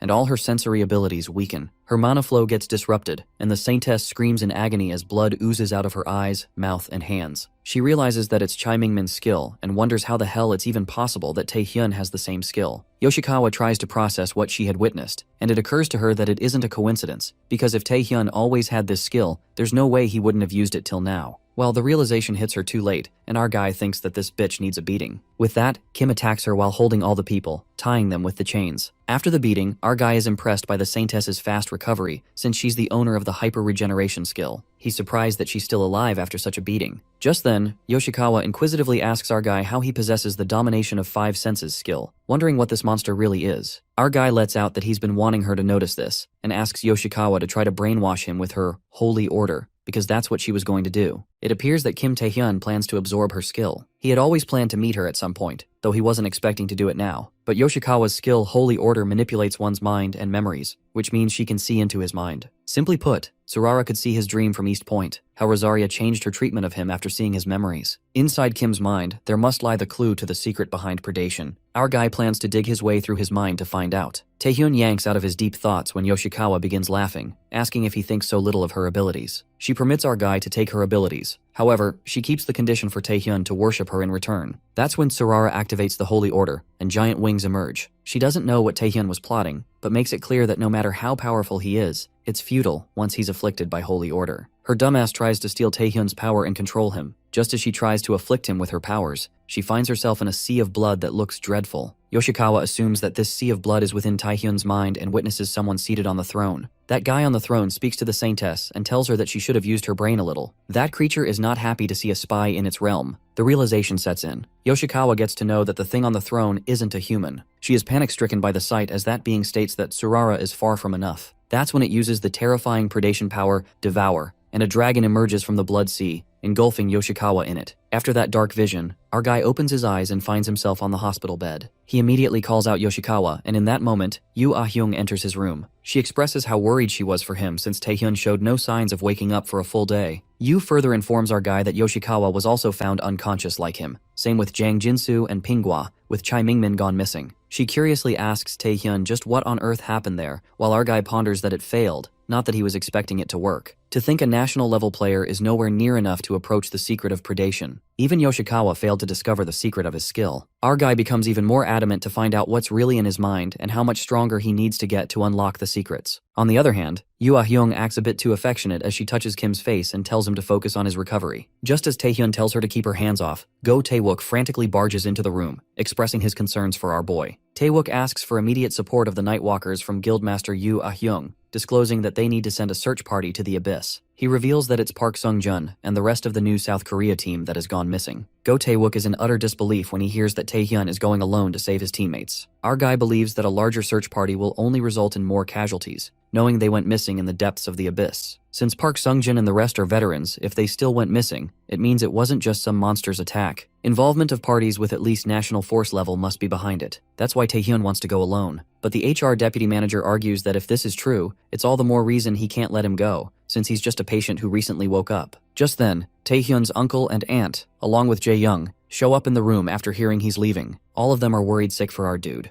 While Ah-hyung admits that she's the one who called them, she believes that if he's awake, he needs to see his family. Taewook joins Jae-young's protest, as they all try to stop our boy, but he gets a flashback of the time when he wasn't awakened, remembering how no matter what he did, people only beat him down and glared at him with hatred. But now it's different. Our guy smiles and thanks everyone for worrying about him, but insists on going. He explains that his allies are in trouble, and he's the only one who can save them. Therefore, he has to go. He reminds his family that they didn't raise him to be the type of man who gives up on his allies. This leaves Jae-young touched, while Ah-young smacks him for being so corny. With that, she tells him to come back safely, with everyone else. In the depths of the Abyss, we see player Park Sung-jin getting beaten up by Liu Feng, China's national force level player. Feng is impressed by Sung-jin of New South Korea. However, instead of killing him, Feng offers Sung-jin a chance. Become his servant by vowing loyalty to him, and he'll let him live. Sung-jin refuses almost instantly, knowing that if he does that, he would be betraying his friends and country. Bloodblade is impressed by his pride, but then notices one of the South Korean teammates not agreeing with Sung-jin. Seo Hangul is ready to become Feng's servant. He thinks his teammates are crazy, believing they don't stand a chance against this monster and that this is their only way to survive. Not to forget, he was also threatened before by the Holy Maiden, who wanted him to become her servant and spy on the other South Korean players, including Kim Tae-hyun. She gave him no choice, saying that if he refused, she had her own ways of dealing with him.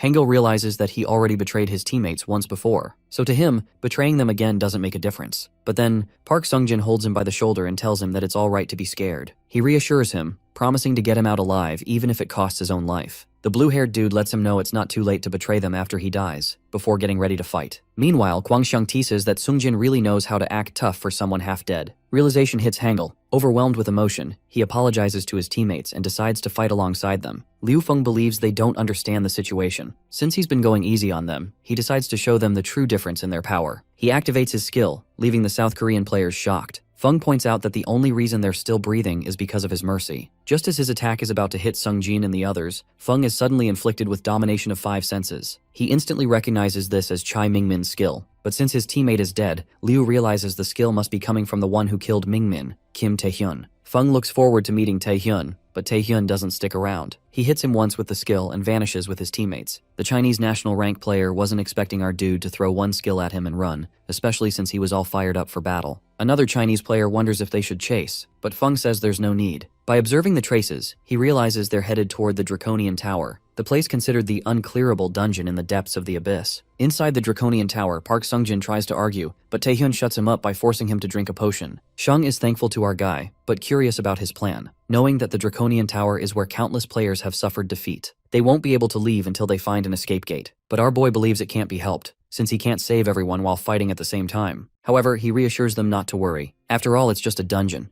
and they can get out if they clear it. Shung and Hangil are left dumbfounded, wondering if Taehyun even heard that it's an unclearable dungeon, and doubting whether he really has a plan. Kim Taehyun has led his allies into the Draconian Tower, an unclearable dungeon located in the depths of the abyss. The Draconian Tower, a tower in the depth of the abyss, considered an unbeatable dungeon, having two special features. First is the immense amount of traps on each floor, and the second would be the Draconians, monsters that have immense numbers, high intelligence, as well as durability. Yet Kim Taehyun is crushing a place like this as if it's a piece of cake, making everyone wonder, how's that even possible? Turns out our guy is a pre-regression repeated Draconian Tower survivor with information, interviewed 2,437 times. The Draconian Tower is an unclearable dungeon, but it's not impossible to return alive. That's because there's an escape midway in the tower, much before you meet the boss, that allows you to return to reality. Even though the escape isn't discovered yet, our dude believes that if he has information of the traps and the power to defeat the monsters, returning back won't be difficult. The members are in disbelief to witness the gate, thankful that they don't have to go any further, while Shung wonders if our dude knew about this. But he refuses, lying to her because he definitely knew. With that, he suggests heading out before the monsters rush in, and as everyone is entering the gate, Sungjin turns back and thanks Taehyun for coming and claims to repay this favor. Our guy feels kinda honored to get thanked by Park Sungjin and thinks it's all thanks to his help that everyone got out safely. Since Seo Hangul outdated himself as a Japanese spy, that problem is now solved too. And now the only thing left for our boy to do is to stop the Ghost Blade, who will be infuriated at the Saintess condition, and Liu Feng's plots until the exhibition games end. As soon as Taehyun believes that everything is going good and all, the gate, as he enters, starts to crack, and now he's not able to use the warp gate anymore. While it is revealed that the master of the tower, Kaiselin, is observing him, our fella is unable to process what just happened with him, and witnesses a dragon in front of him, who wonders what brat was roaming my tower. Turns out it's the master of the Draconian Tower, Red Dragon, Kaiselin, an SS rank. Dragons, one of the species that is considered to be the strongest. The dragons found in the abyss are sorted into 4 levels. Hatchlings, which are close to S rank, adult dragons, which are S+ rank, worms, which are SS rank, and then mythical, not quite identifiable ancient dragons. Taehyun recognizes that dragon in front of him to be a worm, at least as he remembers that the bone dragon was made from the corpse of an adult dragon. He tries to measure how powerful this one is, and more importantly, why the dragon even appears in the first place. Our dude never heard about this in the intel he acquired, and decides to try talking things out. But the dragon is too enraged for that as it orders him to perish, calling him an insect, which makes our guy realize that it won't work. It's obvious that fighting is now inevitable, and our boy uses all his skill connected, knowing it won't be enough to kill it since it's an SS rank. He expects it to have done at least some damage. But the monster stands unaffected as it leaps towards our fella, who's wondering what's with this ridiculous durability, even though he's aware it's an SS rank. Taehyun decides to buy some time when a polymorph appears behind him, hitting him intensely. Polymorph is a skill that turns your image into something else, and turns out the polymorph that appeared is the human form of Kaiselin. The polymorph holds our dude by his face, while he couldn't even react and verifies something. Our boy is overpowered by draconic power and the resistance fails, hence decreasing all abilities and the skills he can have been limited. Taehyun cannot use Stone Skin, Invisibility, Paralysis, Monarch's Heart, Night King's Roar, Chains, of Bondage and Domination of 5 senses. However, the polymorph doesn't sense anything wrong and looks like he's after the power that swept through his tower and burned even brighter after touching his power, knowing very well that it can't be that of a mere human. With that, he grabs our dude more tightly, asking him from whom did he get this power as he needs to know their identity. Taehyun loses his cool as he himself wants to know the identity of the power more than anyone else, and tentacles appear from behind him, leaving the polymorph shocked. Our guy knocks the polymorph back, leaving him in utter disbelief as to how a mere human knocked him back. But then, the voice of the succubus queen is heard, stating that she needed a dog to guard her home. Rosaria appears from behind Taehyun and admits that she will allow the polymorph to become her pet this time. Still, the Queen's Man is activated as Rosaria addresses our dude, asking him why he took so long to talk to her, but Taehyun wonders how he could trust a monster, asking her if she agrees. The chairman is enraged to find out Kim Taehyun is missing, as he can't understand how a rescuer could go missing. But Xiang and Hangil are clueless about what happened, since they remember crossing the gate together. Meanwhile, Park Sungjin is busy causing a scene, demanding to return to the abyss to save Taehyun, while Young desperately tries to stop him. The chairman believes the situation will only worsen if Sungjin goes back. He decides to hide the fact that their team members are still alive, since no one knows what Liu Feng and Zhang Lang might do. However, deep down he's worried The exhibition games have already entered the 6th day, and Sungjin and the others were lost, which means the games will soon end. At this point, his concern isn't even about rankings anymore. They wouldn't have made it this far without Taehyun. If he's gone, the exhibition games mean nothing. The chairman can only desperately hope that he's alive. Back in the abyss, we witness Rosaria fighting the polymorph while our dude thinks he might actually die, seeing the ridiculous power of both of them. He feels it was the right choice to wait until now to call Rosaria. The skills Taehyun gained through forging a contract with her are complete hypnosis and the Queen's Man. He has a simple reason why he hasn't used the Queen's Man, the skill that summons the succubus queen, until now. The first reason is the excessive mana cost. Summoning skills require continuous mana to sustain after the initial cast. Of course, if Taehyun constantly consumed potions during battle, he could manage it. But the real problem is this. Rosaria is way too strong, and power that strong is dangerous. Even if she's bound to help him, Taehyun can't control her. She might even burn the city down. However, her power is still trustworthy. The polymorph recognizes it as belonging to the succubus queen, which complicates his thoughts further. Why would an Archduke of the Abyss be helping a mere human? Rosaria calls him a talkative red lizard, while Taehyun wonders about the polymorph referring to her as an Archduke. An Archduke serves the king, and Rosaria clearly knows about the king as well. This means she must have some relation to him, making Taehyun desperately want to know what she knows. When she calls our guy out, she's aware of the questions he has, but she says he lacks the right to know, and even if he did know, he wouldn't be able to do anything. Still, she acknowledges that regardless of the answer, Taehyun must continue down his path. The succubus queen warns that the situation isn't as simple as it seems. She notices Taehyun's hand, seeing the signs of mana backflow. The polymorph points out that even if Rosaria is an archduke, she's still being summoned by a human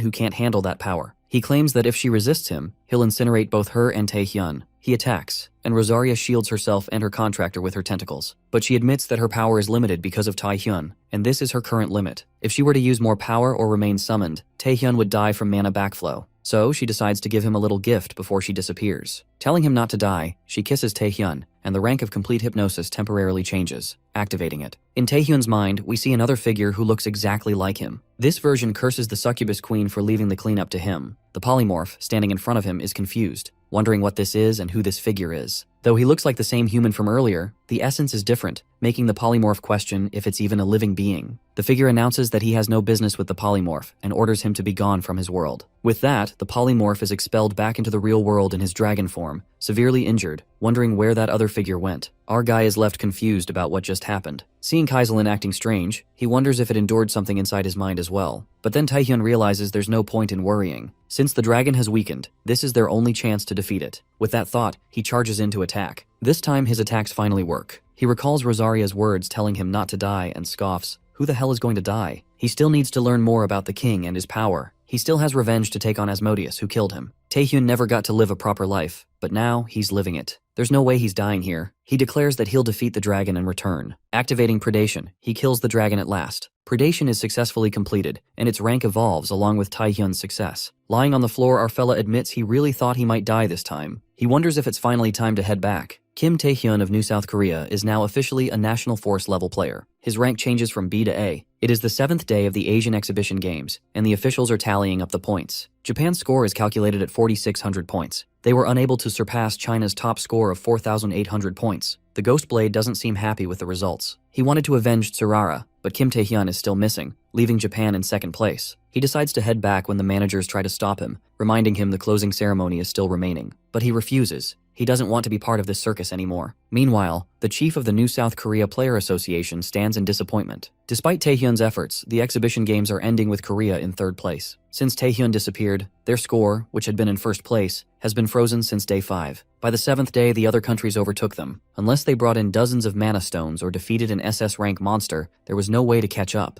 The chairman blames himself, feeling sorry for his lack of ability. At that moment, Zhang Lang and Lu Feng approach, insulting him and mocking his team's misfortune. Zhang taunts him, saying how excited he was about New South Korea's new talent, only for that player to die in such a tragic incident. Feng reminds his superior that Taehyun only went missing, not confirmed dead. But Zhang scoffs, saying that since Taehyun entered the Draconian Tower, it's the same as being dead. He bursts out laughing. The chairman clenches his fist, seething in rage. These villains dare to call it a tragic incident, when he knows very well the missing players are their doing. Zhang sneers, saying the weak have no right to the truth before leaving. The chairman trembles with anger, realizing just how powerless weakness makes him. Zhang is still reveling in his little victory when suddenly, a warp gate appears. The crowd is left in utter shock. From the gate, our dude steps out with full swagger, mocking why their dear association leader is holding back against thugs like China. The chairman couldn't be happier. He sheds tears of joy at the sight of Taehyun, while Feng and Zhang glare at him with pure hatred. Meanwhile, in Jae-young's house, the kid lies hopelessly on his bed. His mother asks him to explain the exhibition games, but he refuses. To him, the games no longer matter since Taehyun went missing. Without his Hyung, they're meaningless, like BLTs without bacon, or PB&Js without jelly. He sulks dramatically until his mother informs him that Taehyun is on TV right now. He's left shocked. The news reveals that on the final day of the Asian Exhibition Games, something unbelievable has happened.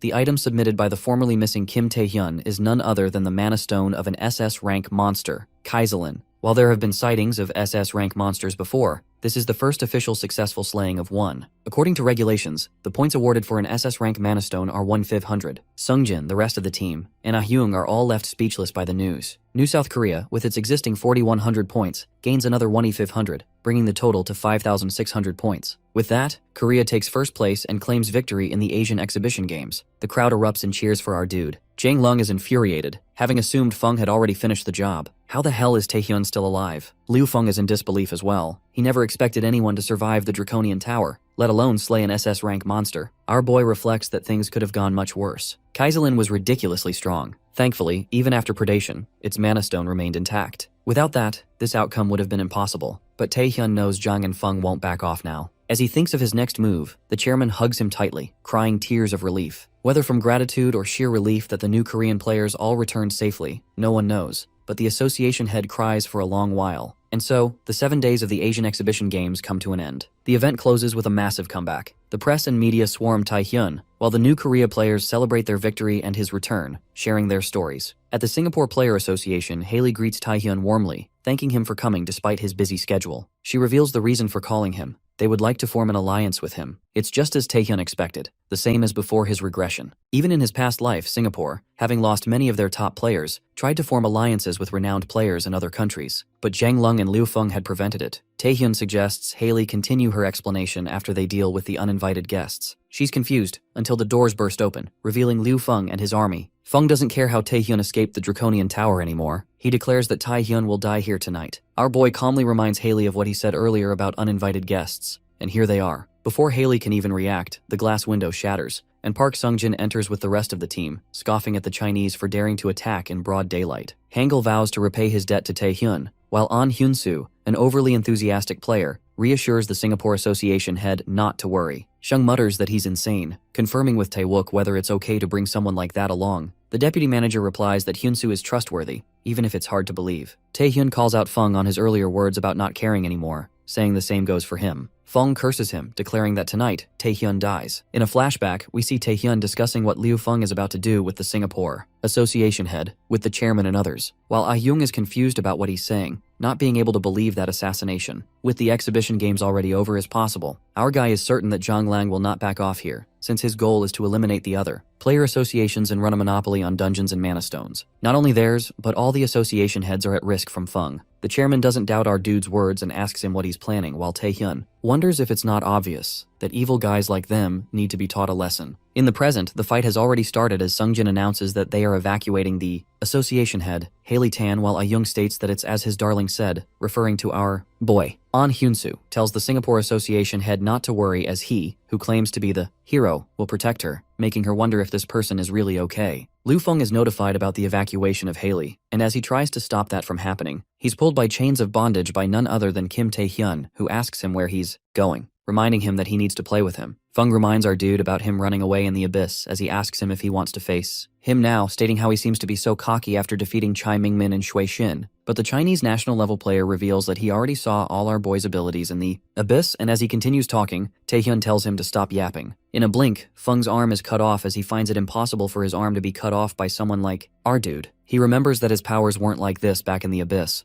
wondering what happened in just a few days. The red-eyed dude growls at our fella, asking him what the heck he did, laying on the ground, helplessly, while our guy approaches him, knowing that he would win after he increased the rank after using predation in Kaiselin, but to think he would defeat Liu Feng, the strongest participant of the Asian Exhibition Games. To Taehyun's surprise, Feng laughs as he now realizes why Mingmin and Shin lost, and he never imagined that he would have to use the Archduke's ability on someone like him, referring to our boy, who's in shock. He asks Taehyun if he thinks he's the strongest and decides to show him his true power now as he activates the skill, Blood Rampage. Meanwhile, Ah-hyung is done dealing with the allies of Feng when Sungjin rushes to her, taking her to the place where our boy is fighting, which is now covered by a blood-like barrier. Inside the barrier, we see Feng enjoying as he shows off the strength of his true power while Taehyun states that it's just a big sack of blood attacking him, but is surprised to see the regeneration, wondering what this destructive power is and if it's the same Liu Feng from earlier. Our guy sees the area around him change to be like the abyss when Feng used his ability, as he recalls him calling this the Archduke's ability, remembering that Kaiselin referred to Rosaria the same way, which means that besides Rosaria, there are other beings known as the Archdukes. Taehyun knows that the succubus queen definitely had ties to the king as the Archduke, as he wonders if Liu Feng also. At last, our guy is caught by Feng, who asks him if he's still in shock to witness his power, noticing him moving slowly. The Chinese dude believes that it's inevitable and states that even though our boy thought he could surpass him, he reveals that he's chosen by the Archduke himself. Taehyun cuts him off, wanting to ask him one question before he dies, and asks him what he knows about the king. Feng is confused after hearing about the king, but then thinks that our boy is talking about the Archdukes, revealing that they are beings with power you can never approach. And as our dude thought, Liu doesn't know, even though he was wondering, but obviously he just wouldn't. The Chinese national player wonders what he means, but then feels a ridiculously strong power. While Taehyun now knows that he needs to think a little more about the Archdukes, Feng feels enraged to learn that our boy was hiding his powers all this time, but it's already too late now, as he believes that their business here is done now, hence defeating Liu Feng. With this, the predation is now done, as our dude thinks about Liu, who knew about the Archdukes but does not even know of the existence of the king, wondering if Rosaria is the only one who knows. Though judging from him, Taehyun now knows that there are other Archdukes besides Rosaria, and if Archdukes are all on the same level as her, they're all inexplicably strong monsters. He doesn't know if the other Archdukes know about the king, but there's no way they will all be friendly towards him. Suddenly, Liu Feng's blood gathers up as our dude hears a voice, catching him by utter surprise. The owner of the voice seems to be disappointed by Feng's death, who talked so much about being the strongest, as it believes that it's inevitable, calling humans ultimately feeble beings. With that, it addresses Taehyun, asking him if he's the one who killed his contractor. Turns out, it's the voice of an Archduke of the Abyss, the vampire lord, Igmun. Our guy realizes that the being in front of him is not Liu Feng, making him wonder if it's an Archduke of the Abyss because of the intense mana it's giving off. The vampire lord from the Abyss decides to test our dude's skills and activates blood blades, while Taehyun barely manages to dodge, confused if these are the same blood blades Feng used because their size and strength are totally different. Our fella tries to withstand the power of Igmun and realizes that there's no doubt this power is at the same level as Rosaria. Taehyun's aware that he can't approach this being recklessly, as he wonders why it appeared now. But that's not what's important right now, because if our boy wants to survive, he needs to use everything he can. The author narrates that all summoned creatures are affected by their contractor's power. If the contractor is weaker than the summoned being, then the being can exercise even more power through their contractor. On the other hand, if the being is more powerful than the contractor, then the contractor's body won't be able to handle the power, and the summoning will be cancelled. If our guy is guessing correctly, then Igmun's contractor, Liu Feng, is already dead. He's being summoned using his corpse as a catalyst. Therefore, there must be a limit to how long the summoning can last. Hence, our fella decides to stall for some time until then.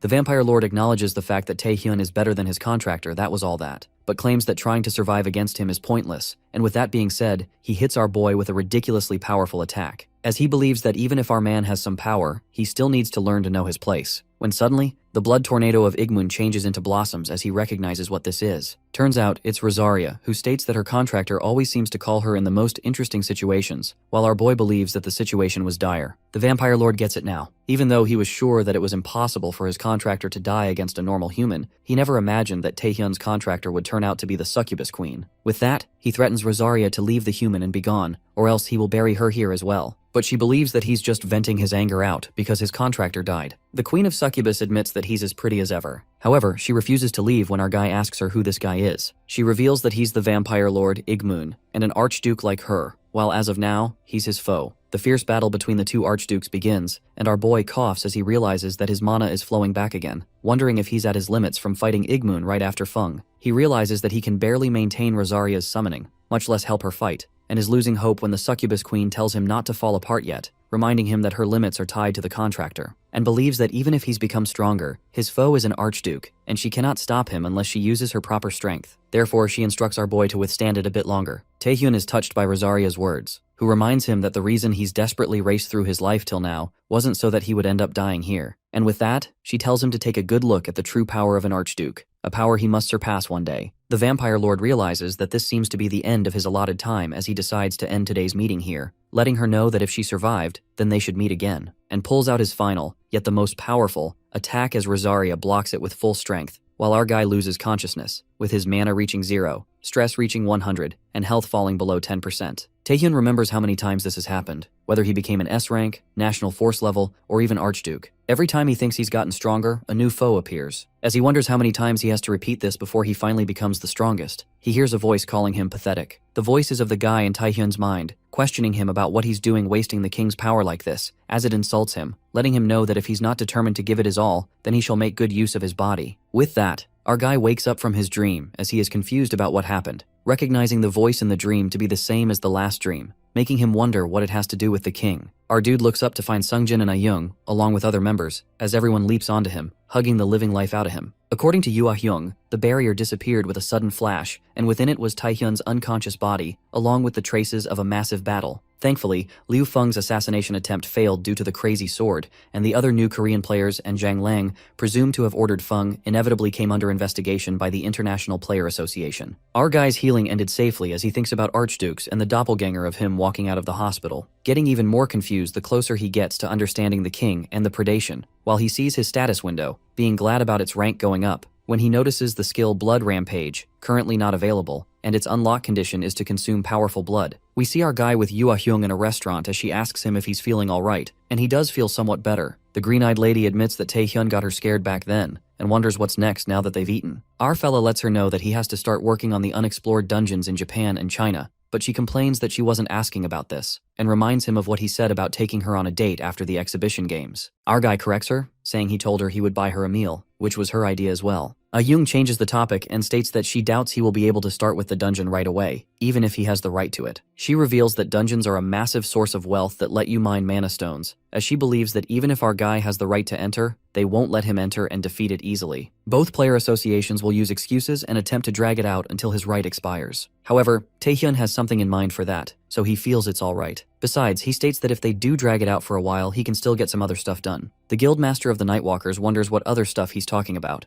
and our fella admits that he's realized his shortcomings, revealing that the skill he stole from Liu Feng, Blood Rampage, didn't give him any messages nor changes, even though he tried to use the skill multiple times. He guesses that it would require a special condition to use without the blessing of Igmoon, and even though he's become a strategic asset, he couldn't even properly fight back against the Archduke. Therefore, to fight against the Archduke and to uncover truths about the king and predation, Taehyun realizes that he needs to become stronger. We see our guy standing in front of Bang Chae-soo's brewery factory, which is closed, but he enters it anyways. He's welcomed with an old man's voice, taunting the youngsters as he wonders if they can't even read now, and announces that they're closed. The old man tells our fella to get out, while he states that he isn't here for business with the brewery, but came here to ask him about combining skills. The man is left shook as he wonders how our guy knows about it and who he is. Taehyun introduces himself as a national-level player and the man who is about to save him. Ban Chae-soo, an owner of a brewery on the outskirts of Seoul, and one who is counting his days. Also, the one who has the one-of-a-kind S-rank skill, Fragments of the World. However, Chae-soo wanted to work on his brewery, not on using his skills, while his son wanted him to strive for better with such a powerful skill. Maybe because he lived his life as an E-rank awakened, but Bang thought differently. The old man couldn't ignore his only child and had tried to merge the skills and the villains that his son had brought. However, they couldn't figure out why the people they brought in kept dying or were crippled due to reversed mana flow. And then Chae-soo's son ran away, afraid of retaliation. Therefore, he vowed to never use his skill again out of regret. Bang wonders how Taehyun is aware of all of that, and is even more confused about why he wants him to do it, even after knowing all of this, as he tells him to get out, because he believes that being an S rank or a strategic asset doesn't matter. The old man states that he's already destroyed enough lives with his hands,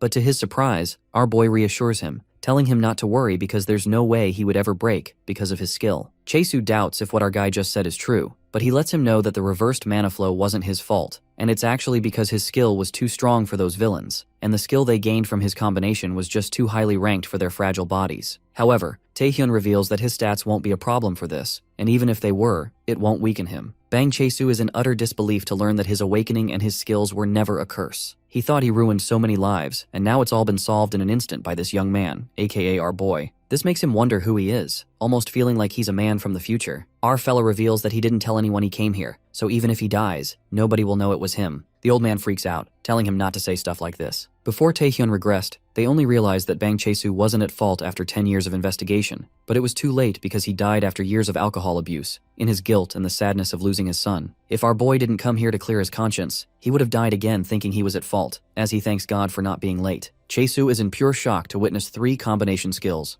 the Stone Skin and Stealth, King's Night Spirit and Paralysis, and Monarch Heart and Soundless World. He can't believe the fact that there are so many skills in a single person, wondering if he's really okay. It's as Taehyun thought, that Chisu can't detect skills that have an unclear origin, like predation. And with that, he requests the old man to continue, as he's fine. The skill combination is processing. Meanwhile, in the Players Association headquarters, USA, we see Kevin Lee, US Players Association head and an S-rank player, along with other USA players gathered in a room. Gregor Gale, 10th ranked player in the US national rank, wonders if it's the time for a war, while Dylan Gray, 3rd ranked player in the US national rank, tells him to be a bit more respectful. Ricky Hollies, 2nd ranked player in the US national rank, wonders why they always have to fight, asking for Cody's remarks on it. Cody Wood, 1st ranked player in the US national rank, states that they're not children and believes the ranking is just a formality anyways. Kevin decides to start the discussion, as he mentions the national ranked players of China from the exhibition games. Montel Roman confirms if he's talking about Shui Xin, Chai Mingmin, and Liu Feng, while Nick Rowan reveals that he's heard that 2 of these players died while fighting the 3 warlords, and another while they attempted to assassinate the Singapore Association head. Kevin believes that they're all dead, according to what the Chinese told them, but according to the new information, those 3 were killed by a single person.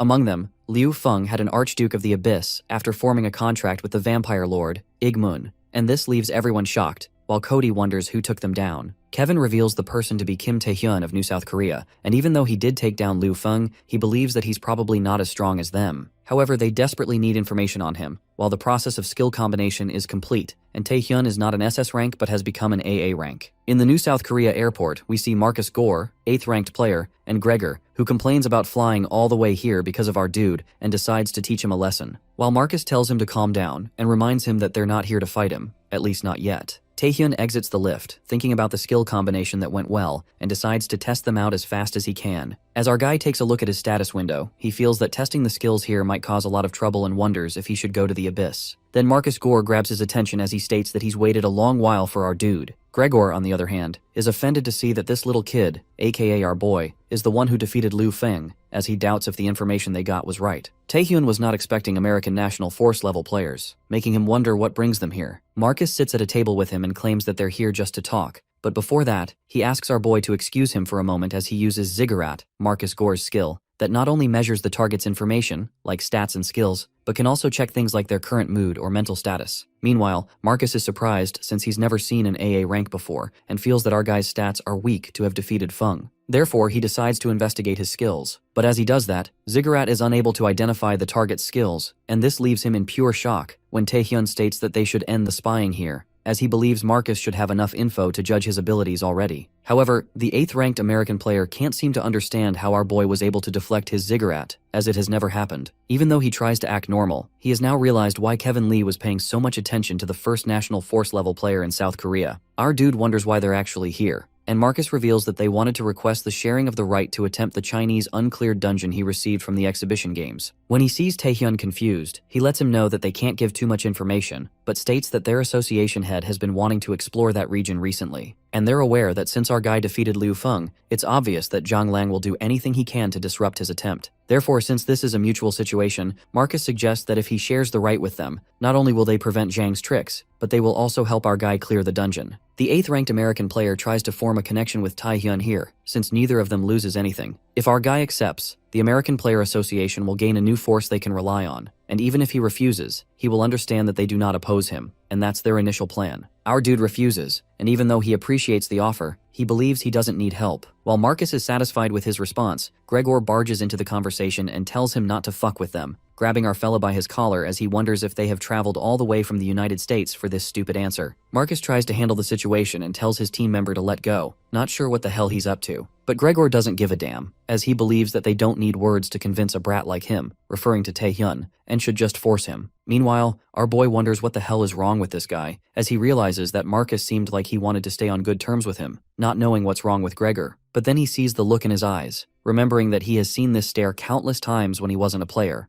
and realizes that he's not picking a fight because he has a good reason for it. Rather, he just doesn't want to accept that they're at the same level. It's been a while since our fella felt this, but since the situation is now different, he decides to talk things out with force if Gale really wants him to take the offer so badly, and sees this as an opportunity to test his skills. We see the Undivided Guild Stadium, where Secretary Kim is in utter disbelief to learn that their guildmaster wants to do the match in their stadium. Kang Hyuk believes it will be good press for their guild, but Hyeon doesn't seem to agree with him, as she asks if he intends to destroy the whole building, wondering how the hell their stadium is going to withstand a fight between national force level players. Gregory Gale is excited about the idea of having a fight in the stadium, and our boy hopes that he gets the results he wants too. To which the 10th ranked American player tells him not to worry, as he reveals that he's a real fan of slaughtering shows. With that, he transforms into a werewolf and leaps onto Taehyun, destroying the stadium, while Kwon is confused to witness a werewolf. Marcus reveals that it's the heart of the wolf, and his unexpected appearance leaves Kang-hyuk shocked. He further clarifies that the heart of the wolf, when trained to its limit, transforms the user into a werewolf and significantly raises their physical capabilities. Marcus feels unfortunate that they weren't able to build a good relationship with a strong player, but decides to witness the skills that took down Liu Feng. Gregor believes that Taehyun is an idiot and is aware of the fact that Gore was not able to check his skills, but his stats don't compare to his besides in mana. And since he's also activated Heart of the Wolf, which boosts his stats, he's certain that our guy is no match for him. He grabs our dude with his claw and believes this is the end for him, while our boy expected as much from the 10th ranked player of America, as he reveals that now he knows he won't die from his tests. And suddenly, a black barrier appears in the stadium, leaving Marcus shocked as to what that is. The author narrates that Kim Taehyun got 3 new skills through his skill combination, and among them, the first is the World of the Monarch, a mixture of domination of 5 senses and the monarch's heart. The combination of the domination of 5 senses and the monarch's heart decreases the stats of the enemies and raises the stats of the user. The second skill is the Shadow Skin, a mixture of Stone Skin and Stealth, which not only offers Stone Skin's enhancing capabilities, but also allows the use of stealth and then to reappear at will. And the final skill is the Aura of the Monarch, a mixture of Night King's Spirit and Paralysis. Since the skills combined, the effects combined are enhanced. Hence, the final one is quite obvious, as Taehyun orders Gregor Gale to kneel. The battle ends with Marcus Gore in absolute disbelief, while Taehyun thinks it was a good match, hoping to see his opponent next time. The people can't see what happened in the stadium because of that weird barrier, as they wonder if Taehyun won. Marcus is confused about what happened within that barrier, which made the fight end in an instant. Gregor Gale manages to stand up and questions our boy, asking him who the hell he thinks he is, as he announces that the fight is not over yet and he hasn't gone down. The 10th ranked American player gets violent as he doesn't accept reality and claims he'll kill Taehyun, but Park Sungjin, Yoo Ah-young, and Kwon Kang-hyuk stand firmly against him, while the guild master of Nightwalker reminds him that this bet wasn't supposed to be this violent. Kang-hyuk tells Gregor to accept the outcome, and Sungjin believes that any more fighting goes beyond just a friendly wager, telling him to back off. Our boy wonders since when they've been watching the match, when the chairman walks in and reveals that they've been witnessing the fight from the beginning. Even though he was planning to stay put, things seem to be getting out of hand, so he had to step in, reassuring our guy to leave the rest to them. Gale feels enraged to see the Korean Player Association trying to stop him, calling them insolent insects, and is ready to kill them all, when Marcus Gore interrupts and orders him to shut up, warning him of Cody's sanction if he escalates things further. He reminds him of how Cody is like when he moves for real. Gregory seems scared of Cody and curses in frustration as he walks away. The 8th ranked American player sincerely apologizes to Kim Taehyun and believes what he's about to say might sound laughable given what just happened, but says it anyway, asking our guy if he has any interest in becoming a player for the United States Player Association. Everyone is left shocked, including Gregor and the chairman, who feels offended that Marcus would suggest this in front of him, the chairman of the South Korea Player Association. But Marcus further claims he can match whatever conditions our dude wants, including the Chinese dungeon, which can be easily cleared with a team assembled from their members. Taehyun takes this offer as a compliment to his abilities, but he reveals that his next destination is actually Japan, not China, since he's received news that the Saintess of Japan, Yoshikawa Tsurara, has woken up. We see the Holy Maiden trapped in place, trying to escape but restrained, as she desperately wants it to stop. She then hears the voice of Taehyun's doppelganger, who reminds her that she's the one who started this, yet has the audacity to ask him to stop. With that, Yoshikawa wakes up from her nightmare, screaming and shouting, as she has the same nightmare again. The nightmare that began after she fell into a coma from peering into our boy's mind. Whenever she breaks through the tentacles in the nightmare, she's welcomed by a mysterious figure taking the shape of Taehyun. After that, she wakes up from her death, wondering if she has to endure this until she actually dies. The guild members try to make the Saintess rest, but she insists on seeing the Ghostblade, wondering why he's not by her side. As she walks out with her trembling figure, she witnesses Ghostblade desperately attacking Kim Taehyun, who dodges the attacks and reminds his opponent that he's not here to fight. But Shinji isn't ready to hear anything, as he believes Taehyun is here for the Holy Maiden, and claims he'll repay the shame she had to endure. Hence, he activates the Soulbringer. Soulbringer, the blade infused with white mana, can cut even souls. However, our dude believes that idiots who don't listen never seem to understand without a beating, so he kicks Ghostblade in the face with full strength, sending him flying into the wall. Our dude announces that he's here for 2 reasons. First, to ask Yoshikawa about what she saw inside his mind, and second, to prevent the largest dungeon break in history that will happen soon. In Japan, we see the Japanese Player Association's uncleared dungeon watch team monitoring the entrance of an uncleared dungeon that looks like a storm to them. One of them reveals that from what he's heard, there's a gate leading to the dungeon inside that storm, which was probably caused by the mana flowing out of the gate. However, they haven't identified any signs of a dungeon break, so they believe there's nothing to worry about, since they're just here as insurance. But then one of the guys spots something inside the storm with his binoculars, wondering if he's seeing things. Inside the dungeon, we see the army of Kenthazanath, servant of Archduke Orgel, declaring the completion of their preparations as their boss commanded. They've gathered their troops for decades, and finally today, they've crushed the gate that blocked them and arrived here, as they now await their commander's next orders. Kenthazanath picks out one of his kind and devours it, reminding his kin that they grow stronger the more they eat. He reveals there's only one thing to do, for his son, for Archduke Orgel, and that is to leave this place and devour the humans, as he declares the commencement of the Festival of Blood. Yoshikawa reveals what she saw in Taehyun's mind, stating that it was something that looked like him, although it wasn't a monster or a human, rather it was an unidentifiable being. It's as our boy thought, it's that guy from the dream, and even though he still lacks information, at least now he knows that it wasn't just a simple dream, more of a nightmare. Even though he didn't use predation, he senses the magic of predation in Sarara's body, wondering if this was the cause of it. Our guy removes the remaining mana from her body and reveals that she won't have any more nightmares. But the Saintess is confused, wondering why he's helping her, when she's the one who attacked him. Taehyun clarifies that he's not helping her and states that it's to stop the dungeon break. Suddenly the ground starts rumbling, making the Holy Maiden wonder if it's an earthquake. Our boy realizes that it's a dungeon break as he instructs Yoshikawa to wake up Nakata Shinji. But then we see Japanese Player Association chairman and a former National Force level player, Matsudo Kuro, approaching. Matsudo Kuro, in his prime, defeated monsters as a National Force level player. After retiring, he recruited the talents known as the Holy Maiden and the Ghost Blade, making him known as one of the greatest Japanese Player Association presidents of all time. But in reality, he's a man who doesn't care what casualties occur in order to get what he needs. Our boy asks the Japanese Player Association chairman if he's aware of the dungeon break and offers his help. The chairman reveals that he's already aware, since he's been getting those calls, but he wonders why it matters to him. He reminds our dude that his right to attempt uncleared dungeons is only active while the dungeon stays active. Once a break occurs, it has no power. Moreover, Matsudo mentions the trouble that the Korean Association players caused them at the exhibition games, and wonders how bad it would make him look if our guy were to handle the dungeon break. Therefore, he decides to make him stay put for a while for the crime of attacking their players. Yoshikawa tries to explain about minimizing the damage caused by the dungeon break, but the chairman strictly tells her to stay out of this, reminding her that he overlooked her controlling people using her skill. The chairman threatens to end her and the Ghost Blade if she takes the side of this brat, referring to our dude. And with that, he orders the detention of Kim Tae-hyun, who's aware that if he resists with force without an attempt to comply, it would put their chairman in a bad spot. Hence, he decides to cooperate with them. Our boy tells the Saintess to bring Nakata Shinji and try to stop it, but she doesn't seem happy with the situation. The chairman is glad that he made the right choice and claims he'll release him immediately if they find him innocent. But our dude interrupts Matsudo, telling him not to act so cocky. He reminds him that he's the one who refused his help, and if this leads to problems, it's his responsibility. However, the chairman thinks of it as nonsense. The Japanese players struggle to stop the monsters that swarm out of the dungeon, knowing that if they break through, everyone's gonna die. But they don't know how to stop this since the monsters just keep pouring out,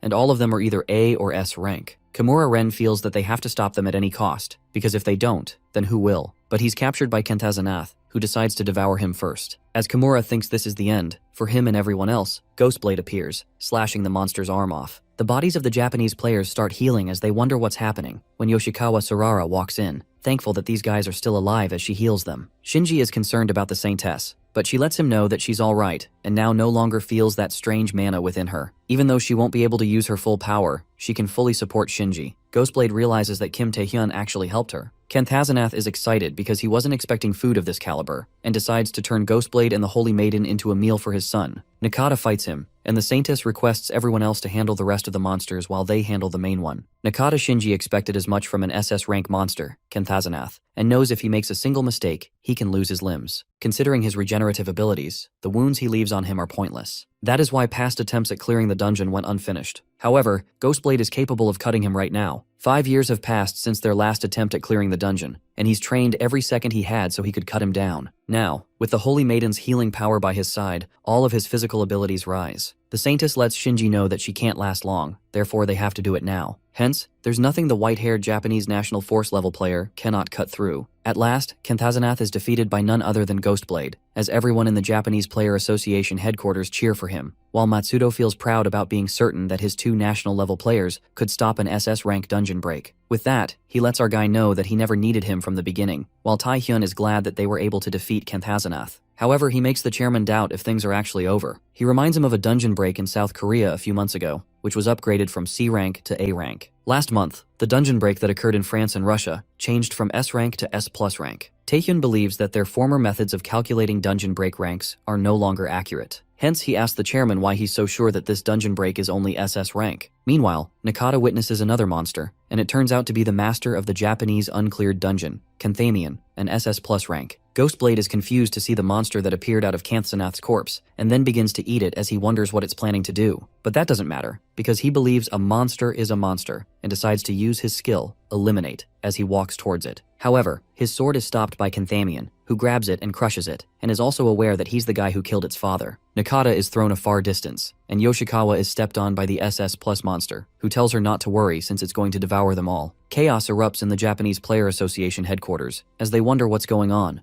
not sure if the Saintess and Ghostblade survived, while one of them believes it was an SS plus ranked, a rank they've never had before. Taehyun seems to be aware of this outcome already, as he realizes that the master of the Japanese uncleared dungeon, Kenthamion, has finally appeared. Kenthamion, the true master of the uncleared dungeon located in Japan, is an SS plus rank monster. Its initial shape and strength are nowhere near enough to meet the level of SS plus, but it grows stronger as it consumes more monsters and humans. Our boy is aware that its danger is on a different level from the monsters up till now. Only if Chairman Matsuda would recognize the severity of the situation and request help from him, the damage then could be minimized. But it's not likely to happen. The members of the Japanese Player Association await the orders of their chairman, who was on top of the world after defeating an SS rank monster. But upon witnessing this SS plus monster, he's confused about whether he should request assistance from another hunter association. But then he realizes that if the Holy Maiden and Ghostblade don't stand a chance, calling other associations would be pointless. The chairman calculates the damage of the players, the city, and his political standing, and in the end, decides to run away. One of the members of the association asks him about the players fighting for their lives out there, but selfish Matsudo believes it's too late for them and states that if their national force level hunters can't do anything, then how would they rescue them? Therefore, he thinks running is the best option if they want to keep their heads. He's interrupted when Taehyun hits him ever so hard, breaking his cuffs. And even though he tried his best not to get violent for the sake of the Korean Association chairman, he just couldn't help it. The members of the Japanese Association try to argue, but our guy lets them know that he's here to stop the dungeon break. And with that, he gives them a choice to do as they will. Either run away just like their chairman said, or arrest him. Either way, Taehyun claims that he's going to save them, and leaves the room. As he's thinking about defeating Kenthamion and managing to stop the dungeon break, someone calls his name out, catching our boy by surprise as he wonders why that person is here. Shinji and Kimura Ren have been defeated, while the Holy Maiden believes no matter how much she regenerates her body, it's pointless now. Kenthamion is ready to devour her. Now that she's done struggling,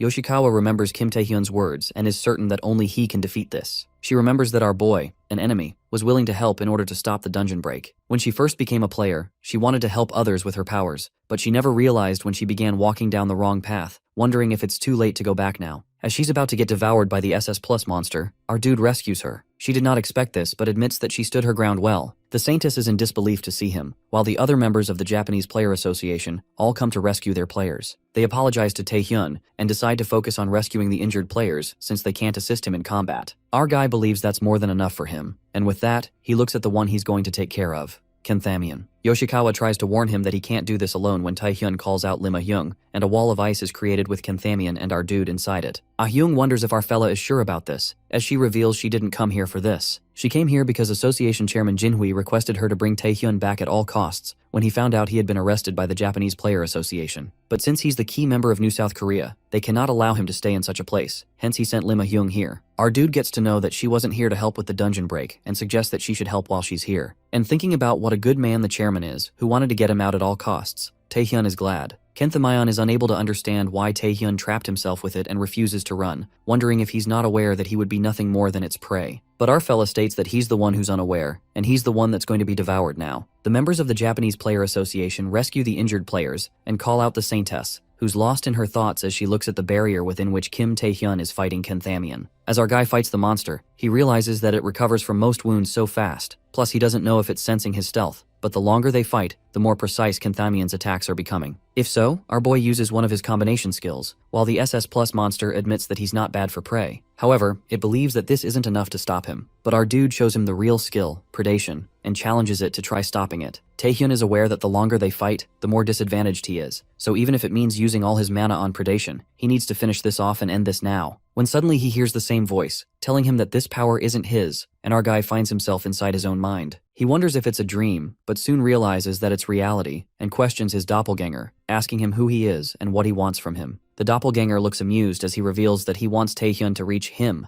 and in order to do so, he needs to not be trash drunk on his power, but still someone who can make it through challenges on their own. With that, he announces that this is a test. Our boy is not able to process what's happening and tells him to fuck off, but an inexplicable power is activated, due to which predation is now unusable and is cancelled. And so are the Monarch's Spirit, the Monarch's Realm, Shadow Skin, Chains of Binding, Queen's Man, and Complete Hypnosis. Taehyun is now left with no skills available currently, and with that, he's returned to the real world, where Kenthamian gives him a ridiculous hit. An eerie shift that proves more sinister than thought takes place as our guy becomes totally defenseless with no skills available. Abruptly, Kenthamian breaks through Kim's mind realm, catching him off guard, while Lim Ah-hyung shouts Taehyun's name as she struggles to hold the ice wall. The atmosphere charges with suspense and our main character gets severely thrashed by Kenthamian, splattered in blood. He's still gripped by the event where that creature appeared out of nowhere and ate all his skills, even learning that this power does not belong to him. This bitter truth crashes down on him, but Kim Taehyun has known this from the very beginning. To put it bluntly, our guy wasn't even awakened. He was merely chosen by that creature called King. While he's still in thought, wondering why he even tried if this was going to happen, Lim Ah-hyung comes in front of him to protect him from the SS Plus monster. She decides to buy some time and instructs our boy to get to the Saintess and recover, but he knows she doesn't stand a chance against it and tells her to run. However, Ah-hyung already knows that, and reveals that's why she's doing this, because she knows that the only one who can defeat this monster is Taehyun. She reminds our dude that he's here to stop the dungeon break and asks him if he doesn't realize that if he dies here, everything is over. A sudden realization hits Kim Taehyun as he realizes it's not the time to worry about why his skills were taken away by him. No matter how much of a cheat he feels right now, the situation won't change. He knows that if he can't defeat Kenthamian, everyone here will die. Our fella needs to find a way as he thinks about different options. But with his body like this and no skills, he knows he can't take the SS Plus monster. Then he suddenly realizes that he has one skill left, the one he could never use from the start, Blood Rampage. Taehyun looks around for powerful blood in order to activate Blood Rampage, and sees Kenthazanath's body. Lim Ah-hyung, on the other hand, is knocked out by Kenthamian, who decides to eat her first in order to recover. It suddenly feels a powerful presence. Taehyun's damaged body parts regenerate as the consumption of powerful blood is confirmed, and all of his stats are increased to 250. Kenthamian is in disbelief to feel the mana of an archduke as it wonders what the hell our boy is. The skill Blood Rampage is activated. The fella, sitting on the throne, accentuates how he considered whether he should let Taehyun use one or two skills. But it seems he'd worried needlessly. That evil creature peeks at Taehyun and realizes that for him to consume Igmun's powers was like consuming a monster. It concludes that's how our boy is supposed to grow, desperately and miserably, thinking that it's time for Kim to realize the idle nature of his ways and grasp a different nature of this power compared to how he's been using it till now. Because that's how Kim is going to reach that person. In the meantime, our guy forcefully strikes Kenthamian, ripping one of its arms apart. Even that monster is left bewildered as Taehyun could barely stand a moment ago. But this sudden use of an archduke's power is beyond a miracle. Nonetheless, the villain finalizes that our main character has to die either way, and to regenerate its arm, it grabs a handful of corpses to get stronger. Kenthamian isn't interested in the fact of how Taehyun gained these powers, but this is Archduke Orgel's realm. The monster reckons that if this current body is not enough to beat this human,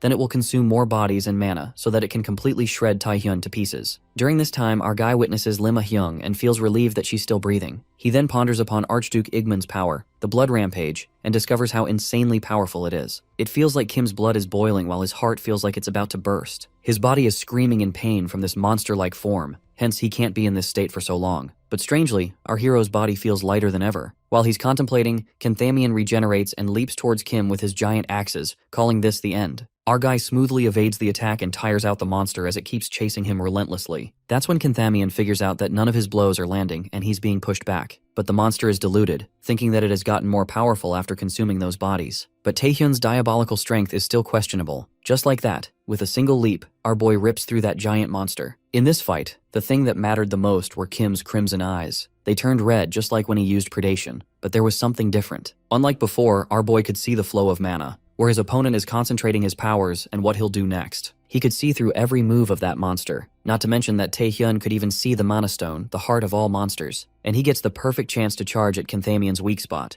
piercing through that mana stone with his claws. Kenthamayan, taking his last breath, asks him what he really is. Our guy responds that he'll find that out in hell. Just like that, the mana stone bursts, and a blinding energy ruptures, shredding its head into bits. After this tiring incident, it is revealed that since Kim Tae-hyun was successful in defeating Kenthamian, the dungeon break situation in Japan came to an end. The Japanese Player Association did its best to help the survivors and to clean up the mess, while Matsuda Kuro, who refused outside help for his own gain, was arrested. Moreover, Lima Hyung did not receive any permanent injuries, only light wounds, leaving her wondering if she was punished. But she wasn't, as the chairman feels glad that she's fine. As for the Saintess and the Phantom Swordsman, they both admitted to their crimes as well as misuse of their abilities, having forgotten their duties as players. Yoshikawa wholeheartedly accepts that she used her powers to brainwash people and agrees to take whatever punishment she deserves. On the contrary, at the American Player Association, the chairman is impressed by Kim Tae-hyun's breathtaking abilities, killing an SS rank monster alone at that. The American chairman thought Cody was the only one capable of it, but Tae-hyun's more powerful than before. Besides, analyzing that red aura, they are convinced that it's the Archduke's powers. The chairman presumes that it's a shame they can't bring talent like Tae-hyun over here to the United States, but it can't be helped. Not to mention people like them can't be swayed by power or money, but what moves them are ideals and beliefs. The guy asks the chairman if the association has made its decision, to which he answers that they'll need to start making their own moves, that kid aside. Either way, all that they do is for the progress of mankind. Suddenly, the chairman transforms into an angel-like creature, radiating a blinding light just like that of the king. The scene then switches to our boy who's still unable to use predation. It turns out that Tae-hyun's monster-like body returned to normal once Blood Rampage ended, but the skills that were sealed away did not. The only powers he could use were the Blood Rampage, the Archduke Igman's powers, and the new skill he received from Blood Rampage, Monster's Eyes, also called the Crimson Eyes. Our guy tried to use the head alchemist Seo Sangik's help in creating potions, but he failed miserably. Alchemist Sangik's primary skill is potion creation, in which he creates potions using different mana stones and additives to create what regular alchemy can't. These effects range from simple stat buffs to curing incurable diseases. This time Sangik's help doesn't even work, and our guy thinks that the curse he's afflicted with is on another level. Deep down, Tae-hyun knows that the only reason Sangik's potions aren't working is that the doppelganger in his consciousness won't lift the curse. The alchemist asks Kim what he's going to do now, and our guy responds that he's going to find answers abroad, referring to the US. Tae-hyun plans to meet with the second-ranked player in America and world's greatest curse lifter, Ricky Hollies. On the other hand, Ricky Hollies meets with Jang Lung not as a representative of the American Association, but as an investigator of the World Players Association. She holds Jang accountable for his crimes like various assassination charges, as well as unauthorized experiments occurring in China, near the unconquered dungeons. Ricky nicely asks the old man to comply with the investigation. A murderous intent creeps in, and Jang questions what if he refuses. The scene shifts to Tae-hyun's point of view, where he wishes to meet Ricky before she goes missing. It is then known to us that the American Player Association discovers two unexplored dungeons. One was the one in Japan that Kim Tae-hyun completed, the Kenthazina's Storm. The other one was the one that destroyed countless parties, the unconquered dungeon in China, the Grey Pit. Near that area, unidentified laboratories and mana have been detected by the American Association. They suspect that it's Jang Lung who's conducting some kind of experimentation.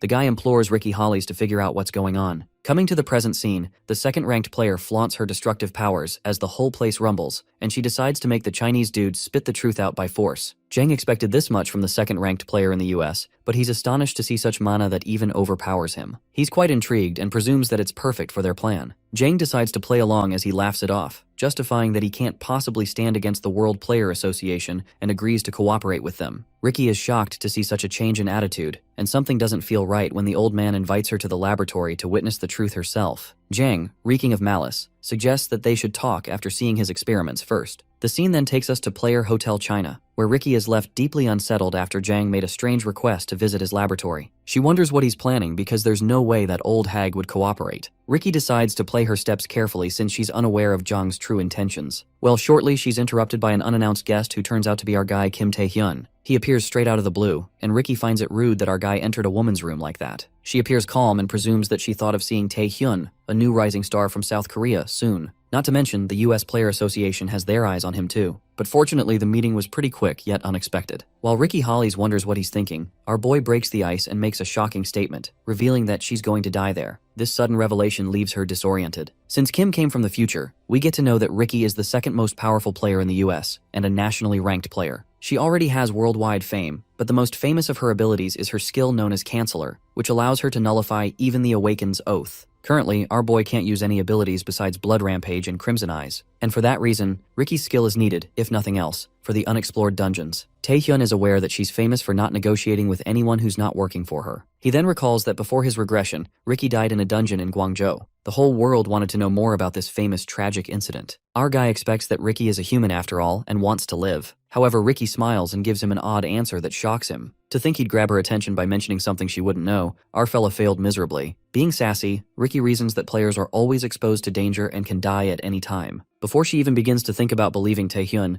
Ricky states that carrying these powers is a responsibility. Kim asks her if she doesn't want to save herself, saying that any person in her situation would. Ricky scoffs at the word person and exudes her powers to show that with a single flick, she can kill everyone in this entire building. She elaborates that they're similar to monsters in that way, and that's why players need something to tie them down to this world. She then asks our guy what holds him down. Ricky attempts to manipulate him and asks Kim what kind of person he is, a person who can control himself or a monster consumed by desires. Well, our guy is not someone who's swayed by such words. Nonetheless, he's surprised by her. Taehyun lets out that players aren't akin to monsters as much in that regard, but humans do tend to lose their humanity from countless battles. Our guy admits that Ricky is quite inflexible, but he makes it clear that he's quite hard-headed too. It looks like Kim did break through that tough shell as Ricky smiles and assumes that he must want something, given that he came all the way here. Without any reluctance, our guy confesses that he needs Holly's canceller skill since his skills are all locked away right now. Even she is shocked that Kim is asking for a lot from a stranger he just met, but Ricky asks him what she's going to get in return. Our guy believes that her greatest interest right now is helping the victims who might not even exist in Guangzhou. He asks Ricky if his assistance in helping them would be enough. She's doubtful about if Kim will be of help to her. Well, regardless, she decides to give him a chance. Later, Ricky arrives at the entrance of Jang Lung's laboratory with her bodyguard Kim Taehyun. Even the girls there are impressed to see our boy. With that, they enter the laboratory undercover. Well, it was necessary since Ricky Hollis was the only one invited to Jang's secret lab, so there's no way they'd allow another high ranker to enter with her. Besides, our guy is pretty famous for clearing the Japanese dungeon, so he had to disguise himself as a bodyguard. After that, the Chinese Player Association head, Zhang Lung, is surprised to see Ricky Hollis with a bodyguard, wondering if someone as powerful as her needs one. Ricky justifies that one can never be too careful and hopes the Chinese dude would allow this much. In the meantime, our guy gets to see Zhang, the man who paid for the assassinations in the Asian Games and the center of all tragedies in the future. This dude is a real disaster. Before they enter the lab, Zhang's associates inform Ricky that they need to take the Awaken's oath before they enter. Ricky lets out that the oath won't do anything to her though, flaunting her powers. Our guy gets startled and feels frustrated by this woman who was just talking about she's a human or whatever, and the aura she's letting off is jaw-dropping. Zhang tells his associates that there's no need to take the oath, and it's not like they can stop Ricky Hollis anyways. With that, Zhang begins the tour of his laboratory, unraveling the project to create S-Rank Awakened. Ricky witnesses many people in tubes and immediately runs closer, convinced that she expected something bad, but this is totally beyond her expectations. The Chinese head elucidates that they're creating S-Rank Awakened artificially through experiments by injecting the mana of monsters into them. Zhang believes that this power to go against the flow of the world is amazing. Ricky loses her cool and our guy warns her not to use her skills in here or else the people might get hurt. The evil Chinese dude tells them to look at another Awakened that is about to be born. He thinks that Ricky and her bodyguard are lucky to see such a spectacular process. Just as that Awakened is about to be born, that man's heartbeat increases rapidly and eventually, that cube is covered in blood. Zhang heartlessly calls it a failure, neglecting the loss of a human life. That's when Ricky simmers with rage as Zhang crosses the line and she activates her powers. Our guy did know that Ricky had other abilities, but even he didn't know that she's powerful enough to shake the entire lab. The second-ranked player spirals out of control and warns Zhang that he must pay the price for his actions. Zhang reasons that humans aren't fair after all. Everybody knows that with the player system, once the player's rank is decided, so is their place on the social ladder. The old man states that no one wants to stay on the lower rungs and believes that he just helped them fulfill their wishes. Ricky, on the other hand, doesn't buy this bullshit and declares that it ends here. She uses energy condensation, and the energy marble glides straight towards Zhang Lung. But that cunning bastard brings out the bigger guns and uses the skill Black Hole, which consumes Ricky's energy in a heartbeat like it was never there. Black holes nullify all nearby skills, and that giant orb appears all over the laboratory. Taehyun is rendered speechless as he ponders how on earth old man Zhang acquired this skill since it's extremely difficult to cast. Just then, the Chinese Association head calls out Ricky and asks her if she was getting cocky just because she had more mana than him. He thinks that people should know how to utilize skills, and it's a scroll with the spell Black Hole. The old man informs Ricky that he has another present for her, hoping she'll like it. The unfolding moment throws them off balance. Well, our guy immediately senses something and runs to the center, figuring out that this lab was underground all this time because the dungeon, Grey Pit, was right beside it. Our boy discovers that the reason this lab is underground is probably to utilize the mana emanating from this dungeon. Taehyun also speculates that most of the mana is already his. Jang Lung grins and thinks it's a shame that Ricky didn't understand his motives full of malice. Suddenly, the old man calls out Kim Taehyun, muttering that he has a score to settle with him. That's the moment the situation takes an even darker turn, and our guy pauses in his movements. Things get fucked up real bad because Jang knew that it was Taehyun all along. The old man calls the shots and orders his men to seal the gates. The operators get concerned about the subjects and researchers being down there, but Jang states that they had enough of both. He thinks if they can take them out with this, they'd be a worthwhile exchange. The gates get sealed, and Taehyun learns that they have fallen into a trap. The Chinese dude also blocked Ricky's skill, and she feels infuriated since she has never let this happen before. Suddenly, the place begins to rumble and the researchers panic. It turns out to be an orc monster erupting out of the dungeon. The researchers assume that it's a regular orc that they can defeat, but then that monster lets out a powerful energy, making them realize that it's a parasite-infected orc. The parasite orc exudes a green aura that makes the humans infected. We then get to know that once the parasite enters a human body, that person is left solely with the intent to attack as it infects others around it, and it continues to spread the parasite to new hosts. The infected researcher attacks the uninfected humans while the parasite orc aims to hit Ricky, who's paralyzed with fear. The researcher shouts and warns her that if that aura touches her, she'll be infected. Our guy gets into action and saves Ricky, using his skill Blood Rampage. She is left in disbelief, wondering how come Kim is able to use his ability. In the meantime, the people keep getting infected, and Taehyun can't stand to let more of them get infected. He somehow thinks of a way to stop the parasite inside the orc from leaving at all costs to prevent that thing from spreading further. Well, our guy finds a quick solution, to get rid of the one who's controlling all other parasites. Using the monster's eyes, Taehyun spots the parasite living in the host orc's brain, and just as he's about to get at it, the orc dodges the attack. It runs off to infect other humans who are running for their lives. To prevent it from infecting others, Taehyun forcefully smashes the orc, thinking it'd do some damage. However, the monster remains unaffected, and that cunning creature was trying to infect our guy as the green aura gets him. Ricky finds Kim standing and thinks that he got infected too. At that moment, she's thrown into a panic because if someone as strong as Taehyun gets infected, nothing in this world can stop it. But it's nothing like that. Our guy smirks, and it appears that he was making a fool out of the parasite orc. With a single strike, Taehyun impressively yanks out that mana stone and turns back like an iconic hero. Bro got the riz that even Ricky Hollies is left speechless by the unlimited aura our guy exudes. He then asks her if she's ready to catch that old hag Jang Lung. The scene takes us to the outside of the laboratory where one of the chairman's men asks him about the possibility of Ricky and Taehyun surviving, given that they are nationally ranked players after all. Jang calmly says not to worry too much since the laboratory is made of a special material,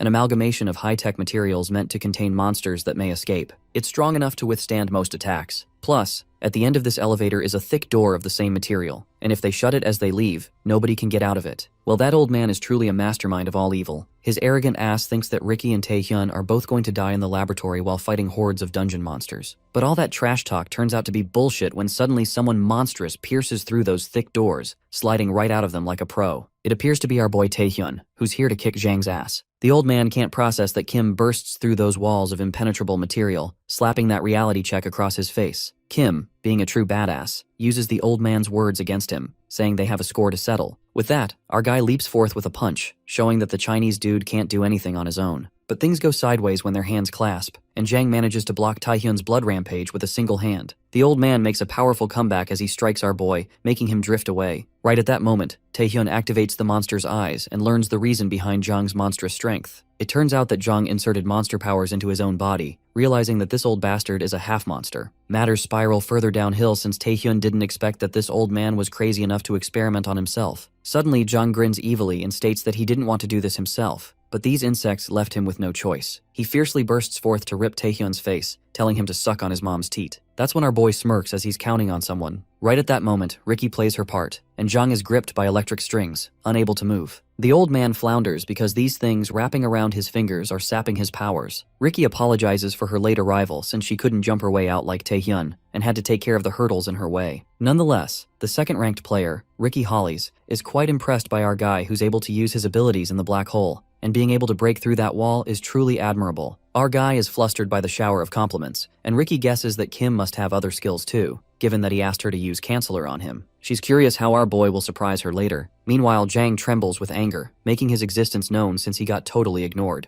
The old man breaks through those strings, making it clear that he won't go down like this. Taehyun notices that Jang still has some strength left, concluding that he's quite survivable, like a cockroach. The Chinese dude monstrously leaps forth, but Ricky warns him not to run at her like an idiot, calling him an uncultured bastard. Ricky manages to rip off one of Jang's arms, and Taehyun adds his little touch, piercing that half-monster's other arm with his claws. While Ricky is left stunned to witness our boy's power and realizes that he isn't a regular player either, that old dude still has some fight left in him. Well, he's a half-monster after all. Zhang regenerates his arms and thrashes Ricky with brute force, slamming her into the ground. Our guy screams out her name and goes to fight the Chinese head, who has recovered fully. Zhanglung's prominent monster trait is body regeneration, and he laughs like a monster, stating that Taehyun's attacks are futile. No matter how many times he gets hit, the regeneration is endless. Taehyun, on the contrary, regrets taking that attack head-on since his arm begins to quiver. Even he's skeptical if he will counter Zhang's attack or not. The old man shows his interest in Kim's powers, so it'd be a waste to kill such a precious thing. Zhang makes a shocking offer to our fella, asking Kim to work for him since he's also contracted with an archduke after all. Our hero is left slack-jawed because this bastard Zhang even learned about his archduke powers. That's when Zhanglung shows his true face and claims that titles like national ranks are meaningless, since to contractors of the archdukes like them, other humans are worthless insects. The old man urges him to take his hand. As their eyes meet, our guy tells Zhang to cut the bullshit, inferring that he doesn't trust bastards who betray others. In the meantime, Ricky uses the last shot up her sleeve, trusting Taehyun, and she unlocks our boy's Monarch Spirit ability that quivers Zhanglung to the core with the Monarch's immense power. Taehyun mockingly asks the old man if he wants to team up.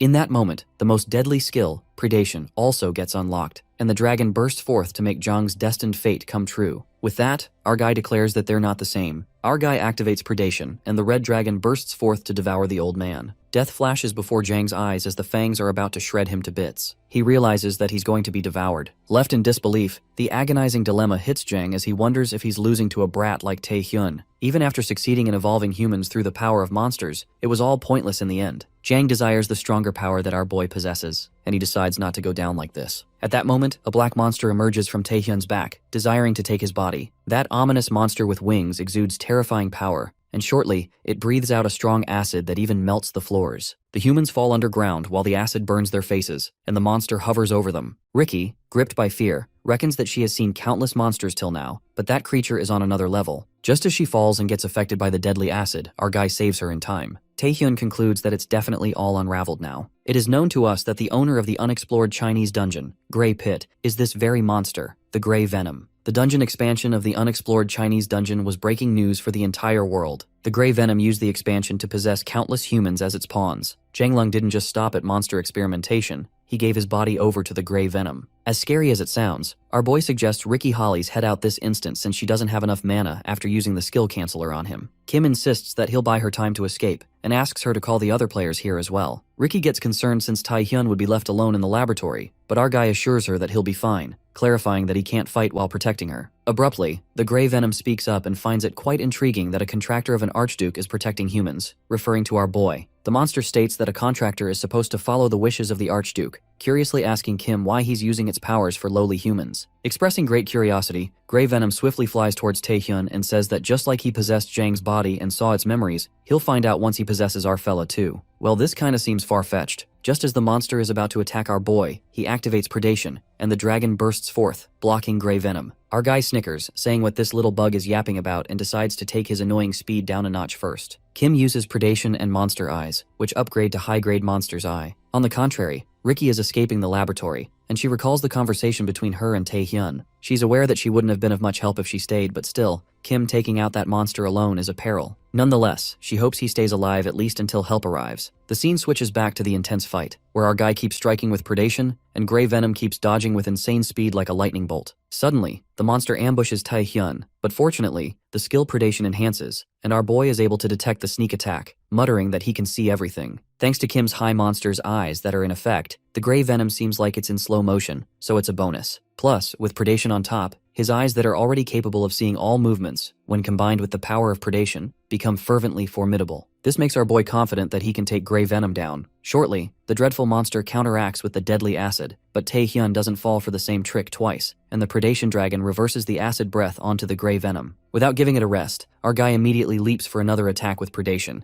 determined to end it for sure. The whole laboratory rumbles with the intense power of Predation, bearing cracks. Just then, a big explosion occurs, and the whole place is completely destroyed. After that brute attack, Taehyun's mana is almost zero since he couldn't stop all of Grey Venom's attacks. Our guy wonders what made that monster go, assuming that he had finished it. But gray venom's emergence bursts Taehyun's bubble. While our guy is rendered speechless, the monster is quite impressed by him, being the contractor of an archduke. Our guy is left disoriented, thinking this bastard is still alive after all that, and it's apparent that Taehyun can't fight gray venom with his mana nearly gone. With that, the flying monster smashes our guy into the ground, gripping his neck. Taehyun coughs up blood and senses that this flying bastard is even faster and stronger than before. Right at that moment, our guy's vision gets blurry, and he can't think straight anymore. The gray venom begins absorbing mana in the air, the mana which is unique to dungeons. This leads our boy to speculate that this area has already turned into a dungeon. Just like that, our guy is unable to release himself, and gray venom starts possessing Taehyun's body as well. The ominous dark energy is felt all over the place, and Kim's body movements come to a halt. It's as if he's drowning in fear, the fear of death. But then our fella gets reminded that he's already used to the fear of death, and in that moment, his predation skill counteracts as the dragon rips out one of Venom's arms. It doesn't even have an ounce of effect on the gray venom as it bursts into laughter and mocks the devouring dragon for how small it has gotten after mana depletion. The monster makes it clear that a human cannot match the regeneration of this monstrous body with that amount of power. Unexpectedly, our boy gets up, though he thought he was gonna die. A hint of suspicion grows in gray venom when suddenly Taehyun's predation dragon comes flying. It appears that our guy had discovered something new. The flying monster recognizes that the dragon is the one that just bit him and speculates that our human is using that to channel his mana into him. At that very moment, a diabolical death stare appears on Kim's face, and he thanks gray venom for his mana. The twists leave us gasping when our guy consumes a large amount of mana, getting stronger than ever. Gray venom gets tired of Taehyun's cheap tricks and believes that no matter how much he tries to take what's his, as long as the dungeon exists, his mana is infinite. The monster thinks he's got the upper hand until our boy opens his mouth. Taehyun stands guard along with his giant devouring dragon and challenges gray venom to see if the mana is still so infinite in this world. In a flash of a moment, Taehyun's fiery red aura whirls and swallows that monster whole. Well, to everyone's surprise, gray venom finds itself in Kim's mind realm. Kim's doppelganger is mad that he's bringing in little insects, mocking gray venom. Gray venom is baffled as he notices the doppelganger, realizing he's not the guy he was just fighting. The sinister feeling creeps up on the monster and the atmosphere is charged with a chilling aura, asking who he is. The creature inside our boy's mind calls gray venom the insect of Beelzebub, stating that he did not allow him to question him. Venom is offended that the doppelganger took its master's name so casually, asking him if he's an archduke as well. The guy suggests the flying monster stop wasting its stinking breath and commands it to leave this place at once. But gray venom stands his ground and responds that his contractor made a wrong choice, declaring that he's the gray venom who can corrupt anything. Even an archduke's realm isn't an exception. The bug underestimates the power of the doppelganger, and shortly gets a reality check when a mysterious force resists the corruption. A strike of terror runs through gray venom, and he realizes that he's been fucked up. The chains tightly tangle around his feet, and the bug goes into denial since the powers bestowed upon him by Beelzebub are all useless against this anonymous guy. The devilish parasite snickers at gray venom's silence, who's been humbled and gripped by the chains. The scene takes us outside the laboratory, where the 5th-ranked player in the US, Mondel Roman, is thunderstruck by the things going on in there, taken aback by the piercing aura. Mondel's mission was to protect Ricky Hollies, the investigator of the World Player Association and the key asset of the US Player Association. But Ricky refused Mondel to accompany her and informed him that she already had a bodyguard with her. And now it's been an hour since she's been inside the laboratory, and there's no movement. Besides,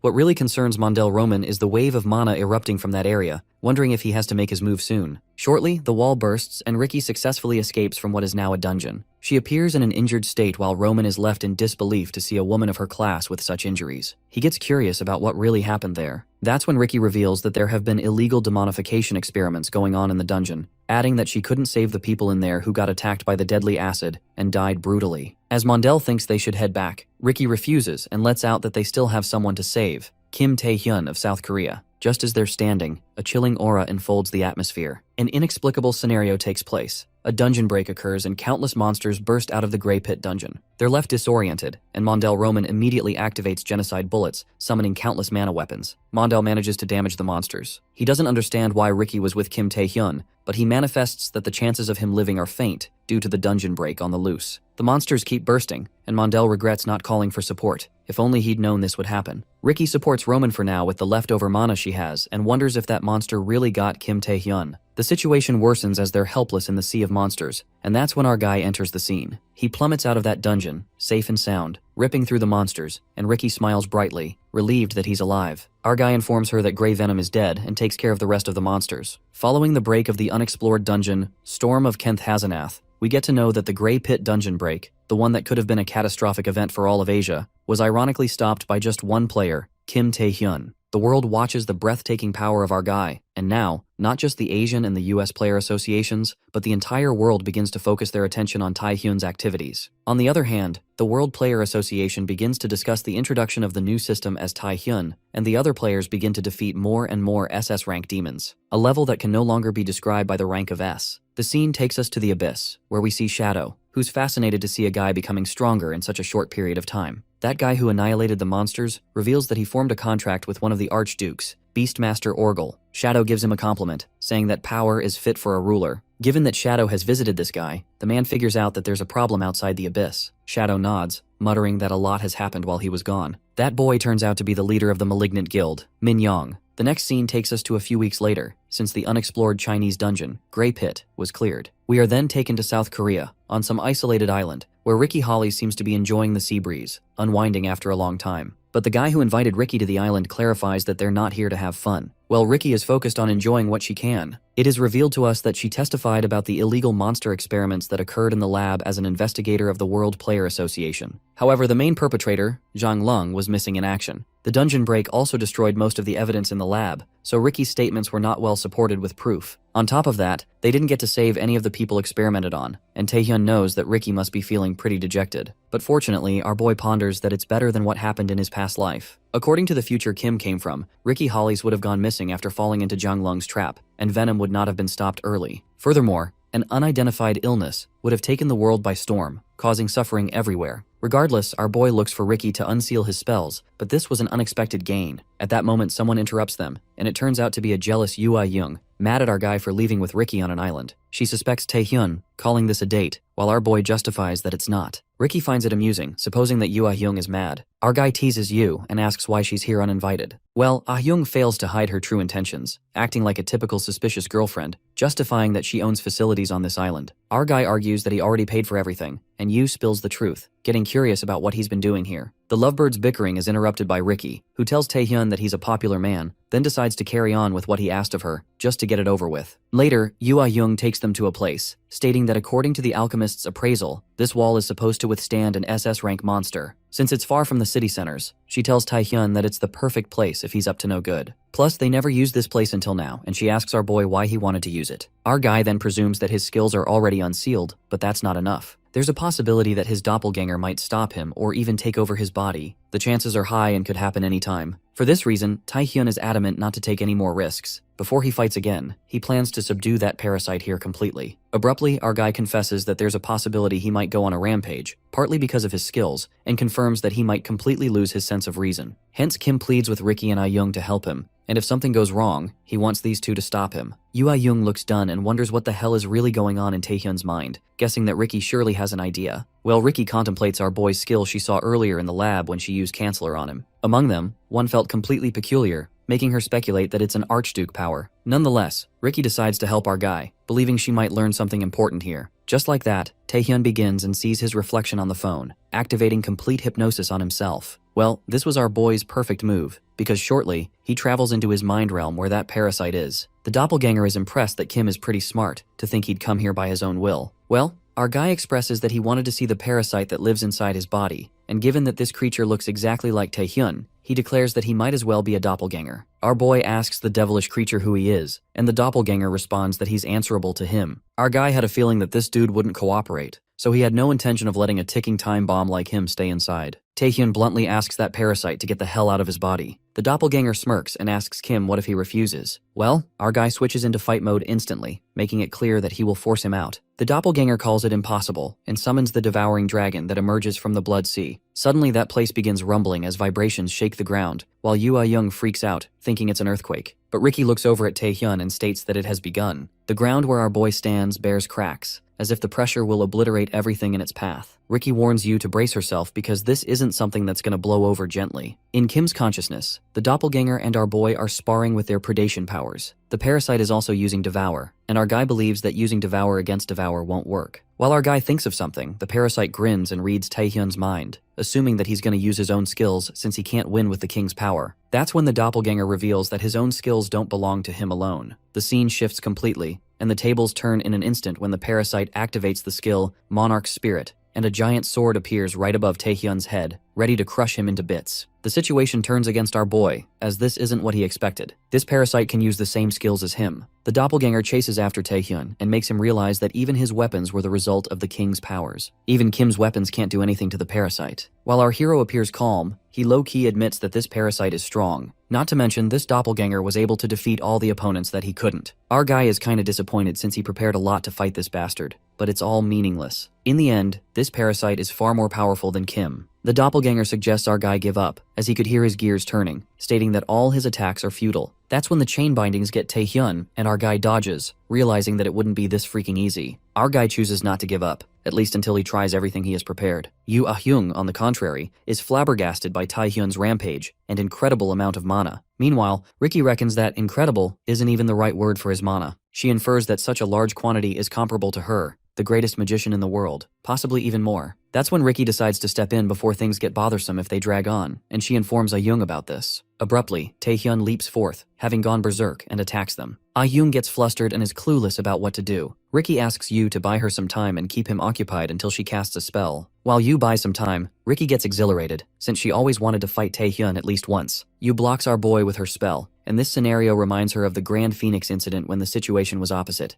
Back then, Ah-hyung went on a rampage, and now it's time for her to beat some sense into Taehyun, so she attacks him with the charged spear. In the meantime, Ricky prepares her skill and has to use her ultimate trump card now that it has come to this. As she accumulates her power, Yoo is having a hard time fighting Taehyun, and her arm has already gone numb. Just when Yoo's strength is depleting, Ricky shouts at her to run on the branches emerging along the way. Yoo is mesmerized by Ricky's skill, which is known as Portal, a demonic flowering tree that she brought from the abyss. Our guy is also tangled by those demonic flower branches. This skill reacts to strong mana, and once it latches on, it won't let go until it drains its targets of their mana. It will automatically unlatch when the target runs out of reserves. Well, it really was a breathtaking skill. Ah-hyung is left wide-eyed, pondering that Ricky was able to create a portal to the abyss and use a monster to aid her in the fight. Truly remarkable. It is astonishingly revealed, the power of the second most powerful player in the US, Ricky Hollies. After a while, they assume that the flower had drained Taehyun's mana, believing the rampage phase is over. While Ah-hyung runs to him, Ricky is lost in thought, realizing that even when the demonic flower tree was draining him, Taehyun's mana levels were increasing.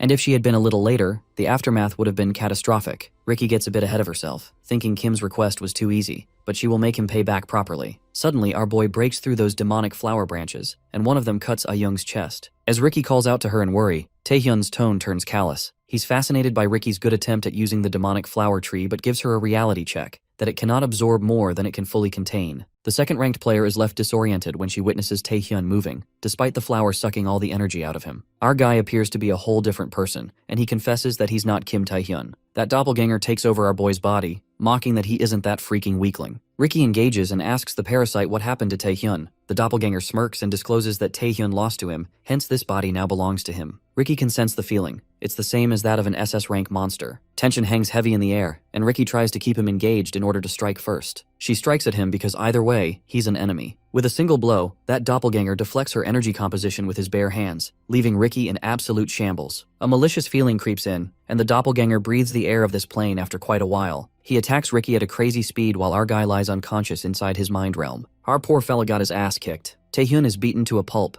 thinking he had caught up quite a lot, but the realization hits him real hard. There's still such a huge difference in their powers. Our boy wonders just who the hell his doppelganger is. He's certain that he isn't the king, because the king Kim met wasn't a crazy bastard like him. He realizes it's something the king planted within him. But our boy stops thinking about problems he has no answer to and feels the sudden urge to stop that parasite. But the question is, how's he supposed to do that? That parasite took control of his body, and Kim must find a way out of his mind realm. On the contrary, the doppelganger strangles Ricky, while she lets out that she's still a national player. But the guy makes it clear that these pathetic human standards do not impress him. He challenges Ricky to show him something else if she's really a national player, strangling her even harder. Right at that moment, Yoo Ah-hyung grabs Taehyun's hand and tries to knock some conscience into him. She urges him to let Ricky go, since he isn't that kind of person. But that heartless parasite jerks her hand away and hits Ah-hyung, sending her drifting away. The parasite calls her an insect who dares to lay her hands on him. The doppelganger then tells Ricky that it's her turn now, but in the meantime, she's preparing for another attack. Knowing that it's impossible to bring Kim Tae-hyun back at the moment, Ricky Hollies shows the parasite what she's got. She reveals that even if the demonic flowering tree is gone,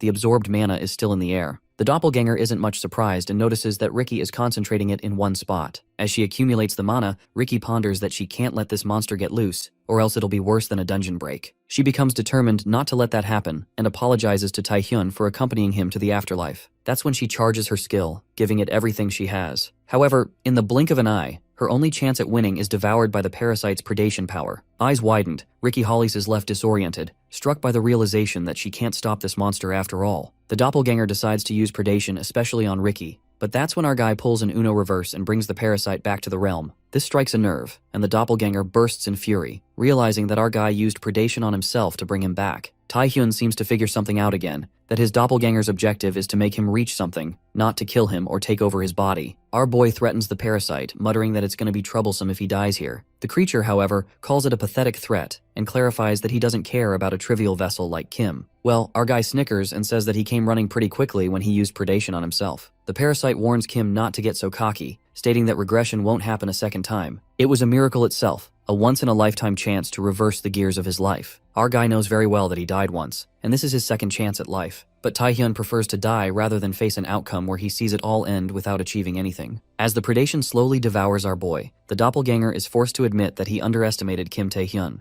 The parasite concludes that our guy wins this time, but he tells him to remember that the reason he's still alive is because of his goals. That guy urges our fella to keep striving until he reaches the king. The doppelganger gives one last warning, accentuating that when he decides Kim can't, he will not hesitate to devour him. With that, the parasite disappears into the sea of blood, and our guy makes it clear that he won't be devoured that easily. Moments later, our guy finally gets his body back and he surpasses the AA ranks onto the S ranks. What a prodigy. Returning to the real world, Ricky, who's badly hurt, is glad to see Kim back. Our guy holds her and realizes that he did that to her. Ricky assures him that Yoo Ah-hyung's life is out of danger. Ricky admits that Tae-hyun is a scary man and that he's been hiding that all this time. Nonetheless, she thanks our boy for protecting her in the end. She decides to keep this whole thing a secret as a favor. Ricky expresses her trust in our guy and believes she can trust him to watch her back. Tae-hyun smiles softly and promises that he will. Later at the hospital, we learn that neither Yoo nor Ricky was seriously injured to have any lasting impact, thankfully. They needed to be hospitalized for a while though. Our guy, feeling guilty for his actions, stays by their side and acts as their personal maid. Tae-hyun is feeding Ah-young fruits and she couldn't be happier. Although she feels sad that Ricky left earlier, our guy guesses that she must be busy. That's when Yoo remembers that the SS rank license acceptance is coming soon, and Ricky is part of that. Yoo gets excited since the World Player Association is preparing something flashy, and she tells Tae-hyun that he can't cause trouble at an international event. Well, our guy takes a frantic bite of apple, unapologetically responding that it's out of his hands. President of the World Player Association, Vincent Chang, addresses the respected members of the World Player Association and reminds them of the time they were facing extinction in the face of the abyss. But it's thanks to the miraculous cooperation between world governments and the amazing performance of their players that they've successfully begun conquering gates and driving monsters back one by one. They're now in a period of growth, in a piece of time, and on that wave, stronger spells and experienced players came forward. The association has recognized the work that a few of their players have done and have come to the conclusion that these old systems can no longer classify them anymore. It's time for the new age of SS ranks, as the association is proud to present the first 10 heroes to receive the SS rank title. Among them are Cody Wood, Montel Roman, Ricky Hollies, Dylan Gray, Aidan Simon, Sergey Karamzin, Thomas Proween, Daniel Harrington, Alexandra Beju, and finally, Kim Tae-hyun of New South Korea. The association believes that these people here will contribute to world peace with these new licenses, given to them by the association. Chairman Jinwee gets emotional as he witnesses the pride of his country, and Tae-hyun takes time to process that he's finally here. From the day he wished to be awakened, to become an S rank, to becoming a nationally ranked player, and then the highest point he could achieve before he regressed, the SS rank. Our boy could have never imagined this in the past, but he's still not satisfied yet, as he believes that license is only part of the process, and what he truly wants is to find the truth about the Archduke, the doppelganger, the king who regressed him, and this world. For that, our dude intends to keep moving forward. Chairman Jinwee seems to be overjoyed to see such a person in New South Korea in his life, as he lightly hits our boy, who says that it hurts. Taewook tells him to understand the fact that the chairman is happier than ever, knowing someone like him came from their country. To have a strong player means that the country's player association also rises with them. Hence, the deputy manager believes that they will do big things in the future, The chairman lets our dude know that a lot of people are relying on the fact that they have him now, and is thankful for him ever since the Asian exhibition games, but Taehyun believes he just did what he had to. Ricky Holly approaches them and feels nice to see them all happy, as she asks our dude how he's been. He rushes over to her, asking her if she's feeling alright, but she complains of being sore all over, stating that he went too rough on her back there, making her petite, slender body go sore. Our dude knows she's doing this on purpose, knowing that the chairman and Tae-wook, who looks concerned for Ah-hyung, are listening to their conversation, while they are wondering if things are over between them already. Ricky lets Taehyun know that there's someone who wanted to talk to him today, and it turns out it's Cody Wood, who wanted to meet him and thank him as he extends his hand for a shake. Our fella is intimidated by the dude in front of him as he realizes that being an SS rank means he's on the same level as him. If there was one person who was the face of all players everywhere, most people would say Cody's name. The man who always fought on the front lines against the Abyss. The strongest player, Cody Wood. Taehyun feels nervous already, just shaking his hand, as he states that the pleasure is his. The SS rank American player believes that they will have to work together from now on. Hence, he's pleased to work with him. Their conversation is interrupted when the association manager walks in, as he requires everyone's attention, revealing that they have news for them. It is revealed that the World Player Association has accepted the offer by the American Player Association's head, Kevin Lee,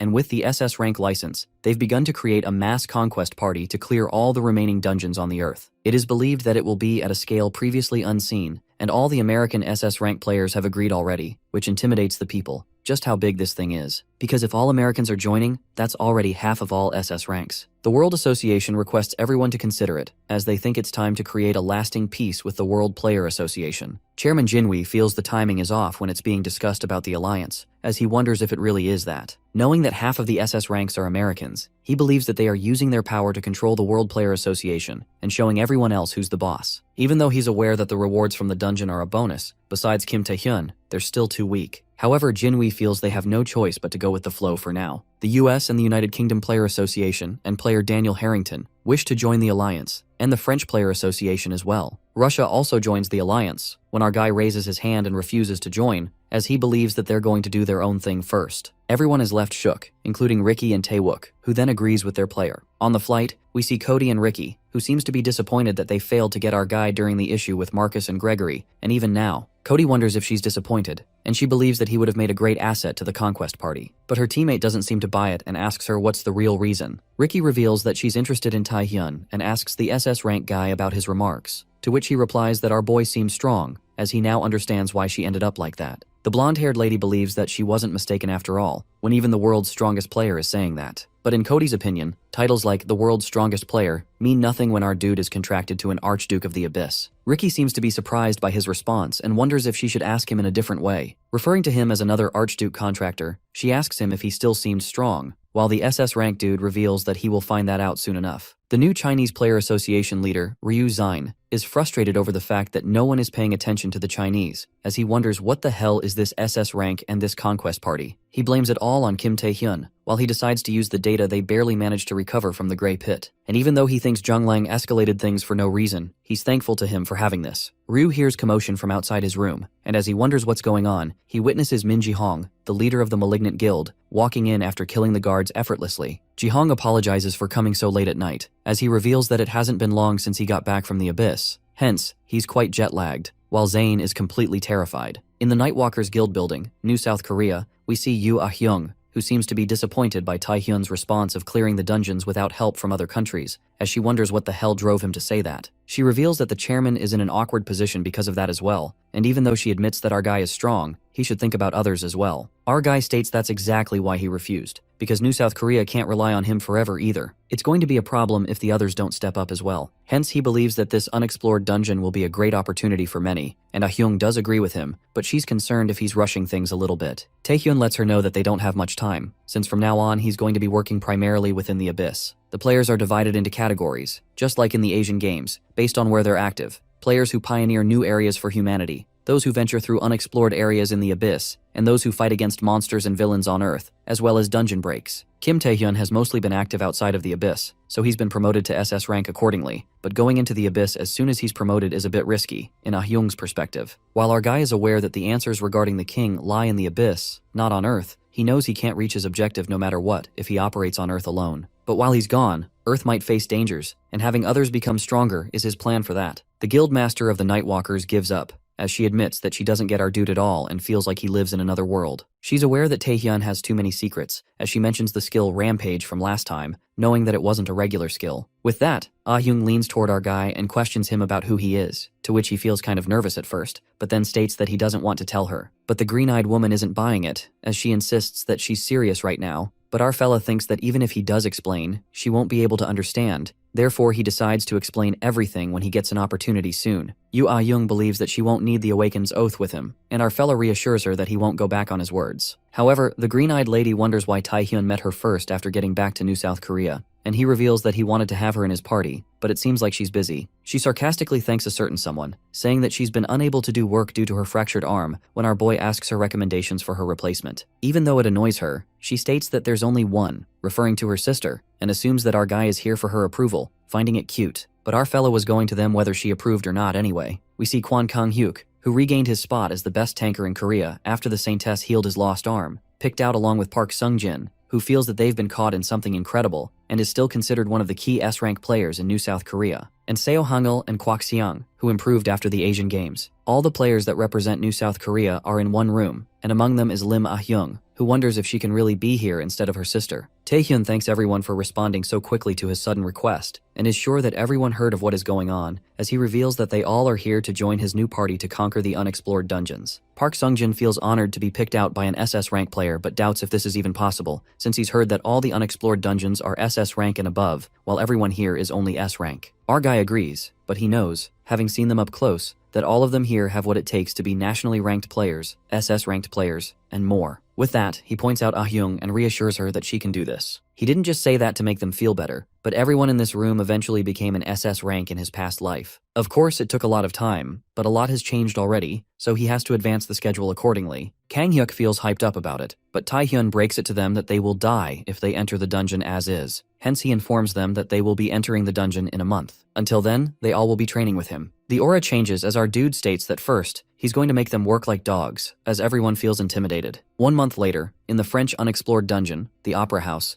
we see American players clearing the dungeon, and Cody Wood, as usual, doing a splendid job, while the other SS ranks try to keep up with him, and they're positive that this dungeon will be cleared today. Marcus informs them about New South Korea and Taehyun setting out today as well, and Gregor calls our boys stupid for doing it with S ranks and not even nationally ranked players, knowing that these unexplored dungeons are no joke. He believes that he's going to lose players because of his cockiness, and he's living for it. Meanwhile, in the Greek unexplored dungeon, the Snake Pit, we see the New South Korea players struggling to survive, as they all believe that they will die if they fight like this. All of them run for their lives, and Kang-hyuk tells everyone to keep up if they don't want to get punished by our dude, who notices that they're growing bolder and sees the training having some effect. Everyone stops when they witness some strange stones in front of them, and it is revealed that they're not stones, but the players that went missing in this dungeon. Suddenly, the owner of the unexplored Greek dungeon, Medusa, appears, who calls them foolish mortals, and decides to increase her collection today. While our cocky fella tells her to see who's going to collect who first, because he always manifested what a snakeskin wallet would feel like. Lim Ah-hyung realizes that it's the owner of the snake pit and panics, just like everyone else, as they all doubt if they can take down an SS rank monster, already feeling intimidated by it. Taehyun calls them out and reminds them about what they've done over this past month, letting them know they won't be able to achieve anything if they set their own limitations. This definitely motivates the players, as Sungjin believes that our guy is right, since they've been training to surpass themselves until now, and even if that thing ahead of them is something far stronger than them, they're ready to defeat it. Kwon Kang-hyuk announces that they should do as they practiced, and with that, they all attack Medusa at once. The SS rank monster reveals that it only feels tickled by their attacks, and as it tries to attack, Kang-hyuk stops it using the blessing of the beast. Medusa tries attacking again when her arm is frozen and cut off by Ah-hyung's ice smash and Sungjin's drawing technique. Our dude, who has been witnessing the fight from afar, notices that the players' attacks are having an effect, even though it's an SS rank monster. The mages, Kwak Seong and Seo Hangil,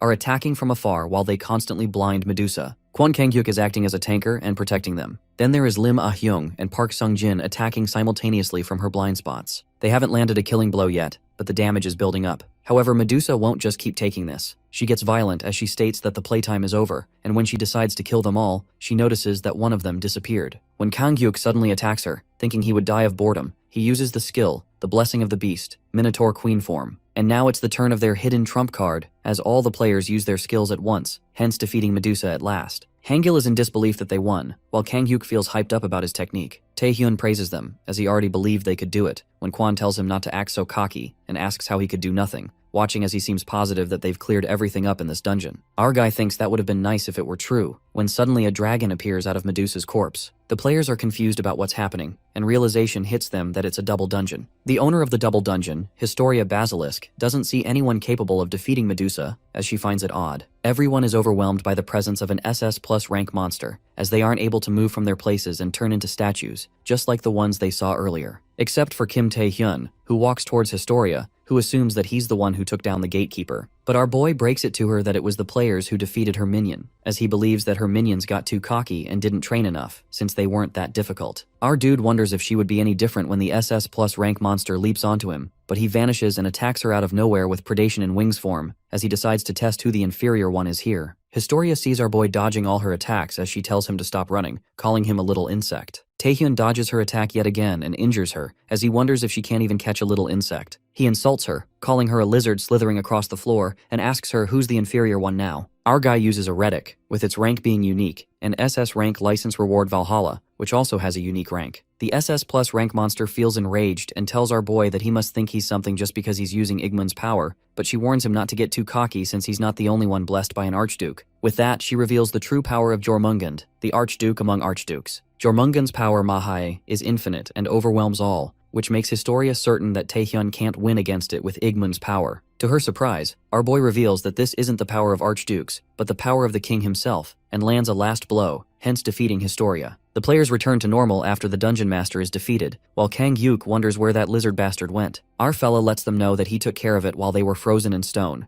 and with this, he marks the end of this unexplored Greek dungeon. Ah-hyung is aware that Historia obviously surpassed SS rank, while Taehyun took it down on his own. Kwan strangles our boy as he complains that he should have told them it's a double dungeon, but he wonders how he was supposed to know, while Seong believes it's because he knows everything, but he's still confused about how. Our guy thinks that they shouldn't care about what happened since it all worked out in the end. He managed to do his part as well, and lets them know that they all did well. In fact, they surpassed his expectations. However, he obviously knew that this was a double dungeon, but the reason why he chose this dungeon in the first place was because he wanted them to experience the sensation of being close to death. With that, he announces that he looks forward to working with them, and is positive that they will become stronger, and soon they will be reliable enough to hold this place down while he's gone. We see the news reporters bombarding the World Association members with questions, as one of them mentions that the Paris dungeon, which was known to be unclearable for years, has been cleared, and asks the director, who orchestrated everything, for a few words. Vincent Chang lets them know that they will be given plenty of time to ask questions, as he tells them to slow down, when suddenly chaos occurs amongst the reporters after receiving a call about New South Korea. Gregor assumes that there must be sad news, but Marcus Gore breaks it to him that New South Korea has cleared the unexplored dungeon, which leaves him absolutely shell-shocked, as he thinks that Marcus is kidding because he believes there's no way Kim Tae-hyun, who isn't even with nationally ranked players but only S ranks, could clear the snake pit. However, that's not all, and it's revealed that the Greek dungeon was apparently a double dungeon. And our guy came out unscathed, sure, but there wasn't a single injured person, which makes Marcus doubt if New South Korea was really this powerful. Meanwhile, Kevin Lee, who's witnessing the news, complains that our dude did them dirty, since this event should have made the US shine. Therefore, he decides to speed things along. As the news of the New South Korea Conquest Squad and Taehyun spreads, the US and the World Player Association, as if they were competing, continue to clear dungeon after dungeon. No matter what the player's original intention was, the world was quickly regaining its lost peace. On the other hand, we see player Lee Jung-soo, who's also the president of the Taesin Group, intruding the Malignant Guild's building, as he gets rid of all the minions trying to stop him and enters a room. The Shadow, when it sees him,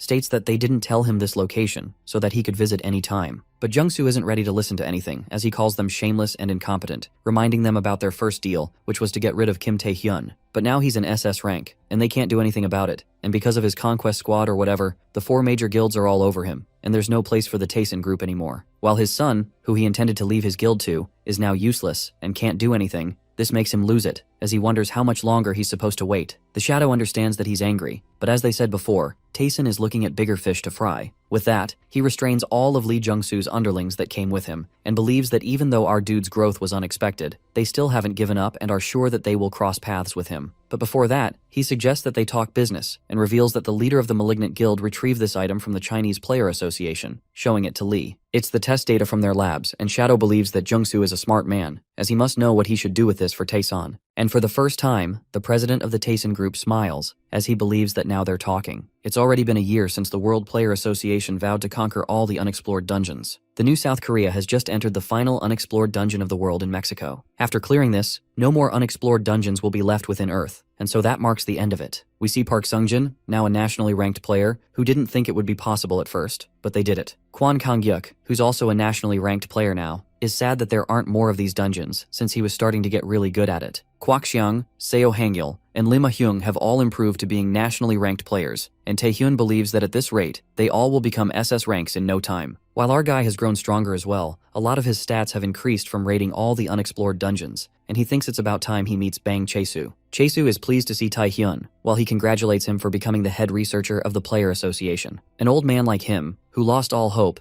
is now being allowed to live in atonement for his sins, and it all feels like a dream to him, as he believes that it's all thanks to our guy. Bang Chae-soo, who is now an expert in combining skills, after meeting our boy, turned himself into the association for testing his skills on villains, but with Taehyun's plea and the association leader's high regard for him, he was hired to work for the association to serve the awakened players of New South Korea. Bang wonders what the busiest player in the world is doing here, being aware that he can't be here just to have a chat. Our dude reveals that he has another favor to ask, and the old man is surprised that he still has things that he can help with, as he instantly agrees to help with whatever. Taehyun breaks it to him that he wants to combine more skills, and Chae-soo is confused about what he's talking about, since he's already done it. But our boy believes that there's nothing stopping him from combining an already combined skill, and this catches the old man with utter surprise, as he's never done such a thing. Bang tries to convince our boy by reminding him about the mana flow reversal if a skill's potency increases quickly, and tells him that he's already strong enough, and even if it's him, going further would be dangerous. Our dude cuts him off, as he states that he has something he must do that makes all this risk worth it,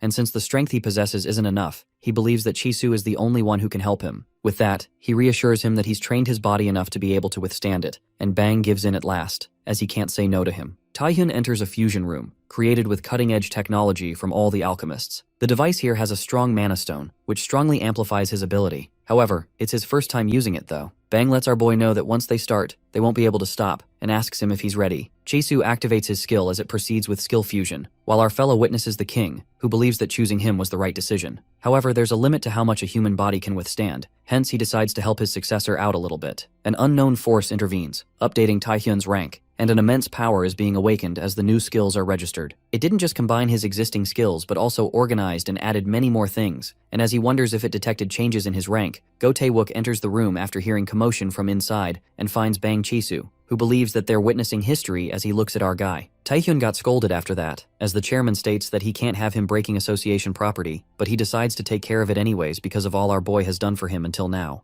Jinwee seems to be utterly impressed by him pulling off the unimaginable by stacking combination skills and wonders if he feels any different. Our guy does feel the power coursing through his body and wants to go to the abyss right now. He thinks that he's got more skills related to the Archduke too, but doesn't care what it is, because he wants to test it out so badly. The chairman would ask to see Taehyun's skill but decides not to waste any more of his time, and remembers that there was a request sent in for our dude from the World Player Association, as he asks him what to do about it. It is revealed that our fella has been invited to become the new examiner for the SS rank player tests, as he realizes that it's already time for new SS rank players. The SS rank players are amazed to see Kim Taehyun, the famed SS rank player and the only one who can compete with Cody Wood. Vincent Chang thanks and welcomes our boy for coming along with Thomas Prowine and player Cody Wood, as he announces these three players who represent the SS rank. The manager of the World Player Association starts explaining how this exam will proceed, as he states that the association wants to create a point-based system, but he's interrupted when our boy asks if there's really a need for all that complication. With that, he activates his powers as he announces that what a player actually needs is a strong mental fortitude and a strong body.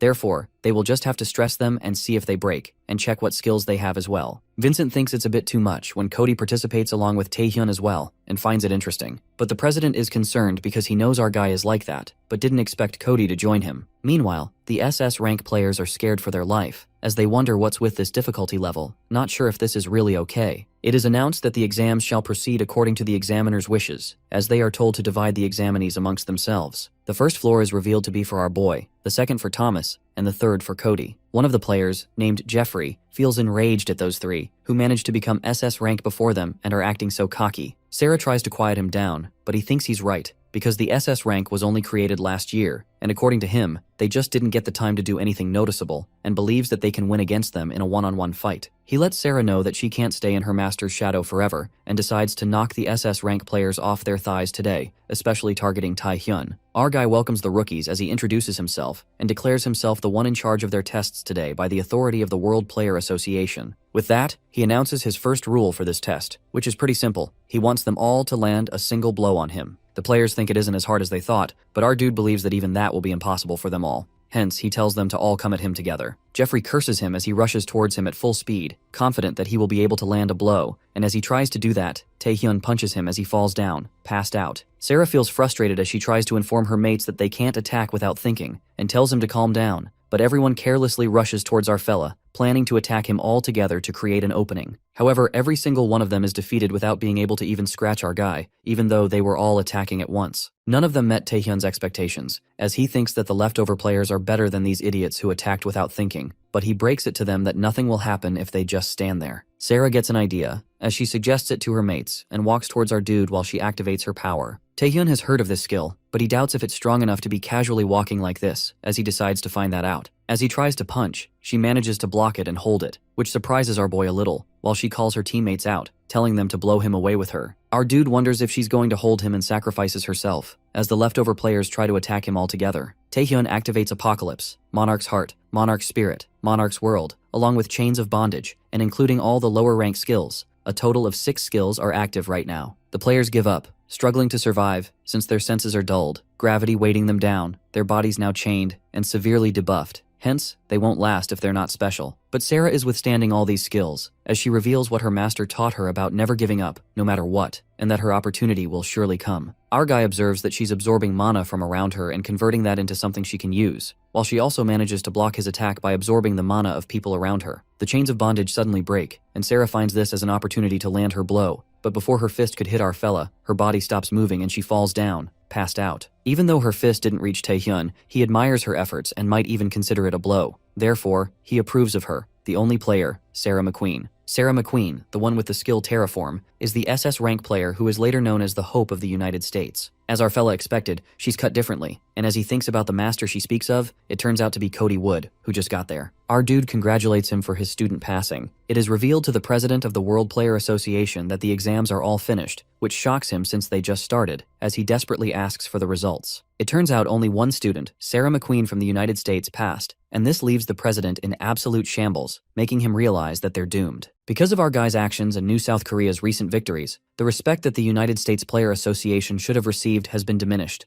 That's why the World Player Association was hoping for a comeback with this license exam. But the results were only one from Kim Taehyun and none from Cody and Thomas, which makes the president wonder if they were too hasty. One of the members calls out Vincent hurriedly as he reveals that Taehyun and Cody, under the pretext of a duel, have just requested to use the highest level training room. This leaves Chang in utter shock. Our guy seems to be aware that the America's strongest player isn't here just to see if his student passed, as he asks him why he came here. Cody believes that he must be feeling this thirst too, the feeling that nobody here can satisfy him. And since they are the same, he suggests that they have a match, as comrades. Taehyun knew he would fight him at some point, but he never thought it would happen like this. And even though he isn't aware of why Cody is being this way, he thinks this isn't bad because he would like to find out what level he is now, as well as see how he fares against the strongest in the world. The members of the World Player Association seem concerned about the world's first and second ranked players fighting, as they wonder if they should let them fight, and await the president's order. Vincent believes that they can't stop them and decides to let them do what they want, as he orders someone to inform them that they're recording what they're doing. The SS rank license exam went nowhere, hence, they expect to get something out of this at least. He reveals that they're going to get more data on those two, and maybe get some promotional material out of that too. With that, he takes responsibility and instructs to proceed. Taehyun and Cody are informed that their request for facilities usage has been approved, and all the proceedings will be recorded by the association. However, it doesn't matter, since once they both get started, it will all be useless. Our guy did not expect someone like Cody would come looking for a fight, and the blonde-haired dude believes it must be good for him anyway, since he's after his #1 spot. But our fella lets him know that he can take that spot from him anytime he wants. The strongest player realizes that the tongue of his is one of his weapons too, but he's positive that it won't work on him. With that, they clash against each other and try to hit one another, and as Taehyun thought, they are both equal in strength and speed, which means it will come down to their skills. Our dude uses Apocalypse, restraining Cody, who feels an immense strength and was not told that Taehyun had this ability, when he breaks it to him that there's much he doesn't know about him. The American SS rank player tells our guy to use everything he's got today, because that will be the only way he can win against him, and uses Holy Night, hence breaking through the binds of apocalypse easily. As they both continue to fight, they feel the heavy beating of their hearts that they've never felt before, and this makes them certain that the man they are fighting is the strongest. The management of the World Player Association, who has been witnessing the fight, is confused about what the hell is going on there, since all the cameras are broken. One of them suggests calling the facility's management and sending them in there, when the president decides to go and check himself. The highest ranking training rooms were designed to be safe even with dozens of SS rank players going full power, which makes Vincent realize that those two have already surpassed everyone else. Meanwhile, our fella thinks that the building will collapse before one of them is victorious, and Cody agrees, telling him to stop hiding his powers and finish this. Taehyun lets him know that he's been going at full strength for a while, when the blonde-haired dude tells him not to lie and mentions the Archduke's power that he's yet to use. This catches our dude by surprise, as he wonders how he knew, and the American player lets him know that he's not the only one who knows the secret of the abyss, revealing that he himself is an Archduke contractor. Cody asks our guy about the monster he is contracted with, while he's still in disbelief, since he thought that the Archduke contractors were just in China and never imagined Cody Wood was one of them. However, he just mentioned the Archdukes, so he doesn't seem to know about the king. Therefore, our boy decides to keep his cards hidden for now. Taehyun reveals his Archduke to be the Vampire Lord, Igmun, while Cody's Archduke is the fallen angel, Lucifer. They both come at each other, as they decide to finish the fight. Vincent Chang enters the room where Kim Tae-hyun and Cody Wood are having a duel, and finds the room in absolute shambles, with smoke everywhere preventing him from seeing them both. Cody realizes that more people are here now, and our guy suggests they call it a draw for now. Cody agrees, claiming they'll settle the score in the abyss next. Vincent looks concerned as he asks if they're alright, and our fella reassures him while apologizing for the mess they've made, telling him to take care of the aftermath. With that, he leaves. The president of the World Player Association tries to stop him, but Taehyun has to go, as he really needs to head into the abyss. Meanwhile, in the abyss, Rosaria's castle is under attack by the vampire Lord Igmun, making her wonder if he's trying to declare war on her. She finds his personality as wicked as ever. Igmun believes it doesn't sound bad, since he's always ready for war, but suggests an easier method for both of them, and tells Rosaria to summon her contractor. She wonders why he wants her to do that, and doubts that he's still bothered about their unfinished business from last time, disappointed to find someone who's taken an Archduke's throne acting this petty. The Vampire Lord tells her to shut up since that's not the case, and reveals that Taehyun, his contractor, can use his powers without his permission,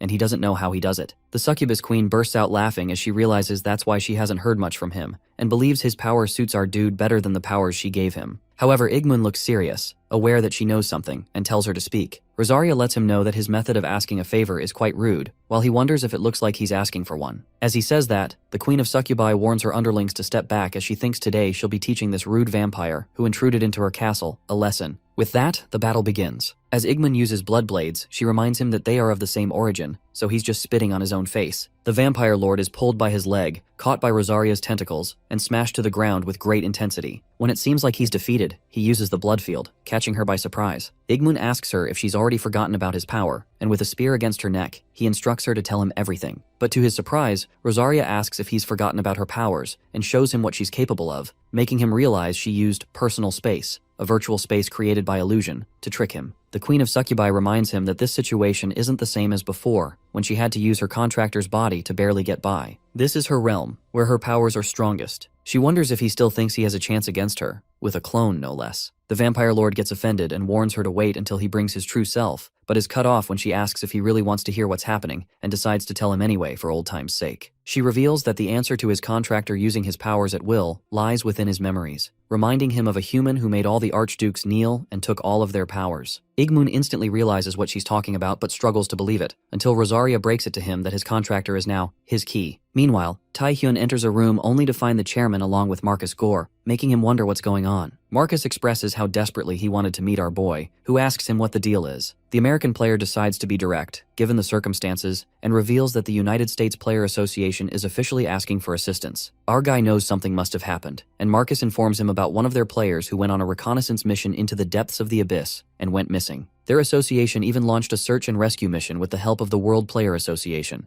but the search party, made up of 4 SS rank players, Dylan Gray, Daniel Harrington, Alexandra Bijou, and Aiden Simon, was completely wiped out, all killed in action. Taehyun is in utter shock as he hears this, while Gore adds that the status of the missing player is also in question. He reveals that Cody headed into the abyss all alone, saying he can't take any further chances. They believe Cody may also be in danger, which is why he's come to our guy for help, requesting his assistance. Our boy clearly remembers the time when 4 SS rank players were wiped out in the abyss. It was shocking even in his past life. but he remembers they never mentioned it being a search and rescue party, making him wonder about the missing player. Taehyun asks who the missing player is, and it turns out to be the SS rank player Ricky Hollies. After hearing the missing player's name, our boy is in shock and ponders if the event where many players were slaughtered changed into a search and rescue mission because Ricky, someone who wasn't supposed to be there, was involved. Our guy knows Ricky Hollies is a person who shouldn't even be in this world at this point, after falling for Jang Lang's trap. The one who changed her fate was none other than Taehyun. Marcus believes that Ricky and Cody might be players of the US Player Association, but they're also important for the future of humanity. Since 4 SS ranks have already died, they can't lose them too. He tells our boy that if he accepts their request, the US Player Association will acknowledge him as their greatest ally and support him. But he's interrupted when our dude tells him to stop explaining and asks where he needs to go. Chairman Jinwee calls him out and insists he think this over, since multiple SS rank players have already been defeated. He suggests they should prepare more cautiously. However, Taehyun believes that in such a dangerous place, even as they spend time discussing, those players might be fighting for their lives. He announces that he needs to go, remembering Ricky's favor to him, to save her when she's in danger, as she once trusted him to watch her back. Our guy lets the chairman know that he has to go because he has a debt to pay. Taewook suggests they trust our dude a bit more, since he's always exceeded expectations. The chairman knows that, but he also knows what happens when we blindly trust someone. The deputy manager reassures him that Taehyun is different from that guy, and Jinwee agrees, but says he's just being cautious. In the abyss, Cody Wood keeps slashing monsters, but no matter how many he cuts down, there's no end to them. Just then, he hears Taehyun's voice suggesting they take them down all at once. Taehyun walks toward him, letting him know he's here to help.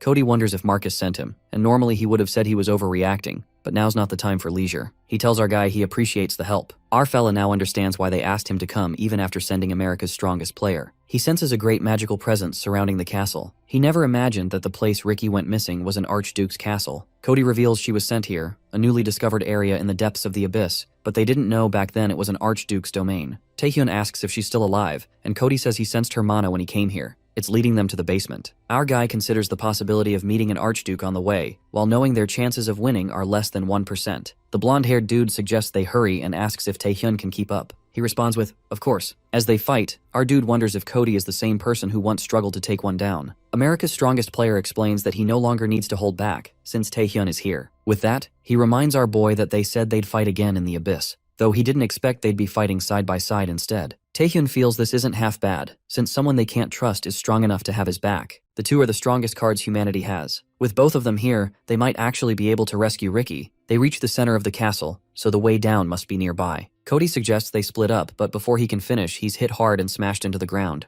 Taehyun attacks the intruder, but his dagger is blocked as the man admits he's finally met someone famous. He recognizes Taehyun as South Korea's trump card, while our dude asks who he is. The intruder mentions Jinwee, wondering if that old ass didn't tell him who he is. Min grabs our boy by the face and smashes him into the ground, introducing himself as Min Ji-hong, guildmaster of the Malignant Guild and Taehyun's predecessor. Cody leaps at him, but Ji-hong dodges his attack, realizing why Cody is ranked #1 in the world. Taehyun mutters about this man calling himself the leader of the Malignant Guild, while the blonde-haired dude reveals he knows his face. He's a serious criminal wanted internationally. Cody gets concerned, wondering why someone like him is down here. Min suggests they think a little about what a lowly human like him is doing, waiting for them in an Archduke's castle. That's when the realization hits our fella. The guildmaster of the Malignant Guild is also an Archduke's contractor, just like them. Ji-hong suggests that they, as Archduke contractors, should have fun trying to kill each other. Meanwhile, Ricky feels the presence of Cody and Taehyun as she calls out to them. Cody Wood finds it horrifying that the leader of the villains is an Archduke contractor. He realizes that's why Ji-hong managed to evade them for so long. Taehyun suggests they figure out what type of guy he is later, and focus on the fact that an Archduke contractor was sent here, meaning the Archdukes already know they've arrived. He believes the Archdukes didn't come themselves either out of pride, or because they're occupied elsewhere. Either way, they have to rescue Ricky. Therefore, they decide to take him on together, with Cody attacking and Taehyun supporting. Ji-hong wonders what's up with Cody's straight attack, confident he can dodge it. As Cody strikes, our guy simultaneously uses Apocalypse. The blonde-haired dude doesn't feel the impact at all as he uses his sword, only to realize it's broken. Before he can process it, the Malignant Guildmaster kicks him in the face with full strength, sending him flying into the wall. Ji-hong is confused. If Cody knows who he is, how does he not know his skills? He finds the fight boring. Taehyun, who witnessed the scene,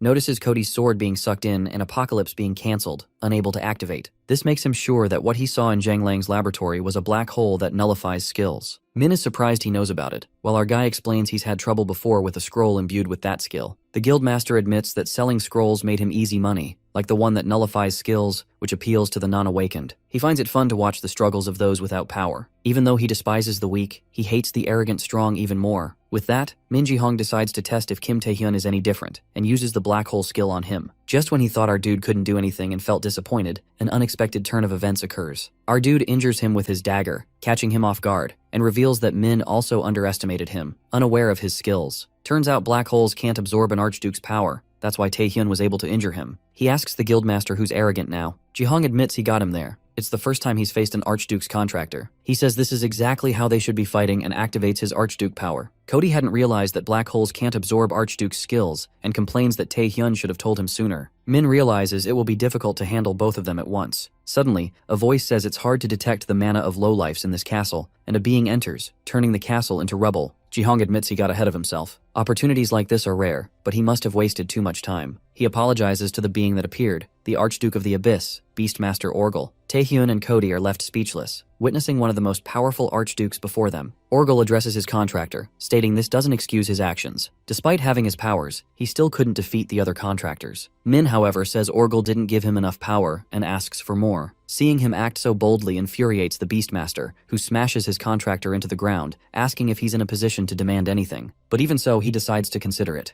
Now addressing them, he declares that playtime is over and tells them to try their best to survive against him. Tae-hyun calls out to Cody, telling him they have no chance of winning against Orgel. He reminds him of why they're here and tells him to go ahead. Firstly, our dude barely managed to avoid the eye of Orgel as he escaped. His objective is not to fight him, but to find Ricky Holly. He rushes forward, thinking about where she could be, when he spots her skill and wonders if it wants him to follow it. Our fella finally finds her and lets her know that he's here to repay her debt. Ricky admits that he's something else for coming to this dangerous place just to repay a debt, but he believes that a promise is a promise. With that, Tae-hyun releases her from the cuffs and holds her while she wonders where Cody is. Our dude reveals that he's looking for her on the other side of the castle, and he would explain more, but they're running short on time since that archduke must be on the move. Tae-hyun wonders if she knows about him too, and Ricky reminds him that she's an investigator for the World Player Association. She reveals that the owner of this castle, Archduke Orgel, with his unfathomably deep reserves of mana, was more frightening than any other monster she's met. Our guy thinks if she knows that, then she can understand why they must escape quickly. He managed to slow him down but doesn't know how much longer that will last and asks her if she can walk, but unfortunately, her legs fail her. Kim supports her body as they get out of there, when Ricky gives him a look and finds it interesting that ever since the incident at Zhang Lang's lab, every time she thinks she would die, she sees him and finds hope of living. As she thanks our dude for saving her, they hear the voice of Orgel, who asks them if they actually thought they got away from him. Orgel rants that he left that bitch, Ricky, alive to use as a spare because she had a good understanding of mana for a mortal. Since he has her, it was obvious to him where Tae-hyun would go. Meanwhile, our boy realizes that he still came to them, but what shocks him is that there's not a single scratch on him after being hit with predation. The Beastmaster addresses him as the intruder and tells him to try using the powers he just used against him. Kim obliges and uses predation again, which makes Orgel certain that this is the king's power, as he thought his eyes deceived him. However, the power is far weaker than when the king used it. Tae-hyun realizes that predation doesn't work on him at all. Therefore, he uses Blood Blades, Igman's power, and then Dragon's Fury, which causes an explosion of aura enhanced by mana. Orgel wonders if it's the power of the Dragon Lord as our boy cuts him, and then he uses Monsterification, which makes the body mimic the monsters. Orgel's power. Ricky, who's witnessing the fight, can't believe her eyes that she's seeing a human and an archduke fighting like this, making her wonder what Kim Tae-hyun really is. Suddenly, Orgel grabs Kim's arm and finds this so fun, since he hasn't felt this way in a long time. He sees our boy wielding the powers of others, just like the king, but it's been 1,000 years since the king disappeared. Fighting powerful people was Orgel's lifelong objective, but once the king disappeared, the days of boredom continued and dragged on endlessly. As he claims to be having a proper fight after so long, he pulls out Tae-hyun's arm that he grabbed and tells him to show him everything, addressing him as the key of the king. Our guy realizes that predation and the powers of other archdukes, none of them work on this beast. Therefore, he decides to use the only thing he has left and summons Rosaria. The Beastmaster witnesses the succubus queen, knowing that she's the most loyal servant of the king. Our guy admits that he wanted to finish this fight without calling her if possible, but is left with no choice. Rosaria gives Orgel an intimidating look. Tae-hyun really wanted to finish this fight without summoning Rosaria. The archduke summoned by the powers of a contractor has no chance of winning against an actual archduke. Besides, this is risky because his mana flow could be reversed like last time, or he could get caught up in the fight between those two. Even if he does survive, there's no guarantee that Ricky would too. But now is not the time to be thinking about these things. Orgel admits that he never thought the succubus queen would already be by the key's side and asks her when she entered a summoning pact with him. But then he remembers that he did feel the mana of a nightmare, which makes him realize that Taehyun wasn't a contractor of Igmoon, but of her. Rosaria lets him know that he will regret finding that out so late because she's not some weak opponent like that vampire, while the Beastmaster had wished for exactly that,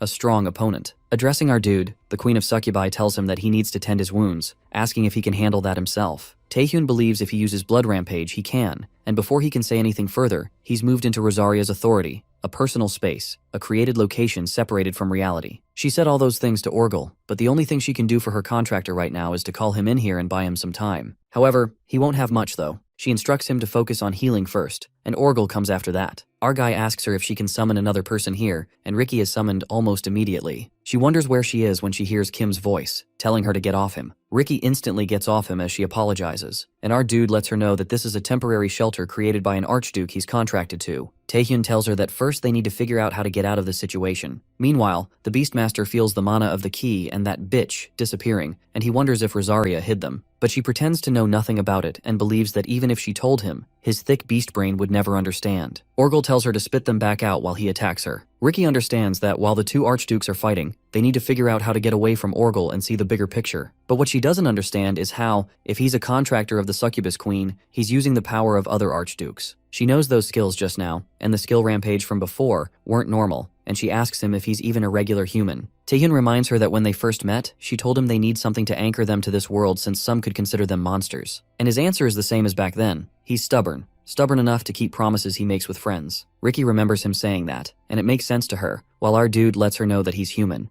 It's just that his skills allow him to absorb the skills of others. She now understands the reason why he can use all those skills, but she still thinks these skills are overpowered. While our guy trusts Ricky enough to reveal this much to explain, and is sure that she will keep this a secret, even so, he can never tell her about his regression. With that, he suggests that they discuss tactics when they feel Rosaria's authority tremble. Even now, outside of here, Rosaria is fighting to buy them time. Taehyun reveals that even though he used all his skills, they still weren't enough to stop Orgel, and asks Ricky if she has something in mind. Among the skills she has, she can think of one, Portal, which opens a gate that allows them to travel to a designated coordinate. Our boy decides to use that to get out of here, but Holly thinks it's too dangerous. Since she's only ever used it to summon monsters from the other side, she's never used it personally for herself. A gate created by human mana, unlike a warp gate, is very unstable. It can suddenly close, and in the worst case, they could be stuck, endlessly wandering the void between two dimensions. Ricky suggests that they think of something else, but she knows as well as Taehyun does that there is no other way. They have to make a decision, and our guy lets her know that he believes in her. They're summoned back to reality where they witness Rosaria being defeated by the Beastmaster while she warns her contractor to run away. Orgel spots the key of the king and asks him if he thinks he can hide between Rosaria's skirt folds, and is disappointed as he says this is not the way of the king. The king is supposed to mercilessly destroy those who oppose him. He suggests that if our guy has the king's power, he should fight like him, but is cut off when Taehyun uses predation on him. Orgel believes he must already know that this won't work on him and wonders if this was his last move. But Kim just couldn't listen to his bullshit and instructs Ricky to open the portal right now. She opens the portal while the Beastmaster lets them know that he won't let them escape. But our dude tells him to wait patiently and claims he'll come back for him soon enough. Ricky is still not sure if this is the right decision, knowing things can go wrong, when Taehyun confesses to her that he has no one to believe in, if not for the greatest mage in the world. He decides to go ahead and wait for her on the other side, and they both make it out of the portal. Holly couldn't be any happier as she realizes that she did it. It worked, and they made it out. While they must be the first humans ever to cross a man-made portal, our dude already knew she could do it, and she's relieved about it when suddenly, Orgel's hand comes out of the portal, grabbing her. Taehyun shouts her name, but it's too late. Our fella rushes toward her, but she's already in the Beastmaster's grasp as he squeezes the life out of her, making her scream in pain. Orgel asks him where he thinks he's going and reveals that the fight has only just begun, as he orders him to return. He drops Ricky, and Kim catches her, finding her bones shattered, causing internal damage. He knows she won't survive if she doesn't receive help soon, and desperately thinks of every possible skill he has that might help her. Taehyun wonders if he should use Blood Rampage, but no. Then he thinks maybe he should call Rosaria for help, but doubts if she's in any state to help them. He forces himself to think of anything, when he hears Ricky consoling him that it's okay because she always knew this could happen. But our dude tells her that he won't give up on her, that he promised to save her. Holly tells him that he's already done enough, and she's aware that it's too late to go back. Therefore, she has one last favor to ask of him. She reminds Kim about what he told her about absorbing the skills of others, and asks him if he can absorb her skills as well. because that's the only way she could continue to serve humankind. Taehyun, with a heavy heart, obeys her request while Ricky Holly is glad that she lived her life without regrets. Except for one thing, that she should have asked our guy out on a date. Meanwhile, the fight between Min Ji-hong and Cody Wood continues as he feels his blood boiling with excitement. But Cody has to get rid of him soon because he can't stay occupied by him any longer. Min wonders where he thinks he's running off to and feels disheartened to know that he's thinking about other people while fighting him. With that, he reveals that if it's about Taehyun and the woman from the prison, he'd better give up since they're already caught by Orgel because he stopped sensing their mana a while ago, making him wonder why. Ji-hong feels disappointed since he wanted to fight our dude again when he's hit by Cody's sword. Cody believes that he's lying because he has faith in those two. Min is about to tell him he'll soon find out the truth, but feels the place trembling, making him shut up when he hears Orgel's voice ordering him to come right now. The malignant guildmaster lets him know that he's keeping an intruder occupied right now, but the Beastmaster warns him that he won't repeat himself. He decides to leave because his egotistical master calls for his servant and tells Cody to consider himself lucky, but he lets him know that this is only the beginning. The world shall soon be consumed by an unquenchable flame, and he, Min Ji-hong, the malignant guildmaster, claims to be the spark to that flame. Cody wonders what it means if Orgel called for him, and he returns from the abyss where he finds US Player Association members waiting, as he asks them if Kim Taehyun and Ricky returned. As they are confused about what he's talking about, they spot someone coming from afar. It turns out to be Taehyun, holding Ricky Holly in his arms, which makes Cody realize that she's no more. He asks him if she met a peaceful end, and our guy reveals that she did while he apologizes that he couldn't save her. The association members get emotional witnessing this, and Cody lets him know that it's not his fault, and believes that Ricky died an honorable death for humanity, and because he was too weak. He decides to take Ricky's body and thanks Kim Taehyun, but he refuses, telling him to let him do it. Our dude wants him to lead him to the United States Player Association, because he believes he has a duty to relay what Ricky left him with. At the United States Player Association headquarters, we see Kevin Lee, who thanks Taehyun on behalf of all of them for bringing back Ricky, as they believe they owe him a great debt. But they've lost many valuable players now, and they're busy enough as is with the aftermath. Therefore, he hopes that the reason he called them here is really worth it. Gregor lets out that they're too busy to be forced to listen to this bullshit, calling him a failure, when Cody asks him if this is directed at him as well. They're arguing when our guy lets them know that they'll soon find out for themselves whether being here is worth it or not. They're all shocked to sense Ricky's skill from Taehyun as he reveals that this is indeed her skill, which allows the replay of recorded memories. And with that, he decides to make them hear her final words. Taehyun got a total of 3 skills out of Ricky. One of those was high-level Monster's Heart, which creates a mana stone within the body. This skill allows him to create a mana stone and freely manipulate mana. Most of Ricky's skills were born out of this one skill. The reason she seemed so intent on the difference between monsters and humans was probably because she had this skill. The other was Portal, which creates a warp gate at a designated coordinate, which she used to get them away from Orgel. If you have set a coordinate, you can travel through dimensions with it. And lastly, Memorize, the skill that allows you to see anything related to memories. This was the reason Ricky was able to act as the investigator of the World Player Association. Kevin knows that this skill is unique to Ricky, and he questions Taehyun about how he's able to use it. He lets them know that it's because nobody was as good as Ricky when it came to mana manipulation, and she seemed to know how to transfer skills to others. But our dude feels bad for lying because he can't tell them about predation yet. Cody wonders what he intends to show them with Memorize. What Ricky recorded with Memorize was the information she found while investigating Orgel's castle. The information related to the monster's language needed further investigation to decipher, but when Ricky looked at the painting, she instinctively knew that all those who sat next to Orgel were archdukes. Beastmaster Orgel, Queen of Nightmares Rosaria, Vampire Lord Igman, King of the Demons Beelzebub, Dragon Lord Hazard, Beast King Jormungand, and the fallen angel Lucifer. These 7 archdukes continued to fight over their territories and ruled over the abyss in a precarious balance. But as she wonders who sits on the throne above them, she is found by Orgel. Everyone in that room is exposed to this information, and this leaves Kevin Lee in utter disbelief. He realizes that the archdukes identified so far included Orgel in this expedition, as well as Igman and Lucifer. It wasn't clear to them how strong they really were, but they now know, thanks to the recent sacrifice of their players. They know that even one archduke alone is enough to destroy Earth,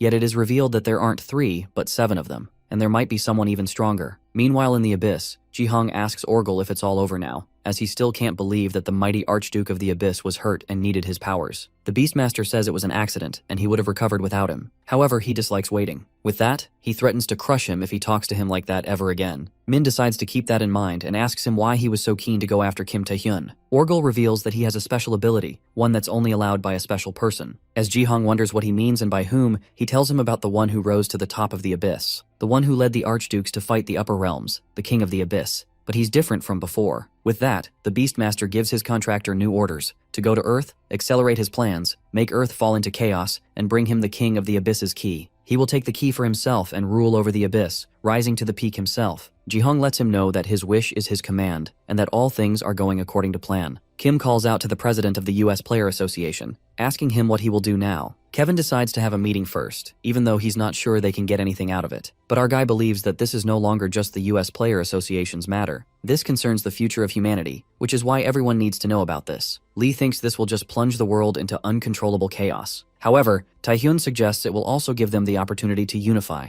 Since Ricky wasn't someone who worked solely for the benefit of one country, he tells them to think of what she would have wanted. Kevin thinks for a moment and decides to share the information through the World Player Association once they organize things themselves. With that, Taehyun asks them about the form of light within this place's basement, which he saw using Memorize on Ricky's memories. The president of the US Association is shocked to see that he knows so much, while Marcus believes that he's already one of their closest allies. They take him to the basement, while Kevin believes that if he studied history, he'd know that humanity completely changed after making contact with the Abyss. Starting with people awakening, they were able to bring rare resources from the Abyss, and they've seen plenty of progress through that. That's what most people are told, but there's one thing they don't know. The awakening of people and the discovery of the Abyss didn't occur at the same time. To put it simply, the Abyss was a hellscape they couldn't handle at first. It became a land of opportunity for them after they dragged something up from the Pacific. Kevin reveals that humans began awakening after they made contact with him, and with that, he introduces Taehyun to their savior and the power that updates humanity, No Name. Though they might as well call him God, they can't do that officially. Taehyun sees a being kept inside glass as he wonders if this isn't the king. Our guy asks them if they managed to keep something like this hidden all this time, while Kevin's thoughts remain unchanged. He believes that a chosen country and a minority of that country need to lead progress. Despite the classified nature, they haven't gotten anything out of it since the first awakening. Not Kevin, not the one before him, and not even the one before that were able to get anything out of No Name. But they're slowly seeing signs that they might be able to learn more from it. Taehyun, who's been looking at it, suddenly sees him move, and then he opens his eyes. That white creature awakens, leaving everyone bewildered. What shocks them even more is that No Name opens its eyes for the first time, a thing that has never happened before. They're unaware if it's a miracle or a disaster. While the chairman urgently requests the research team, a realization hits Taehyun. This creature known as No Name never opened its eyes until now, and it's looking right at him. That's when the being starts speaking to Taehyun.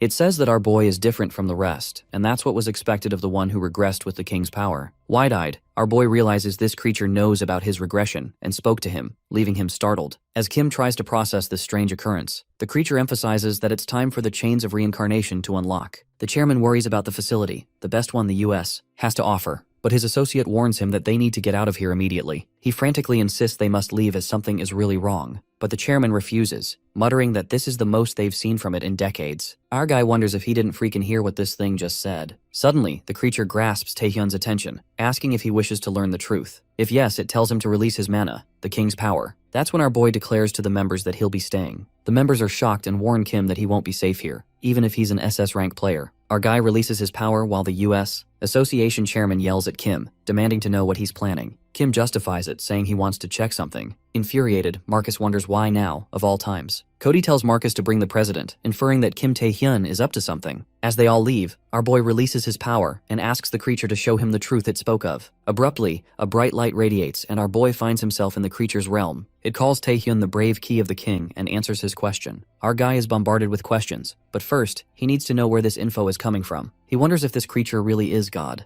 The creature discerns that there's a difference in what humans think of God and what it actually is, but there isn't a better word to describe it. Our guy remarks ironically that God, captured by humans, doesn't seem so omnipotent. That's when the creature reveals it's not God itself, but a fragment of one. It's no longer part of a greater whole and lacks the power to do anything on its own. It only has a general direction. As our guy wonders what direction that would be, the creature confesses that's where its whole self is. Taehyun is confused as hell, pondering that there's a proper God somewhere and No Name is the way to him. The creature reads his thoughts and agrees. It further reveals that the reason humans began awakening is the same reason Taehyun, who met the king, awakened. Our guy is hit by the truth that he possesses the king's power, the power of God, and fervently questions why the king had him regress. Kim asks where God is right now, when suddenly his dimension shifts to a gate break in New South Korea. Our guy senses a weird feeling, and the creature explains that this place isn't his dimension, it's where the king is originally from. It turns out Taehyun is reliving the king's past. In the dungeon, a man trips while running from a monster when suddenly he begins to glow. The creature elucidates that the king was a child born with one of the scattered fragments of God. In that moment of danger, he awakened and moved as his body led him. Our guy witnesses the white creature ascend and recalls that he's seen it before in a dream.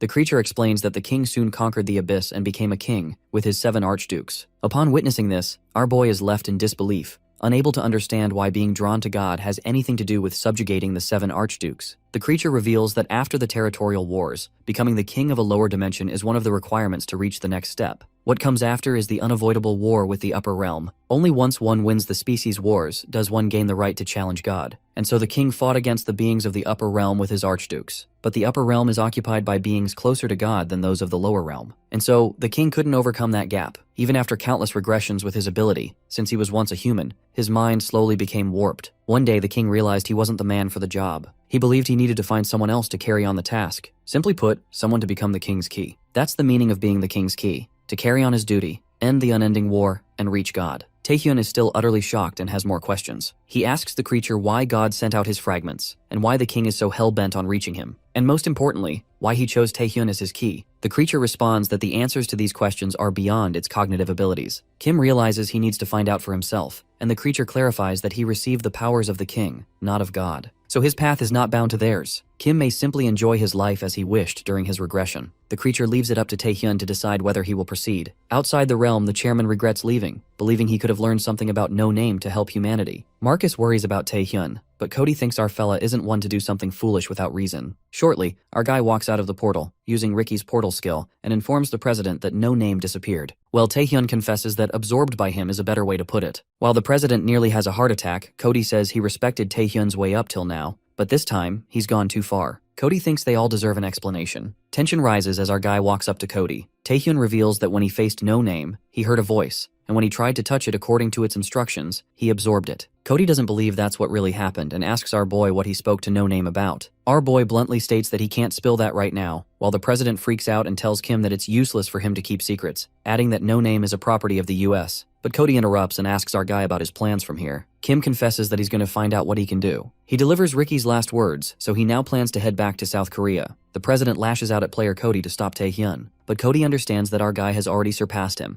and there is nothing on earth that can stop him. Slack-jawed, the president thinks it's because Kim absorbed no name, but Cody Wood states facts, saying that they had countless opportunities to contact that no-name creature. Yet nobody could do that. He clarifies that it's not Kim who absorbed no name. No name chose Kim Taehyun. Cody Wood suggests they shouldn't anger a man chosen by God. And now they're the ones playing catch-up to Kim Taehyun. It is then known that after Kim Taehyun returned, the World Player Association announced the death of Ricky Hollies and 4 other SS rank players. They also announced the existence of 7 archdukes who rule over the abyss. The world mourned for the players who died for humanity, while also fearing the archdukes. Later, Chairman Jin sympathizes with Taehyun since he went through an ordeal. He affirms that it isn't Kim's fault. Even if he's physically fine, he must feel terrible. Regardless of the recent events, the chairman feels bad for rushing this, but he heard from Yua Young that our guy will be working in the abyss. Chairman Jin assumes that Kim changed his plans because of the archdukes, but our guy refuses and answers that the abyss needs him more than ever. Meanwhile, Go Taewook seems to have something to tell Taehyun. While the chairman tries to stop Taewook, the guy opens up that the boss wanted to keep this from Kim. But since our guy will be primarily working in the abyss, he should know this. Go Taewook reveals that while our boy was busy, a mysterious plague began spreading throughout the earth. It's been causing gray spots to appear on one's skin, along with a high fever. He asks Kim if he has seen something like this. Our guy is rendered speechless and reckons that it's the same symptoms from his past again. The disease that plagued humanity for a long time. The disease that came out of the Chinese dungeon after Venom was killed. The truth crashes down on our boy as he thought he stopped the disease by killing Venom early. Taewook further explains that according to their pathologists, this disease is not something natural. It's created by humans in their very own South Korea. Additionally, they have leads that link the Malignant Guild to it. Our guy is hit yet by another jaw-dropping twist. Taewook ascertains that the Malignant isn't weak, but still they shouldn't have anything that allows them to create a disease. He suspects that there's someone working with them, and they're currently investigating. It is also mentioned by Taewook that the Malignant Guild is a global operation, but they're based in New South Korea. Plus, the association is trying to root them all out. Our guy also asks something from the president and reveals that he met the leader of the Malignant Guild in Orgel's castle. His name is Min Ji-hong, and Kim asks the chairman who that bastard is. Taewook is utterly shocked to hear this, while our guy lets out that Min is working for Orgel now and seemed to know the president well. Chairman Jinwee expresses his displeasure, knowing that Min Ji-hong is on the side of monsters and wonders how low he can go. Taewook asks Jin if he should reveal something to Taehyun, but the chairman refuses, saying it's his burden to bear. Chairman Jinwee reasons that he never intended to keep this a secret from Taehyun. Jin reveals that 20 years ago, when he was still an active player, a dungeon break in the countryside occurred. He made his way to that dungeon. However, he was too late. The monsters there were all gone. However, in that place, he saw an awakened child who had lost his parents. It was all done unconsciously, but a child only 7 years of age stopped a B-rank dungeon break all on his own. That was his first encounter with Kid Min Ji-hong. Jin quickly realized the anger and talent that Min had. The chairman also felt a sense of responsibility for not being able to save his parents. And so Jin took Jihong in. He trained the kid hard, trying to keep him from being consumed by hatred and hoping he would become the savior of New South Korea. Jihong was even more talented than expected. That boy handled all the training with ease and was already one of the strongest in New South Korea even before reaching high school. But looking back now, Jin is hit by a bitter realization that all that nurturing and care was all for nothing. He ended up pushing Min over the edge. Our guy asks him where it all went wrong, and Taewook states that there are conditions one has to meet before going into the abyss. However, there was nothing back then. Even at a young age, Min could work as a player. Not to mention countless players wanted to work with Min Ji-hong,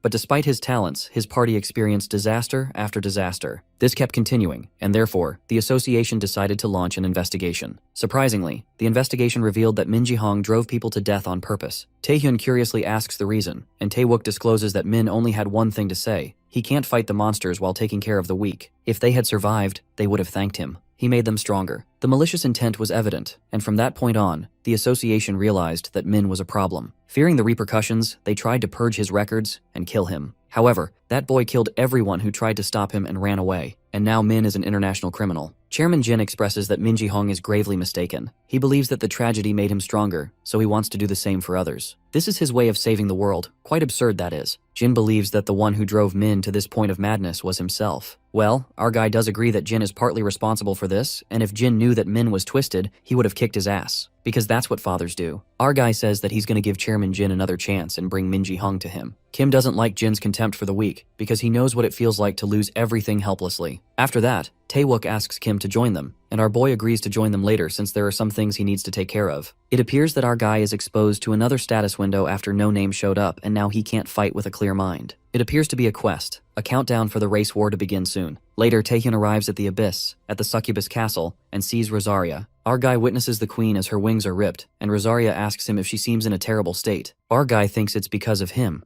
The damage from the fight with Orgel was worse than he thought, but Rosaria calls this a good outcome for a fight against the true form of an archduke. Taehyun asks her what happened to her castle, and Rosaria reveals that before our guy fought against Orgel, that annoying bastard Igmun paid a visit. But she assures Taehyun that the archdukes of the Abyss aren't friends, and she has to admit that it's her fault for having an excellent contractor. Taehyun affirms that he'll make it so that Rosaria will never be treated like that again. The queen feels already better. However, she feels something strange within Taehyun. Something has changed within him. That's when our boy confesses that he met God and heard the truth about the king. He reveals that the race war is coming soon. Deeply unsettled, Rosaria questions Taehyun about how he met God, and he opens up that there was a fragment of God in his world too. He managed to meet one and talk to it. Our boy reminds Rosaria that she told him that even if he had the right to know about the king, there was nothing she could do about it. But Kim assures her that it's different now. Rosaria is left wide-eyed. She is surprised that our boy met God sooner than expected, wondering if it's fate or coincidence. Well, she can't deny that Taehyun poking his head into everything is the reason everything is proceeding ahead of schedule. A chilling stillness cloaks the atmosphere, and Queen Rosaria manifests that our boy must know about his fate, given that he heard the truth. Seeing Kim in front of her, she assumes that our guy must have an answer for her. Well, our guy clearly remembers what the god No Name told him. Taehyun is not forced into the same situation as them, which means he can live his life freely without burden. It's totally up to him whether he wants to continue or not. No Name asks our boy what he wants to do. From our main character's point of view, he just wanted to enjoy himself at first to get even for all his years of frustration as a non-awakened. Then he wanted to get powerful so that he could truly be happy. Yet Kim became the strongest human on Earth, along with possessing the powers of archdukes. But the more he learned about the secrets of the Abyss, the more he began thinking there was a reason that the king had him regress, while also giving him his powers. He reminisces when the king told him that he was impressed by his drive and persistence. But in reality, Taehyun is aware that the king wanted something, to use his drive and persistence for someone to carry the burden that was too much to bear alongside him. Our boy fiercely divulges that he has decided to walk the same path as the king. This concerns Earth as well, and our guy justifies that he took this decision, the path full of thorns, to protect his world. He plans to take control of the upcoming war, and so our boy implores Queen Rosaria to lend her strength, and he will bring her to a higher place. Rosaria is impressed by Taehyun's speech, but she reminds him that he's the key, not the king. She tells him that he still has a long way to go. That's when our boy reveals his powers to Rosaria, which even freaks her out, and she asks him how the hell he became so powerful. Kim reveals that when he decided to walk the same path as the king,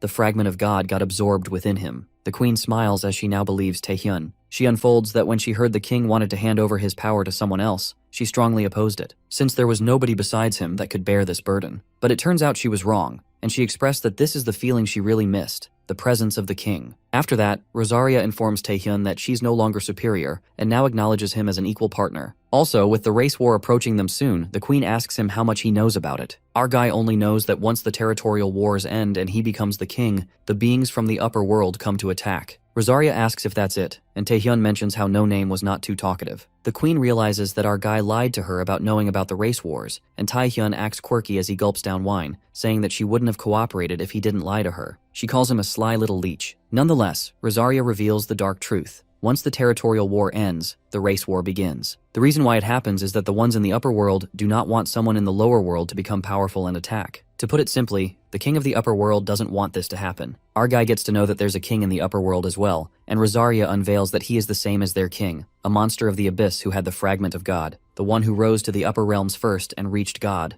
the demon dragon king, Baal. That's the king's name of the upper world. Our guy is struck speechless as he gets reminded that Baal was the dragon that the king fought in his memories. Taehyun then sums it up. The ones who have the fragment of God are fighting each other to see God first. But Rosaria infers that the demon dragon king already reached God, but he rejected the fate of owning the fragments and betrayed God. Baal got greedy as he wanted to sit in God's place instead. The king knew of it and wanted to return everything to how it should be. That is the very reason the king of the upper realms fights the king of the lower realms. Taehyun asks why the upper realm doesn't just attack now, to which Rosaria responds that there is some kind of restraint against them that doesn't allow them to move unless certain conditions are met. She's certain that must have been created by the king too. And our boy figures out that until then, he needs to beat all the archdukes and create an army to oppose the upper realm, because that's the key to this territorial war. Rosaria makes our boy understand why he must fight the archdukes. She then explains about the powers and forces that each of the archdukes wield. After that, she asks Taehyun where he would like to begin. And without much thought, our guy plans to start with Orgel since there's a debt to be repaid, to avenge Ricky's death. But the thing is that Orgel has the biggest territory within the abyss, and they'll be at a disadvantage if this becomes a war of attrition. And there's no doubt that other archdukes will rise up to fight too. Suddenly, a maid frantically barges in and hands a letter to the queen. It turns out to be important news about the Western Territories and Mukairan. Rosaria believes that the stage has been set, and she rhetorically asks Taehyun if he would help her rise higher. She asks our boy to prove his words weren't empty. It is revealed to us that Rosaria's Western Territory was congested by the vampire lord Igmun. At the dry desert, the Grand Succubus Knight, Mukairan, is fighting for their land against Bloodia, a triple S rank monster sent by Lord Igmun. Bloodia mocks Mukairan for being weak, and she even snickers at Queen Rosaria, who's known to be the weakest archduke. The Grand Succubus Knight warns Bloodia not to insult their queen, but the SSS monster tramples over Mukairan, making it clear that the abyss demands survival of the fittest. She declares that all succubi, along with their queen, will submit to her, Bloodia, and her crimson archduke, Igmun. Bloodia claims that now this dry desert is the property of Lord Igmun.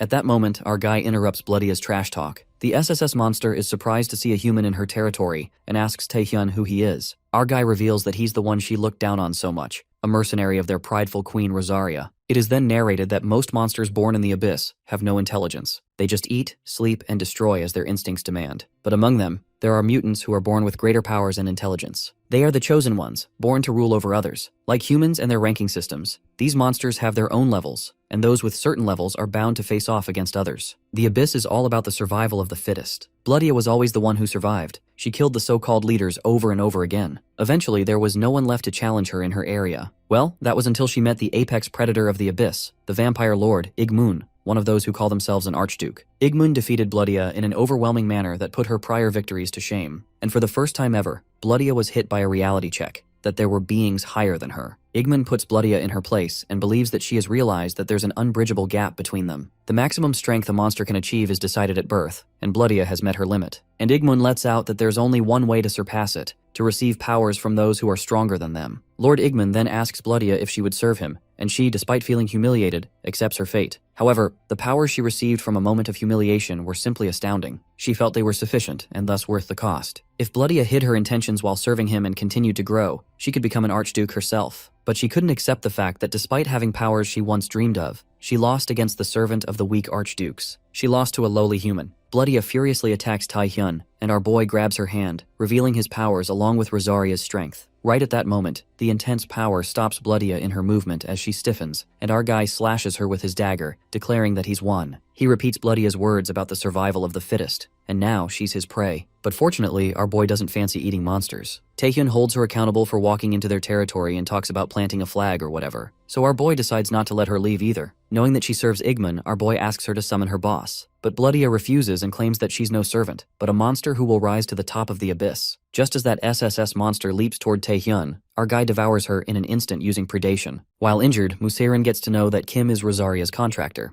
Our boy thinks about the time when SS Plus ranks gave him great difficulty, but they're just memories now. Just by synthesizing the fragment of God, he can easily take care of SSS ranks. Taehyun then peeks at his status window, and a list of skills is shown along with all the regular and summoning skills, which are the Archduke's powers. He comes across a feature that he can adjust his skills and assumes that it might be because his predation rank increased or because he absorbed Bloodia, who was a servant of Igman. Either way, Taehyun infers that if he continues to use predation, he can take on the missing Archdukes as well. Suddenly, blood begins to accumulate and Lord Igman emerges, saying he didn't expect much from Bloodia, but at least she was successful in bringing Taehyun out. Well, our guy finds it odd, but this makes his life easier as well since he was also searching for Igman. Lord Igman decides to celebrate this reunion, calling Taehyun the Key of the King. The scene takes us to Chairman Jinwi, who is reminiscing about his younger days as he looks at a photo, when suddenly Go Tae-wook barges in, informing Jinwi that the Nightwalkers' investigation team saw movement in the presumed location of the Malignant Guild. They are waiting for the chairman's order to take action. The chairman asks Tae-wook to call the nationally ranked players immediately, and Jinwi himself decides to take part in this. Tae-wook appears a bit concerned and informs the chairman that Kim Taehyun isn't back yet and they can't contact anyone in the abyss. He wonders if they will be fine by themselves. But Chairman Jin wonders since when did South Korea's association rely so much on one man, like Kim. Jinwi supposes that it's best they put an end to this themselves. He remembers that Kim told him he had a business to attend to, and to Taehyun, there's a path only he may tread. He wishes to properly support our boy as he walks down that righteous path, and they just need to do what they must. Igman exchanges introductions, since they didn't the last time they fought. He introduces himself as the Vampire Lord, Igmun, an Archduke of the Abyss. Our guy introduces himself as the contractor of Rosaria and the King's Key. Igman lets out that it better be true and makes an offer to Taehyun. The Vampire Lord asks him to rescind his contract with Queen Rosaria and to come to him instead so he shall treat him as one of his contractors. Igman lures our boy and says he's going to achieve power and strength the likes of which have never been seen under Rosaria. And plus, Kim will conquer the Abyss with him, and even offers to make him the leader of the territorial wars. But our guy already knows the evil scheming behind this, and mentions that Rosaria had already warned him that once all the Archdukes get to know that Taehyun is the King's Key, they'll all want him so that they can become the king for themselves. Our guy gets real and asks Igman if he thinks he won't be caught lying. The Vampire Lord thinks it would have been better for Taehyun not to realize and threatens him that if he won't come of his own accord, he'll just have to force him. Anyways, Igman notices that our guy seems to be distrustful, but not of that nightmare, referring to Rosaria. Kim simply responds it's because he and Rosaria are equals, but this doesn't sit well with the Vampire Lord as he finds it absurd that a human and an Archduke can be equals. According to the Vampire Lord, there are only dominators and dominated in the Abyss, and the king knew that, and that's why he forced all the Archdukes under him. Our guy clarifies that he never said he wouldn't use any force and he would be merciful if they asked for mercy, but he knows that force can't be avoided when necessary. With that being said, Taehyun also has to offer something to Archduke Igman. He offers the Archduke to serve him, and he will give him the chance to prove himself in the coming race wars. As expected, Igman snickers and calls our boy cocky for being just a key of the king. The Vampire Lord concludes that he's nothing but a cocky brat. The Archduke charges the blood swords at Taehyun, and with just an inch away, our guy breathtakingly breaks them without using any force. While Igmun is left staggered by the sight, our guy declares that this is the last time he'll be able to treat him this way. Taehyun lets out that it's time for awakening and prepares the blood swords. Our guy uses Igman's powers while the Archduke also counteracts with the same skill. Igman finds it amusing how our guy is using his authorities like he owns them. Igman asks him if he's going to cease his kleptomancy only in death. In the midst of the fight, our guy reckons that he did say all those things, but an Archduke can't be compared against an SS rank. Our guy feels like seeking Rosaria's help here would be wise. However, he wishes to see for himself how far he can go, having synchronized with the shard against an Archduke. He takes the leap and glides with the wings. Taehyun manages to scratch Igman with his claws and even breaks his shard. The Vampire Lord is surprised and notices that our guy is using stolen abilities. Well, our guy thinks it's too early to be surprised, confessing that he has more than his authority. That's when our guy activates Blood Rampage, Monsterification, and shatters Igman's weapon into pieces. The Vampire Lord is left stunned when he realizes that it's Orgel's skill, apprehending that Kim Taehyun is combining abilities of other Archdukes as well. Igman is very displeased with this and combats with our boy. Taehyun breaks his sword even more, and Igman can't help but ponder that this little brat, hiding under Rosaria's skirt, actually became this strong. While an Archduke and a human are involved in a fight, the succubus couldn't believe their eyes as our guy is making Igman struggle for real. The Grand Succubus Knight wonders if Taehyun really is a human because it seems as if they're watching a fight between two Archdukes. Our guy, on the contrary, teases Igman and asks him how it feels to lose to a brat. But the Vampire Lord tells him not to be so cocky, as he has only known a small part of what his authority can really do. But Igman supposes that'd be too much to use on the likes of him.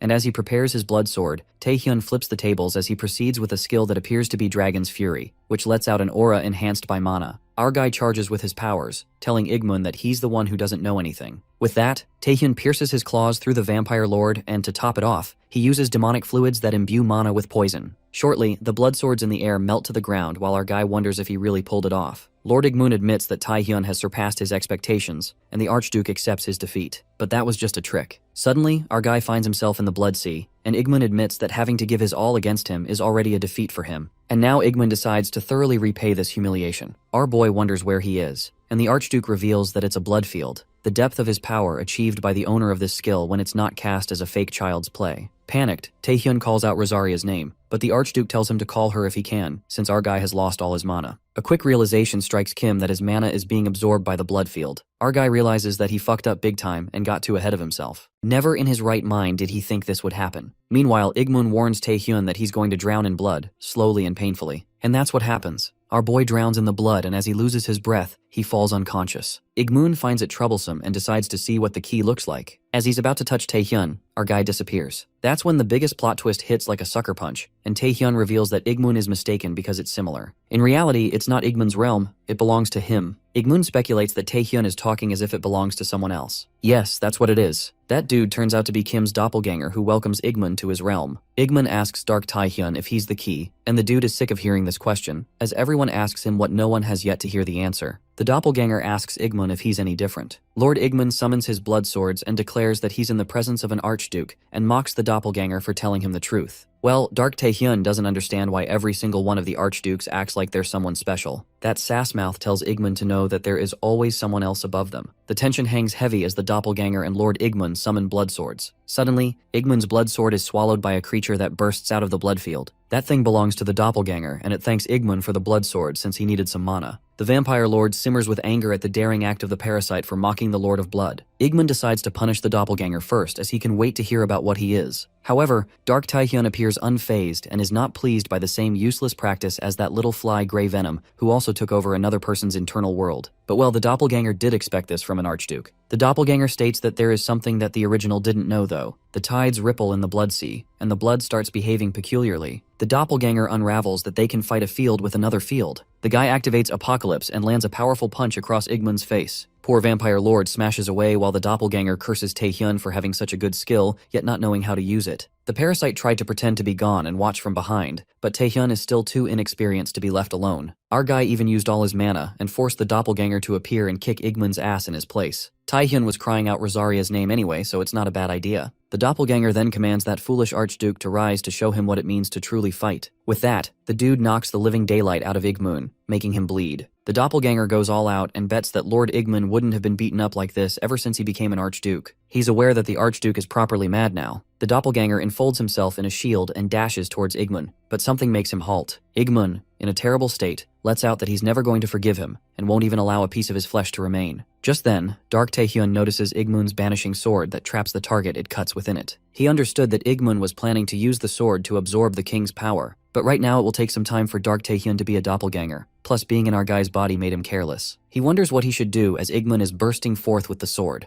The doppelganger believes that the original is not sleeping anymore, referring to Kim Taehyun. He instructs Taehyun that he has damaged Igmun plenty so he can finish him off now. Just like that, our boy takes over and ambushes the vampire lord, using the predation skill Devour. After that, Lord Igmun's half-body gets ripped into shreds, and he can't believe that he lost to a mere ghost of the king. While our guy pants heavily, Rosaria appears in the meantime to see if her contractor is alright. Igmun can't believe that even Archduke Rosaria is taking the human side. Well, the vampire lord decides to retreat for now, but he promises to have the king's key in the palm of his hand soon enough. Igmun leaves, determined that he'll win next time. Rosaria is glad that Taehyun is alright, and if she knew Igmun would be involved, she surely would have come. Our guy tells her not to feel sorry since he didn't summon her. Taehyun rests on the queen's lap and asks her if this was a good enough declaration of the territorial war's start. Well, Rosaria agrees that our guy is quite something. On the contrary, all the S and A ranked awakened arrive at the malignant guild base where there are villains everywhere like cockroaches. They hurry their way to the base to catch the leaders who will run away while these malignant cronies buy time. The car that has already left is being chased by guild leader Yua Hyung. The chairman believes that she might need assistance. Just like that, Jinwei breaks through the walls, breaching the base and commands the malignant guild to stop, warning them not to resist. That's when the vice leader of the guild, Shadow, shows up. The chairman immediately recognizes that it's the vice leader and one of the three warlords, Shadow. At that moment, Jinhui realizes that the one Yu Ah-young is chasing is someone else. Yu Ah-young chases the car, and to her surprise, she finds President Lee Jung-soo, who gets to know that it was Guildmaster Yu chasing their tails. Yu learns that it was the Taeson group that was helping the malignant guild. She reveals that they have been suspecting them for quite a long time, and even the gray disease spread because of the malignant guild. Yu Ah-young elucidates that they thought that someone who had the means to do so was behind all of this all along. The NSK Association also noticed that the ones who created a cure in record time and made incredible profits were Taeson Pharmaceuticals. There was no concrete evidence to dig into, but since they have the Taeson group coming out of the malignant guild headquarters, that's enough evidence. Yu curiously asks President Lee why he did all this. The president confesses that, being a businessman, he just used the malignant guild to gain advantages for their company. Lee Jung-soo adds that the new South Korea Player Association, NSK, getting first pick on everything with the 4 guilds was bothersome to him. Ah-hyung mocks the president since it's a weird way to say that the Taeson group wasn't talented enough to be among them. Just then, President Lee reminds Ah-hyung that she's acting too early, like she's already arrested them. The guy makes it clear that he has no intention of coming in quietly, emitting his powers. Yu Ah-young puts the president in his place and reminds him that he's barely in S rank, but Lee Jung-soo reveals that he surpassed that with monsterification. At that moment, Ah-young is left in disbelief as she realizes that it's the result of Jang Lung's monster experiment, discovering that it wasn't just a virus released from there. President Lee Jung-soo reeks of evil as he confesses that his strength is now closer to that of a national rank player. Lee asks Yu what she's going to do now, along with a monstrous punch coming her way. The scene switches to the headquarters of the Malignant Guild, where the S-rank players, Park Seong-jin and Kwon Kang-hyuk, fight against Shadow. Strangely, no matter how many times they strike at that guy, he can't feel their attacks landing. The other S-rankers try to ambush Shadow with a pincer attack. However, it's in vain. Shadow traps those players with his shadowy tentacles. Chairman Jinhui strikes a punch to release his members from the Shadow. Shadow arrogantly lets out the reason nobody could catch him all this time, because they can't catch him, and he slips away like a shadow. The S-rank players call this bullshit, and Jinhui tells them not to get bothered by Shadow's trash talk. President Jin ponders that Shadow keeps emphasizing his powers, and for that reason, he decides to check something. He asks for backup from the players. With that, the president jumps in backed by all his S-rank players, while Shadow thinks that these nationally ranked players don't learn. The result is the same no matter how many times they try. Shadow lets out that they are the ones who are trapped and tangles up all the players with his shadow ropes. While the players freak out, Jinhui dashes towards trouble as the tentacles are about to hit him. The vice leader of the Malignant Guild warns the old man that he's jumping into fire, but in reality, Jinhui notices a pattern, determining that when Shadow parried his attack, he let go of 2 players. Simply put, this masked bastard can't do both, attack and defend at the same time. It's one thing at a time, and what's important is the timing. The president plans to leave an opening for him to attack, while Lim Ah-hyung is going to strike right after to take him down. Jaw-droppingly, Lim strikes her icy hammer and Shadow is trapped in a big block of ice. While Shadow is confined, Jinhui uses his ancient martial arts movement, Mountain Domain, forcefully thrashing that ice to break into pieces. To everyone's surprise, Shadow's mask is broken, and he is not surprised that veteran Jinhui figured out his powers this quickly, calling him that guy's teacher. The old man asks Shadow where Min Ji-hong is, and if he's back from the abyss. But Shadow doesn't disclose the info about his leader this easily, confessing that his only role was to delay while they transfer information out of here. It's a shame that they have to give up this facility, but there's nothing left for them here. Just then, Shadow slips away, declaring that the world of villains will come soon. Kwon Kang-hyuk asks the president to chase Shadow, but he refuses to chase him anymore. Lim Ah-hyung realizes that it's because of her sister Yu Ah-hyung, but she assures the president that his sister is not that weak. On the contrary, Guildmaster Yu beats the life out of President Lee Jung-soo, who whines in disbelief, uttering that he was supposed to be at the level of a national ranked player. He couldn't believe that he lost to an S rank. Exuding her green aura, Yu smiles and reveals that she wasn't messing around when everyone leveled up. The scene takes us to her flashback, where Tae-hyun calls her out of the blue, and because of her injury she can't join the squad. Hence, our guy tells her to keep up with the training secretly. Yu gets pissed and reasons that she doesn't have time for this, but our guy seems persistent when he says that he's going to bring everyone in this squad up to nationally ranked players. Tae-hyun provokes Yu to join the squad, asking if she's going to fall behind her sister Lim Ah-hyung, who's also in the squad. Yu gets embarrassed and lets out that she doesn't want to lose to her sister. So our guy suggests her to do as he says and states that the Guildmaster of Undivided and Magicians are all nationally ranked players, so it'd be a shame if the Guildmaster of Nightwalkers is left powerless. Coming to the present, Yu had continued her nightmarish training with Tae-hyun every week, and thanks to that, she became a nationally ranked player. She's happy that it helped her in this case, not telling everyone about it. With that, Yu brings the president to his knees and asks him if he has anything else to show. Yu tells him to do it quickly so that she has more evidence of him making deals with villains. Lee Jung-soo calls out his men, and that's when the trouble begins. It turns out that the leader of the villains, Min Ji-hong, has come to Lee's aid. Min tells the president to be thankful that he's on their side. Otherwise, he would have been dead already. Yu Ah-young freezes in shock while Min Ji-hong greets her, complimenting that she looks good. At the same time, Kim Tae-hyun emerges from the abyss and arrives in South Korea. He hopes everything is fine since a lot of time has passed.